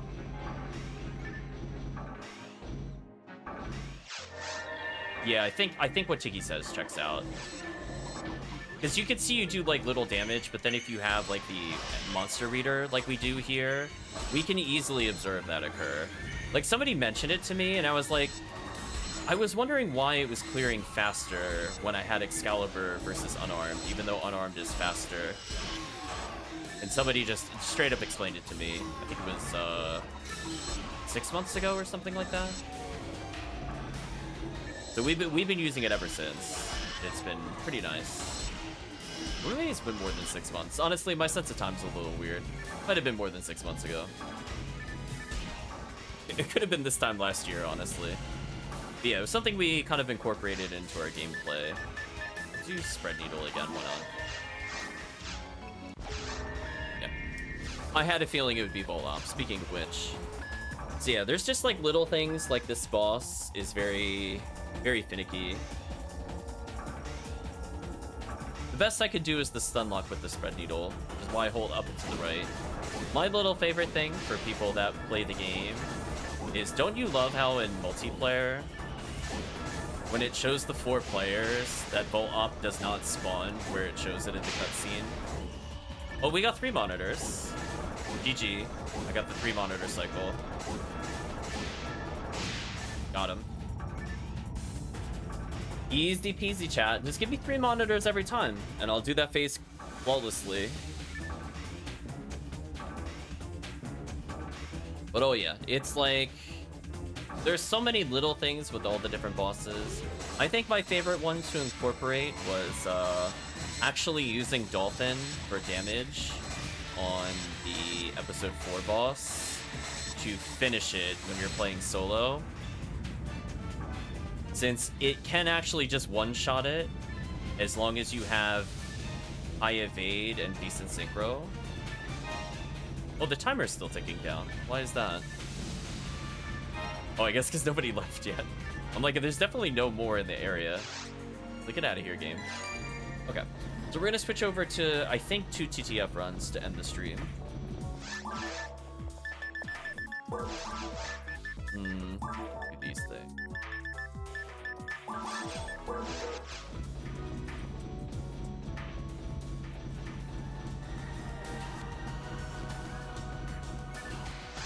I'll probably stick to cast. I'll put the guard wave away for now. He's away. I'm actually cash positive? I guess I didn't use that much charge arm, I suppose.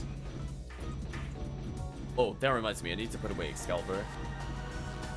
Or I'm gonna be very upset with myself in about 2 minutes. Excalibur needs to go back. I'll leave the Yash Minikov in my share bag. That should be fine. Want my mag and shield back? Sure, actually. Hopefully that helped. The defense is pretty good on the D-Relay shield. Like, even for me, that's a crazy jump from what I have. Then again, I'm just using Ranger Wall.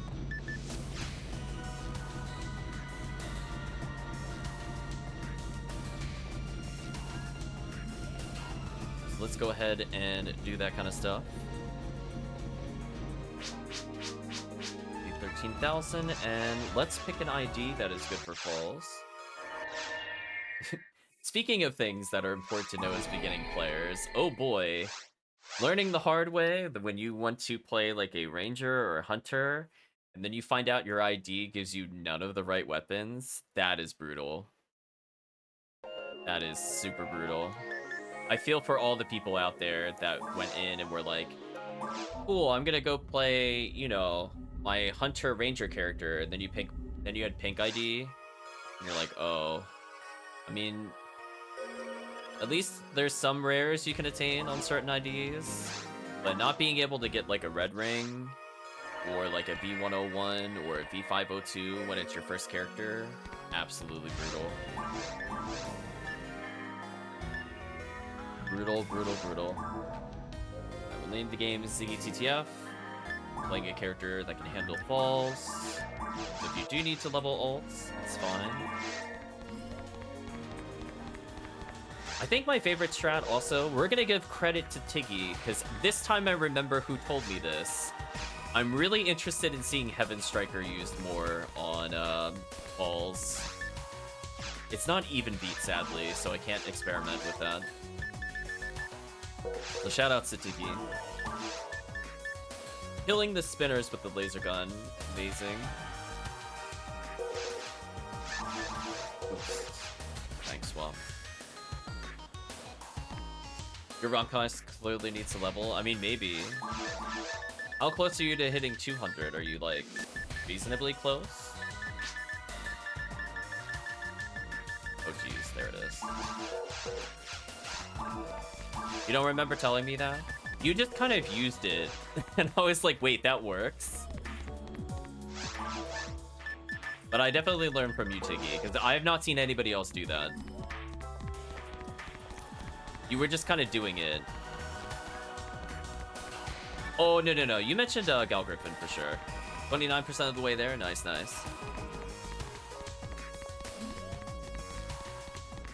Yeah, because I was going around and I'm like, are you still using Heaven Striker on this boss?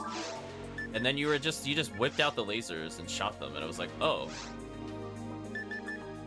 Good to know, actually.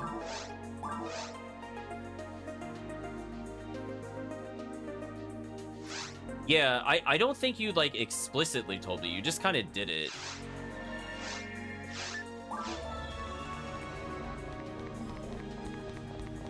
Oh, you didn't use it? Then who? Okay, then who was playing the... Okay, maybe there was a different Rock Casille that had Heaven Striker? I thought it was you, Tiggy. Because I definitely watched it from a Rock Casille specifically, which is a pretty... Oh, it was Lug. Never mind, it was Lug. My bad. Improper shoutouts given. But we're still gonna give shoutouts to Tiggy. Tiggy deserves it. Give Tiggy some love.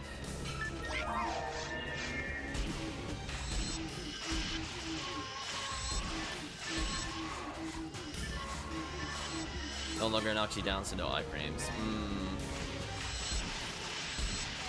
The iframes strike again.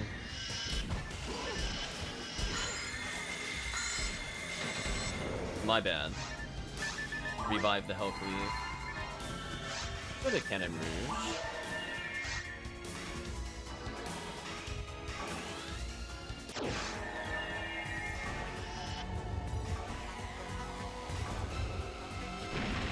That one's been known for years. Which one? Using the Divine Punisher on the spinners? It was neat to see it.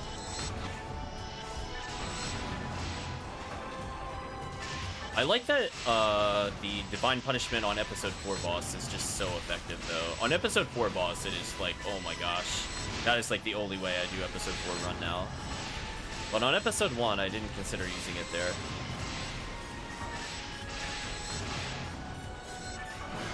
Oh, the Gal Griffin one. Yeah.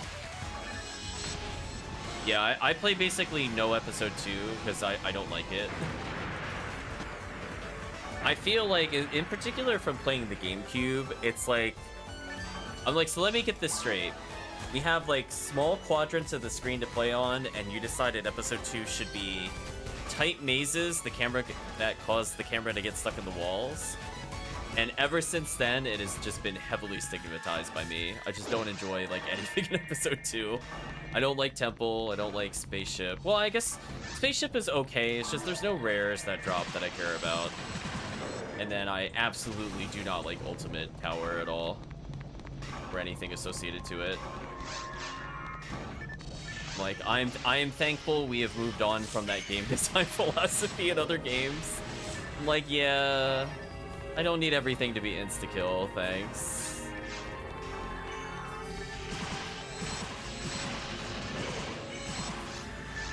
Move in there real quick. Should have menued in the other way, that would have been faster. Temple and spaceships are leftovers from version 2. Interesting. Yeah, like, I like the look and feel of, like, the beach, for example.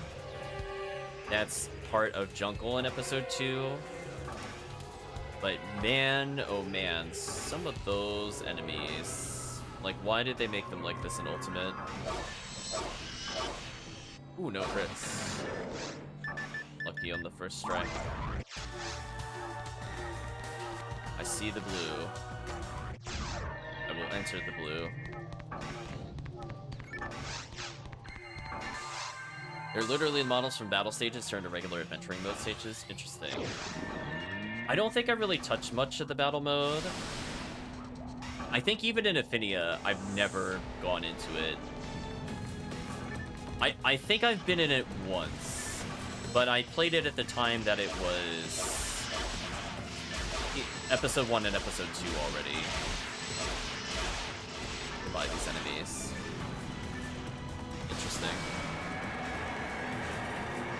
Yeah, not a fan of episode 2. I love episode 4, but I usually play Force. Today we've been playing a lot of Ranger. We're just getting used to Ranger again. It's on level 20. What?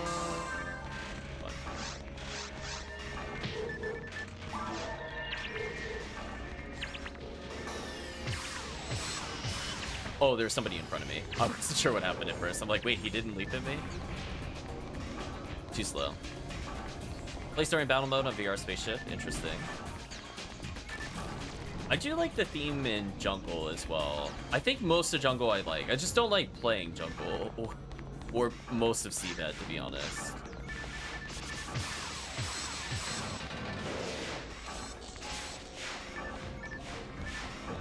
Can't think for longing to ancient times is the third mix from Recast version 2 battle mode. I think my main gripe with episode 2 as well is I feel like they just had so many unfun monster patterns, and it definitely upset me.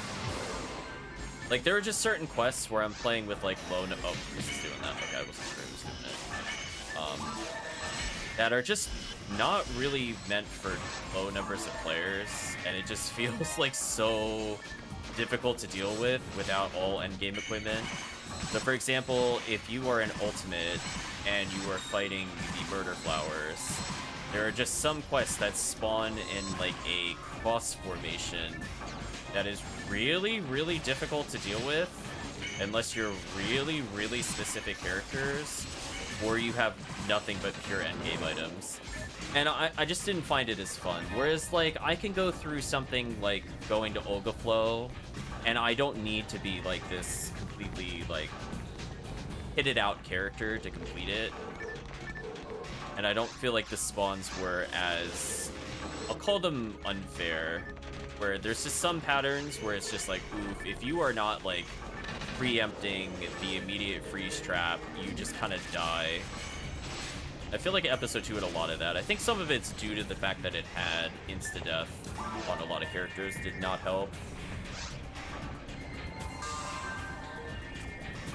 So I still shake my head at episode 2. The quests I have fun with, generally they have like either like a long hallway you could deal with the insta-kill enemies or other things. You used to have techniques to deal with Megan spam as non-cast. Yeah. And imagine playing like a forced character and you go to play episode 2 and it's like, oh, let me go damage Olga Flow, and then you look at Olga Flow's resistances and you go, oh, yeah, I'm literally dead weight if I don't have heavy ATP. Not a big fan of those design decisions for sure. Good one. Hated me.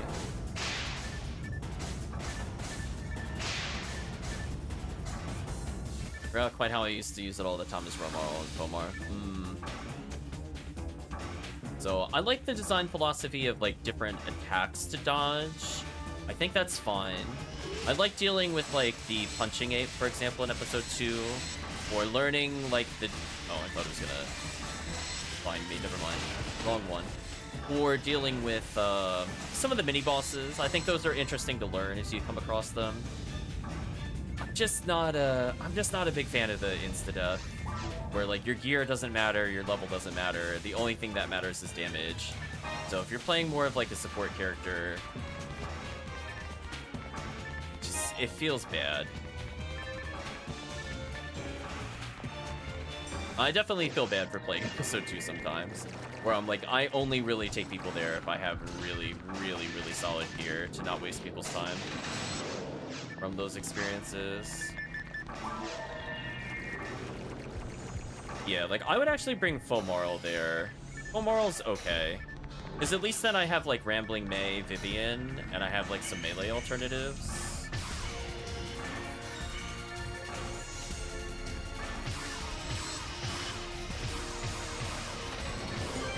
Oh, for version 3. That's fair. Yeah, I'm not sure what's in version 3. Uh-oh. I had people drag to me. That's fine. Don't mind me, just manipulating some movement on the fly. That way they leave me alone.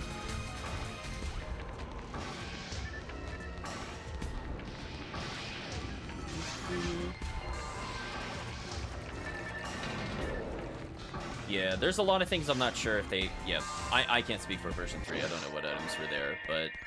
Is that a monolith? It is very interesting for sure. I mean, you cast Ramarl and Fomar. Interesting.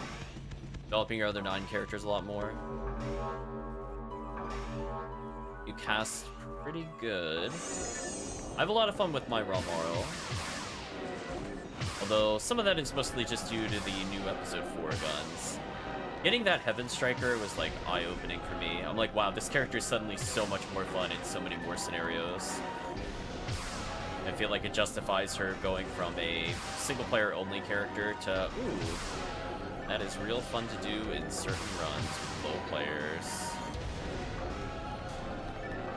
We're gonna play the dodge the spinner game, so I'm gonna briefly look away from chat. I need to pay attention to the mini-map where I can shoot. And once it goes to the next phase, I'll re-chat, I promise.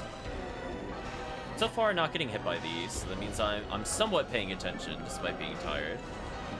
Nothing targetable here, sadly. Oops.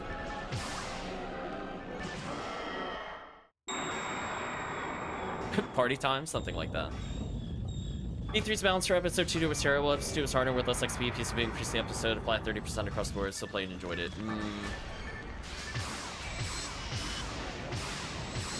I think Ephinea tried to make more things appear in episode 2. I have mixed feelings on it. I mean, I definitely think things like Tower should be rewarding, but I still feel like there's a lot of dead zones, in particular Ultimate with episode 2, where it just feels so bad. If you're literally playing for like one item the whole run, crazy.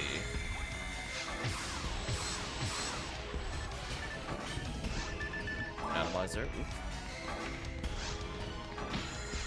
So who knows? Maybe they'll keep adjusting things. I feel like they can't keep getting away with this. We'll continue to apply to Viridian and White ID in this game for quite some time.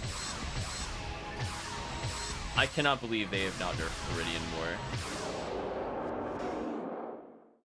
Remember that finished drops are redone compared to the official PSO boost, and not everything worthwhile was on episode 4. Yeah, I agree. I think that they needed to do that for sure, because episode 4 already gives so much more XP.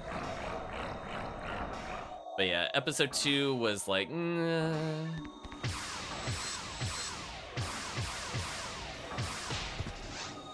I'm like, please give me a reason to run Spaceship in particular for something other than Daylight Scar. Give me, like, literally anything else to run in Spaceship. It's like, I've never seen, like, such a dead dungeon. I just have no reason to do it most of the time. Wow, this boss is actually potentially gonna die with Fireball. That's crazy. Wow. Well, we skipped all those phases. GG. Yeah, it's just like I play on Spaceship and it's like, why would I bother most of the time doing these things? I think some of the other places are a bit better balanced. Like, at least people will do, like, Excalibur runs and Pink ID and Jungle, for example. And there's the ever-infamous Seal J sword. 60,000 experience. Red Ring existing is the problem. Kind of. I mean, there's a lot of items from Episode 4 that were moved out. Like, for example, V502 is a great thing that they put in Tower on some IDs, so I have a reason to actually play Tower. And there's also ways to get it outside of Tower, which is nice. But yeah, I think I agree with you in the sense that it ends up being the best in slot. And there are a lot of items in this game that even then didn't really make sense. They're just terrible. I just don't know why they're statted like that. It's a shame they only really started experimenting with set bonuses a bit more in the later versions. I still don't get why you can have the one where it's like all red weapons or whatever. Like you got the red slicer and red daggers are boosted by like Crimson Coat, for example. And then it doesn't apply to every red weapon, even though from the lore, it's from the same set because it's from the same character. I don't know. I'm surprised they didn't just go back and update it. But I guess there were limitations back then. But then again, it is Blue Burst, so by that point, you think they could just change whatever they wanted, but whatever. What do I want from this? I just want money. Yeah, let's just get money.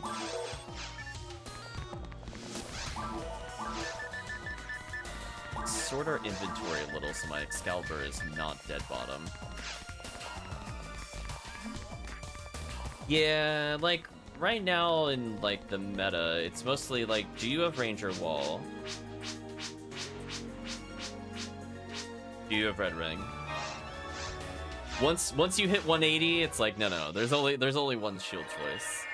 I guess the only time that's not really true is horses, because sometimes you don't care about Red Ring, and you'd rather have like Foe Emerge if you're doing episode 4 over Red Ring, especially if you're playing solo. Do one last one, and we'll talk a little bit and wind down. But definitely as like a hunter, I'm not really excited about a lot of shields after 180. Like you play it for the shield of the game.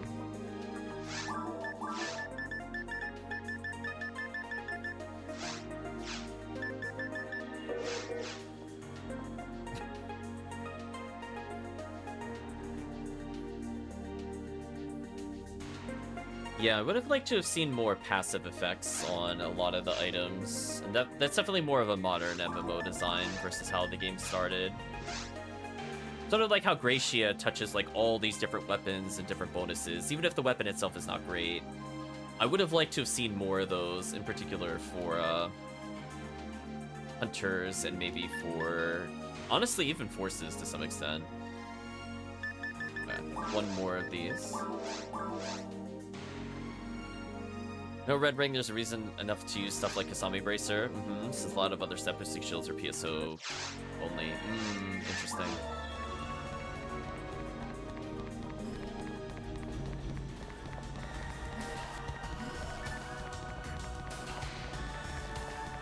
Maybe one day I'll host a custom server of this.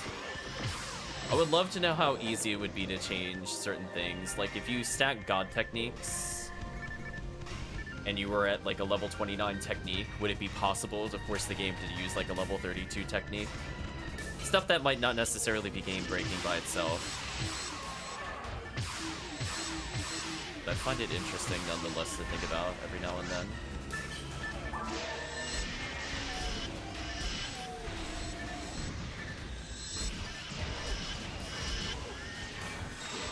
God techniques are weird, they give 10 less than almost every other God unit. Oh, in version 3, did they give stats? They don't give stats in this one.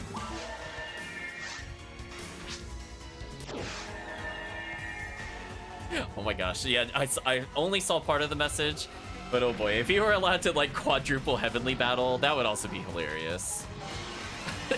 That would not be balanced for sure. But can you imagine just like just chopping everything down?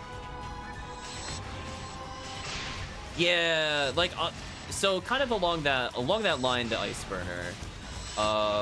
Why is MST from weapons capped?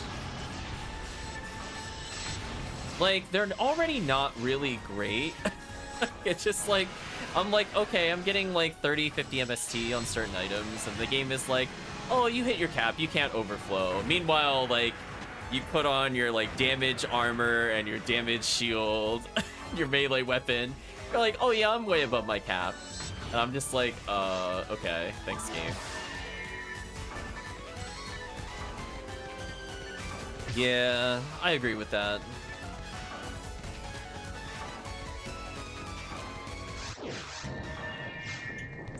Ultima, they had a Centurion battle. I know some servers did the combo unlocks. Personally, I would have loved to have seen bazookas been a little more meta. I don't know if they like to rebalance them. I don't know if they would allow combos necessarily. I got through there eventually. That's all that matters. Would have been better if they had more smartly in version 3. Interesting. So you, Excalibur, you.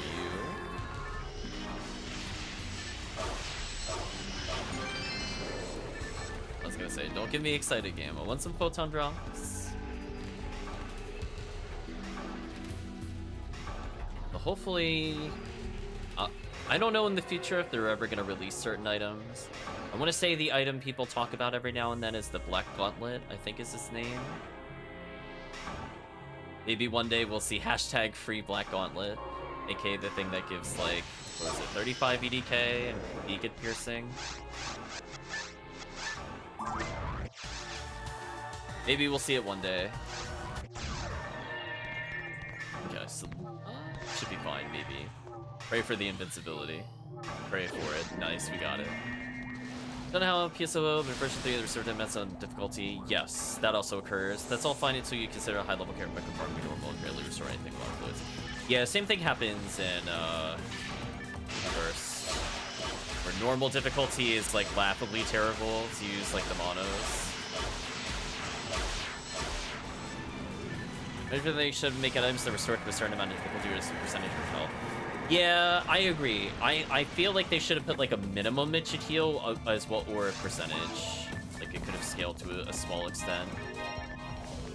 We'll agree if that's where you're going with that comment. Like monomates can have a set amount of health when you're low, when you're at high level they restore them 30%. Yeah, because there's just a certain point where I just don't even bother, even in high difficulties, to bring most healing items. They just don't scale well with how ridiculous the health gets. Like, oh boy, I'm gonna heal like 200 health of my 2,000 something health. Yay! Just like, no. Nice try though, game.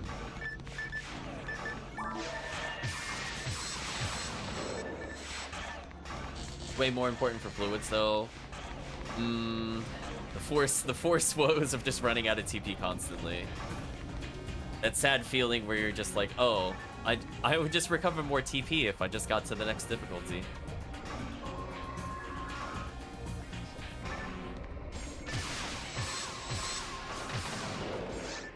I'm gonna do Spread Needle here. I still remember on the GameCube when you had to clear all the bosses to go to the next difficulty. Or more accurately, you had to.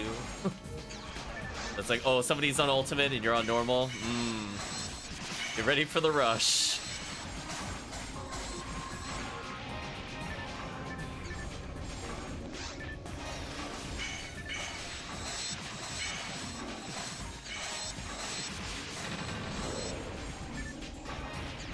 RPG's a nice, says the Spread Needle. Spread Needle is quite a nice item. And speaking of strats, learned from watching other people play, we were talking about that earlier.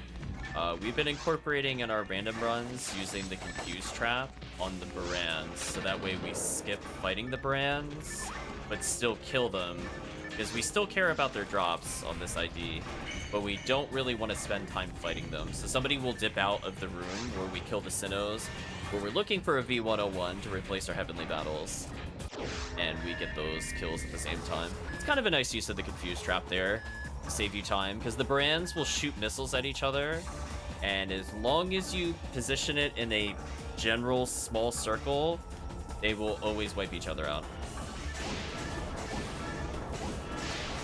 So we use like the line on the floor to determine where we should place it. Although I'm sure some people just wing it. Come on, 3 monitors. Nice! 3 monitors again? Oh, love 3 monitor cycles. Get them out of here. Yeah, every time it's 3 monitors, I don't get struck. So again, I'm really curious for people that have played like a lot. Like, if anybody's manipped it, is it just like how early you do the first monitor? Is it how early you do the second monitor? Just curious. Well, the one thing I do want to state, though, that I am kind of sad about, they never removed the flicker from that boss that they introduced like 2 years ago. So if you go way back on my channel, we have fought that boss, and that boss did not use the flicker, I would like to state. That is definitely a shame. It's a D-band 30. I guess I'll pick it up. Okay, Chad already killed this. Oop, chat's letting me be first in the room. Okay, I'll go for my strat then. We do a nice little serpentine that always dodges them. It's such a clean movement. And because I do that, it spawns fast enough that he actually doesn't teleport, and that is the fastest possible kill I think we can get on him. You might be able to do slightly less movement than the serpentine, but that idea, it barely even gives the other people time to go to the center platform because of how fast that is. So you're not waiting the 5 or like 8 seconds for that thing to re-teleport. Just like little time savers here and there. It's like picking up on that random tech. Heavenly Battle wasn't a thing, yeah. And the big reason, just for people that are not aware, I switched to the Heaven Striker for the spinners because I can kill everything in a normal shot. And it saves me so much time, and it's good on every other phase of the boss. So I love the Heaven Striker. Thank you for giving me the damage needed. Fighting falls without the Heaven Striker makes me so sad as the Rocket Seal, because you do no damage without shifted D-band. I think I was literally hitting falls final form for like 80 damage without Heaven Striker. It was so sad. Like, imagine being like 160 and you're not even doing triple digits. That's the Rocket Seal life without the super good items, unfortunately. And then oops, I walked into that.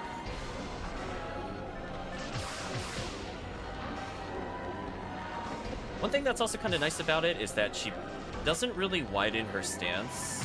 So that means you also will not really get janked out by the spinners very often. You should revive. Not slightly too early. Let's do that to buy them. Yeah, I like to use the pause menu, but I should probably use the equip menu to make sure I don't target if all I'm doing is looking to dodge.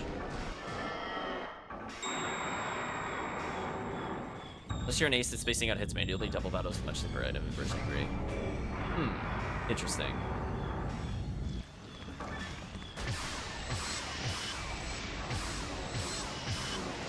I know what you mean with some of the items. I feel that in particular with the Fomarl, where she actually strikes slightly too quickly. So unless you put like a manual delay in her string, and it still combos, then you'll actually hurt yourself more often than not. That happens a lot with the Fomarl.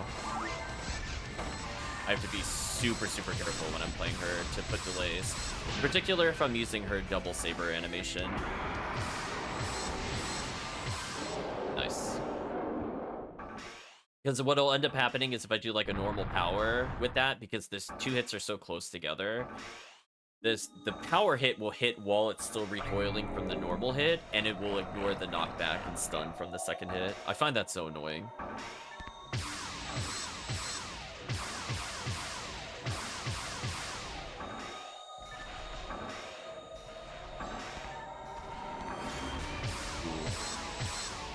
Unfortunately did not end near me, otherwise I could sacrifice special it. Come on, Falls, come over to me. Ooh, we got short cycled? Okay, well this is fine. As long as none of us hit it, we get another, oh no, messed up the pattern. I'm gonna go for it. I was gonna say, as long as nobody hit it when it came down, it wouldn't go to the next phase, and it didn't. So now we're getting a normal. We're going to go to the next phase, but I'm not sure if I think the death might have messed it up. Actually, yeah, that death messed it up.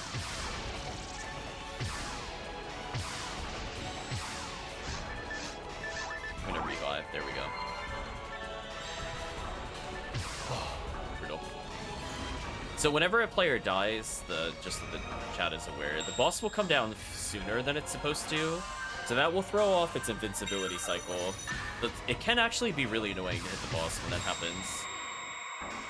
Like there, it was starting to become invincible when normally it would be targetable. So it's actually kind of scary to have the early deaths there. But GG. Come on, Red Ring. Red Ring to end the stream. No worries. You're a low health character in Falls. We expect you to die all the time. That it happens with Falls. Just one of those things. I have 60,000 experience. Not bad. Curiosity. Nice. So with XP week active, it's 200 XP a second. So overall, we still cleared incredibly fast. Oof, photon dropped. Oh, the heartbreaker. I was gonna say the ice burner. How do you feel about when you defeat this epic boss in PSO, and then you go up to the item drop, and it's like, you know what you earned for your venture into Ultimate? Have a trap vision. Why did they decide to do that? Like, honest question, why? They're like, yes, you defeated the most evil thing in the universe. Have an antidote. Just like, PSO, please. One. Just, at least give me money and an item, jeez. Okay. We gotta put our badges away at some point. You know what, chat? I'm feeling in a good mood. We'll do one more. One more attempt at the TTF.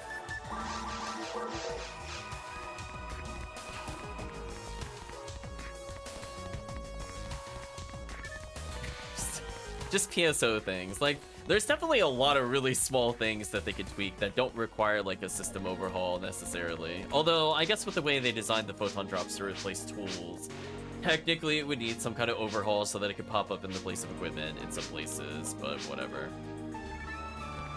It's just very silly. Oh, you need to stop now? We'll still do one more, but thank you for joining us, Chris. Always appreciate it. Last run. You're wide open! Thank you, Apocalyptic4, for the follow. Hopefully you've been enjoying our conversation and or the gameplay. Probably the conversation. Gameplay is like a B. I'll give it a B.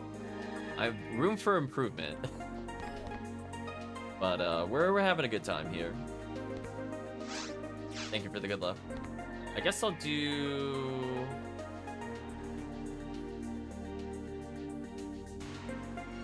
Set pass? Yeah. Look at that. Remembering the commands. So we'll wait just a little bit of time, otherwise I think we'll go forward. Naturally starts 5 level normal and embarrassed, so don't mind the total lack of rare drops in version 3.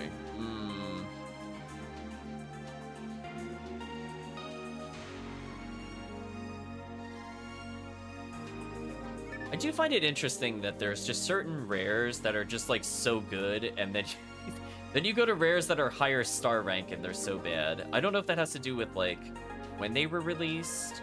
But even things like Secret Gear and Attribute Wall are just, like, so much better than a lot of the junk the game gives you. Between, like, the resistances and everything else. And there are a lot of really bad rare armors. I question myself every time I go into that list.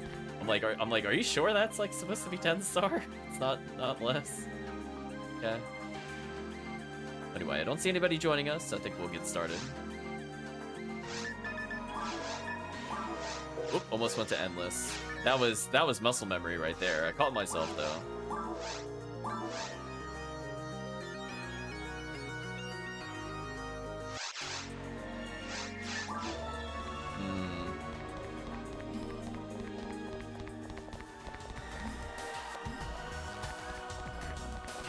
Rare level 1741 ship that close most stuff. Yeah, it's kind of like for forces, it's like the barriers are really good. 3 seals is phenomenal.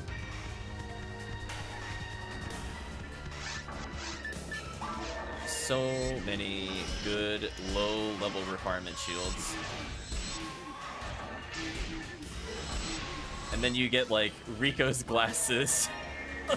You're like, why? Game, please. Why is this dropping on... I mean, it makes sense why it's dropping on falls, but why falls on ultimate? Come on. Please, item drop table. Of all the things that should be on normal mode, please put that there.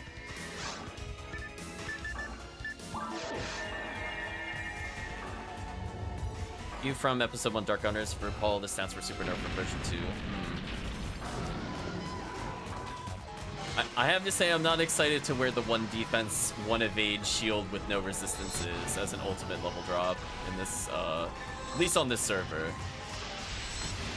Just, the thrill is gone, chat. I'm like, that would have been actually kind of amusing to wear in normal, where stats didn't matter as much, but like, I'm like, come on. If I'm in ultimate fighting the end boss, I kind of need something a little better.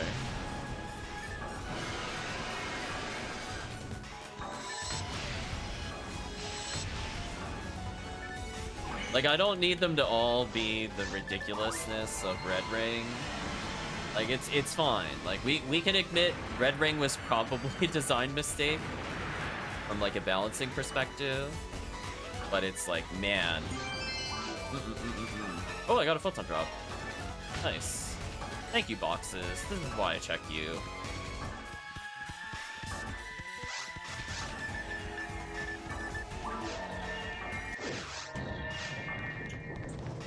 Yeah, there's just certain items where I'm like, I really wonder about them. I'm also curious what the level requirement of Rico's glasses are. I know I've picked them up before. I looked at what they did to my stats and I was so disgusted, I basically got rid of it immediately. But like, if it's anything other than level 1, that is an insult. It's like, come on. You could literally go to Forest and get better than what they are. Like, no contest. Random floor drop better.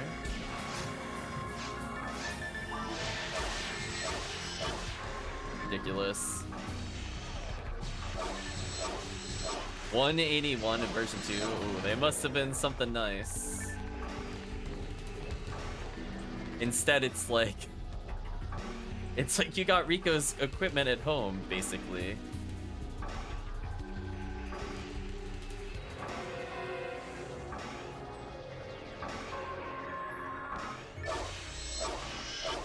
Ooh, no crits again. I don't know if that's unlucky. I guess that's average luck to not crit in 3 hits. Any crit would kill, so I don't have to swing again. We pray for the invincibility. We believe in the invincibility. I didn't get the invincibility. Ooh.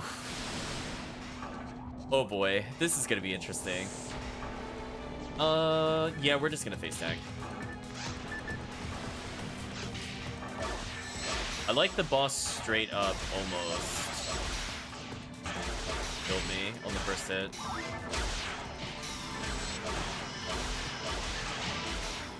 I swear I dimated. I swear the menu was even activated. Feels so sad. Feels so sad. I feel like that was a little unlucky with the timing. I could have been maybe a bit faster for sure, but I definitely died with the menu open and dimate was selected. So sad.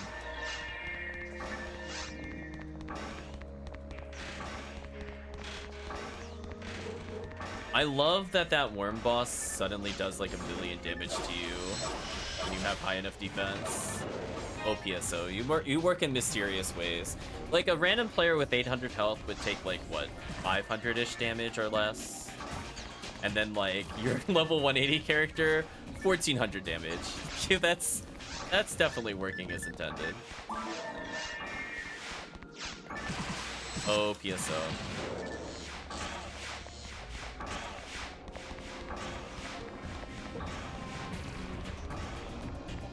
You have a serious question of PSO. Can you see the original game font in the menu and numbers displayed? Why did they not put the font? It was the PC version too. They didn't bother with PSO.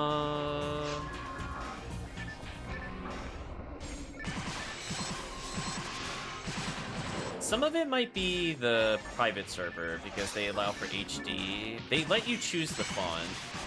But maybe the default or whatever I loaded in with is not the default. I'm not going to blame PSO Blueburst for that. It does have like a font library. Oh, speaking of which, I gotta go deal with the Barans real quick. Don't mind me. And dealt with, and we walk away. Oh, the official game did include it. Interesting.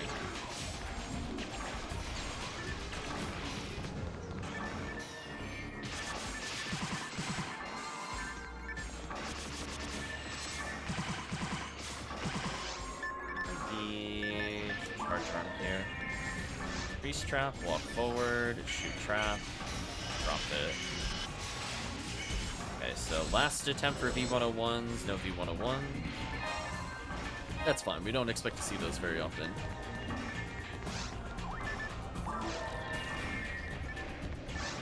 Nice little confuse trap there, get by them. Ooh. Out of range slightly. Gonna go around the long way. Switch back to spread needle and then read the chat. Sega does many questionable decisions. I have to say, as a not to pinpoint Sega specifically, but just major what people would consider AAA companies. Not been a fan. Oh, see, there you go. It's behind the foam marl. Everybody witness. Where is it at? Not behind the foam marl. You lied to me, PSO. This boss cheats. It's not where you showed me in the cutscene. We're gonna get another triple monitor? Ooh. Game is spoiling me now. I can almost forgive it for the no invincibility on Worm. Almost. Built some meter, why not?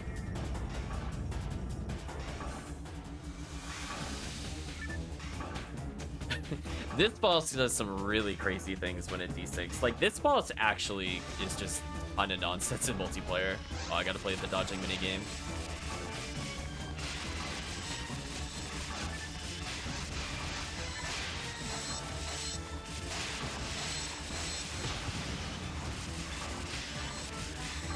Like, I'm sure many people have seen it.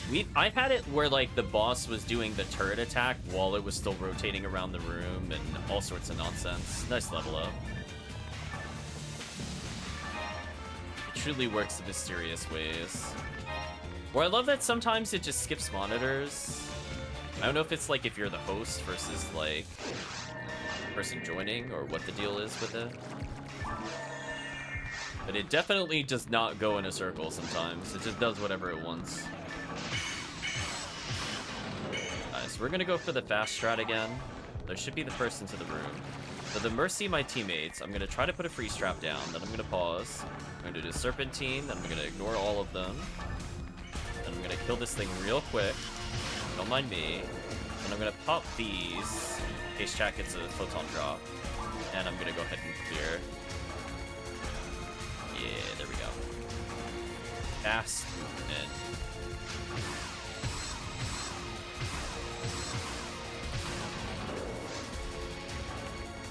And the funny thing is that Strat is so fast that, again, I don't even think it's possible for the other players to get to the other platform in time. So that, it's also a good, that's usually why I pop the boxes too, just to delay a bit. So fast. Ooh, nice healing. My material, that's fine, we got a lot of those. I think I'm sitting on like 200 something.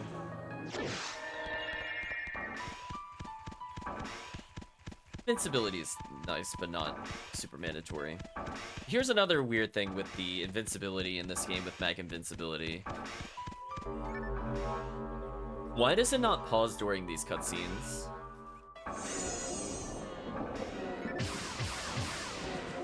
I feel like in particular with like the full up boss, you basically just don't benefit from mag invincibility at all, because there's just such a long cutscene, and that entire time that you're doing the cutscene watching, you lose like 15 or more seconds of invincibility. Such a shame. I feel like it only really makes a huge difference on Worm Boss. Dragon Boss is also mostly irrelevant. Balls, it sometimes helps. But the fact that you have to do the long walk into the cutscene, it does mean you have to somewhat play the spinner phase, which is a shame. Oops. Okay, we're gonna normal power special until this thing dies, and hope that we don't damage cancel anybody.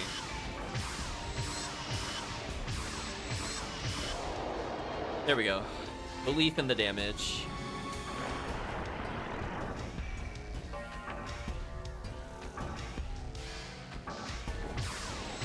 Because of my positioning, I got 2 shots. Could have gotten 3 if I was a little faster on the draw. I'm gonna trimate and move to the left here. Perfect? Well, almost perfect. I'm in trouble. I'm gonna move over here in case it targets me. Target in the middle. Make sure we return to the middle to give us more dodge. Ooh, okay, that's fine. Wasn't sure what the boss was doing. Ooh, he didn't get hit, nice. A bit risky to go this way, but I'll go this way. Yeah, that worked out.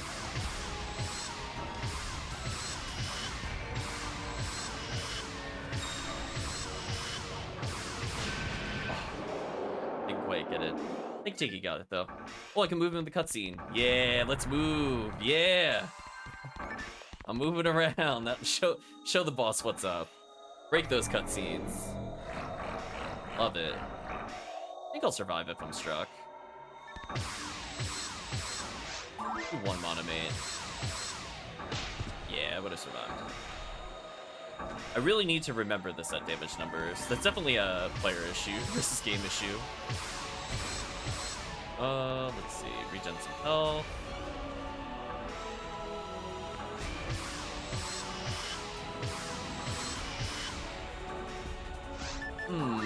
Sad to see that did 0 right at the end. I feel like something weird happened there, but that's okay. Oh no.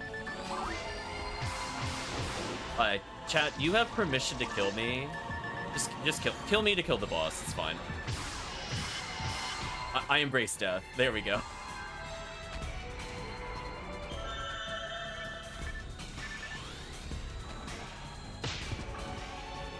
Yeah, let's reset this cycle. Oh wait, it should come down and be targetable. Yeah, that's what I'm looking for.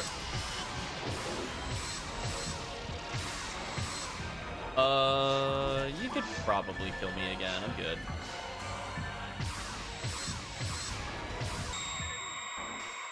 Just like, I don't even care. We're good, chat.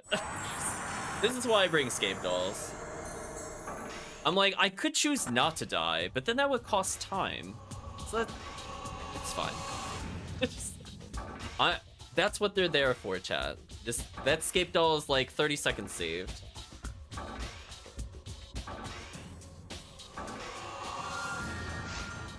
Okay. So sadly, no red ring. Got pretty close to leveling though. This character's already at 181. Max ATP, as usual, max MST. Max accuracy, max luck. Defense at 661 base is kind of silly.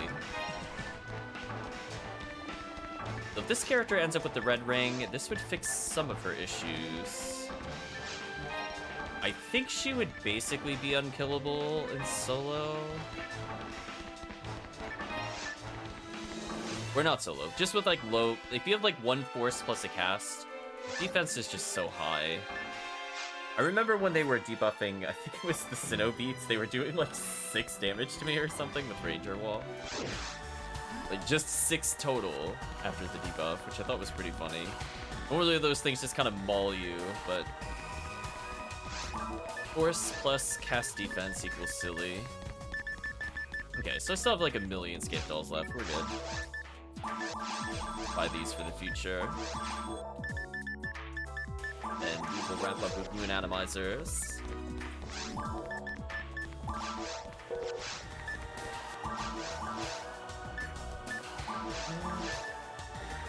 Yeah, I don't feel like buying stars. I'll just use moons there, actually.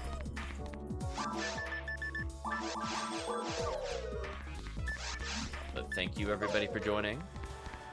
We'll do a little sign-off, and then we'll chat a little bit after the sign-off, since we are uploading things to the YouTube channel. A rank as usual, due to the 1 death. Oh, B rank. Ooh. He is disappointed in us. He's like, listen, you have to kill my daughter faster. It's not good enough, chat. Let's chat. How do I feel the session went overall? Well, I'm definitely excited. We had a lot of new people come in from the raid. It's been interesting talking about these different topics. So I'm definitely more inclined to continue PSO on Fridays, especially since people are here now. We just continue it at least until New Year's due to the upcoming events. So definitely expect more PSO in the future. I haven't decided if it'll be next week or the week after. We're going to go through normal to very hard items and talk a little bit about quest drops specific to Ephinea. That way, if people are looking to gear up for the Christmas event, or they're looking to get a head start on the anniversary event in the future, they have somewhere they can turn to say, hey, I have all these ridiculous currencies that exist in PSO. How do I use them and what do I do with them? So it'd be nice to have at least something, even if it's just a springboard for conversation on different places. So that way, overall, gameplay can improve, people can learn, and maybe we'll find some new secret tech, who knows. But I think for now, chat, we're going to say goodbye to YouTube. So if you did watch to this point in the video of the VOD, I'd like to say thank you for watching. See you again next time.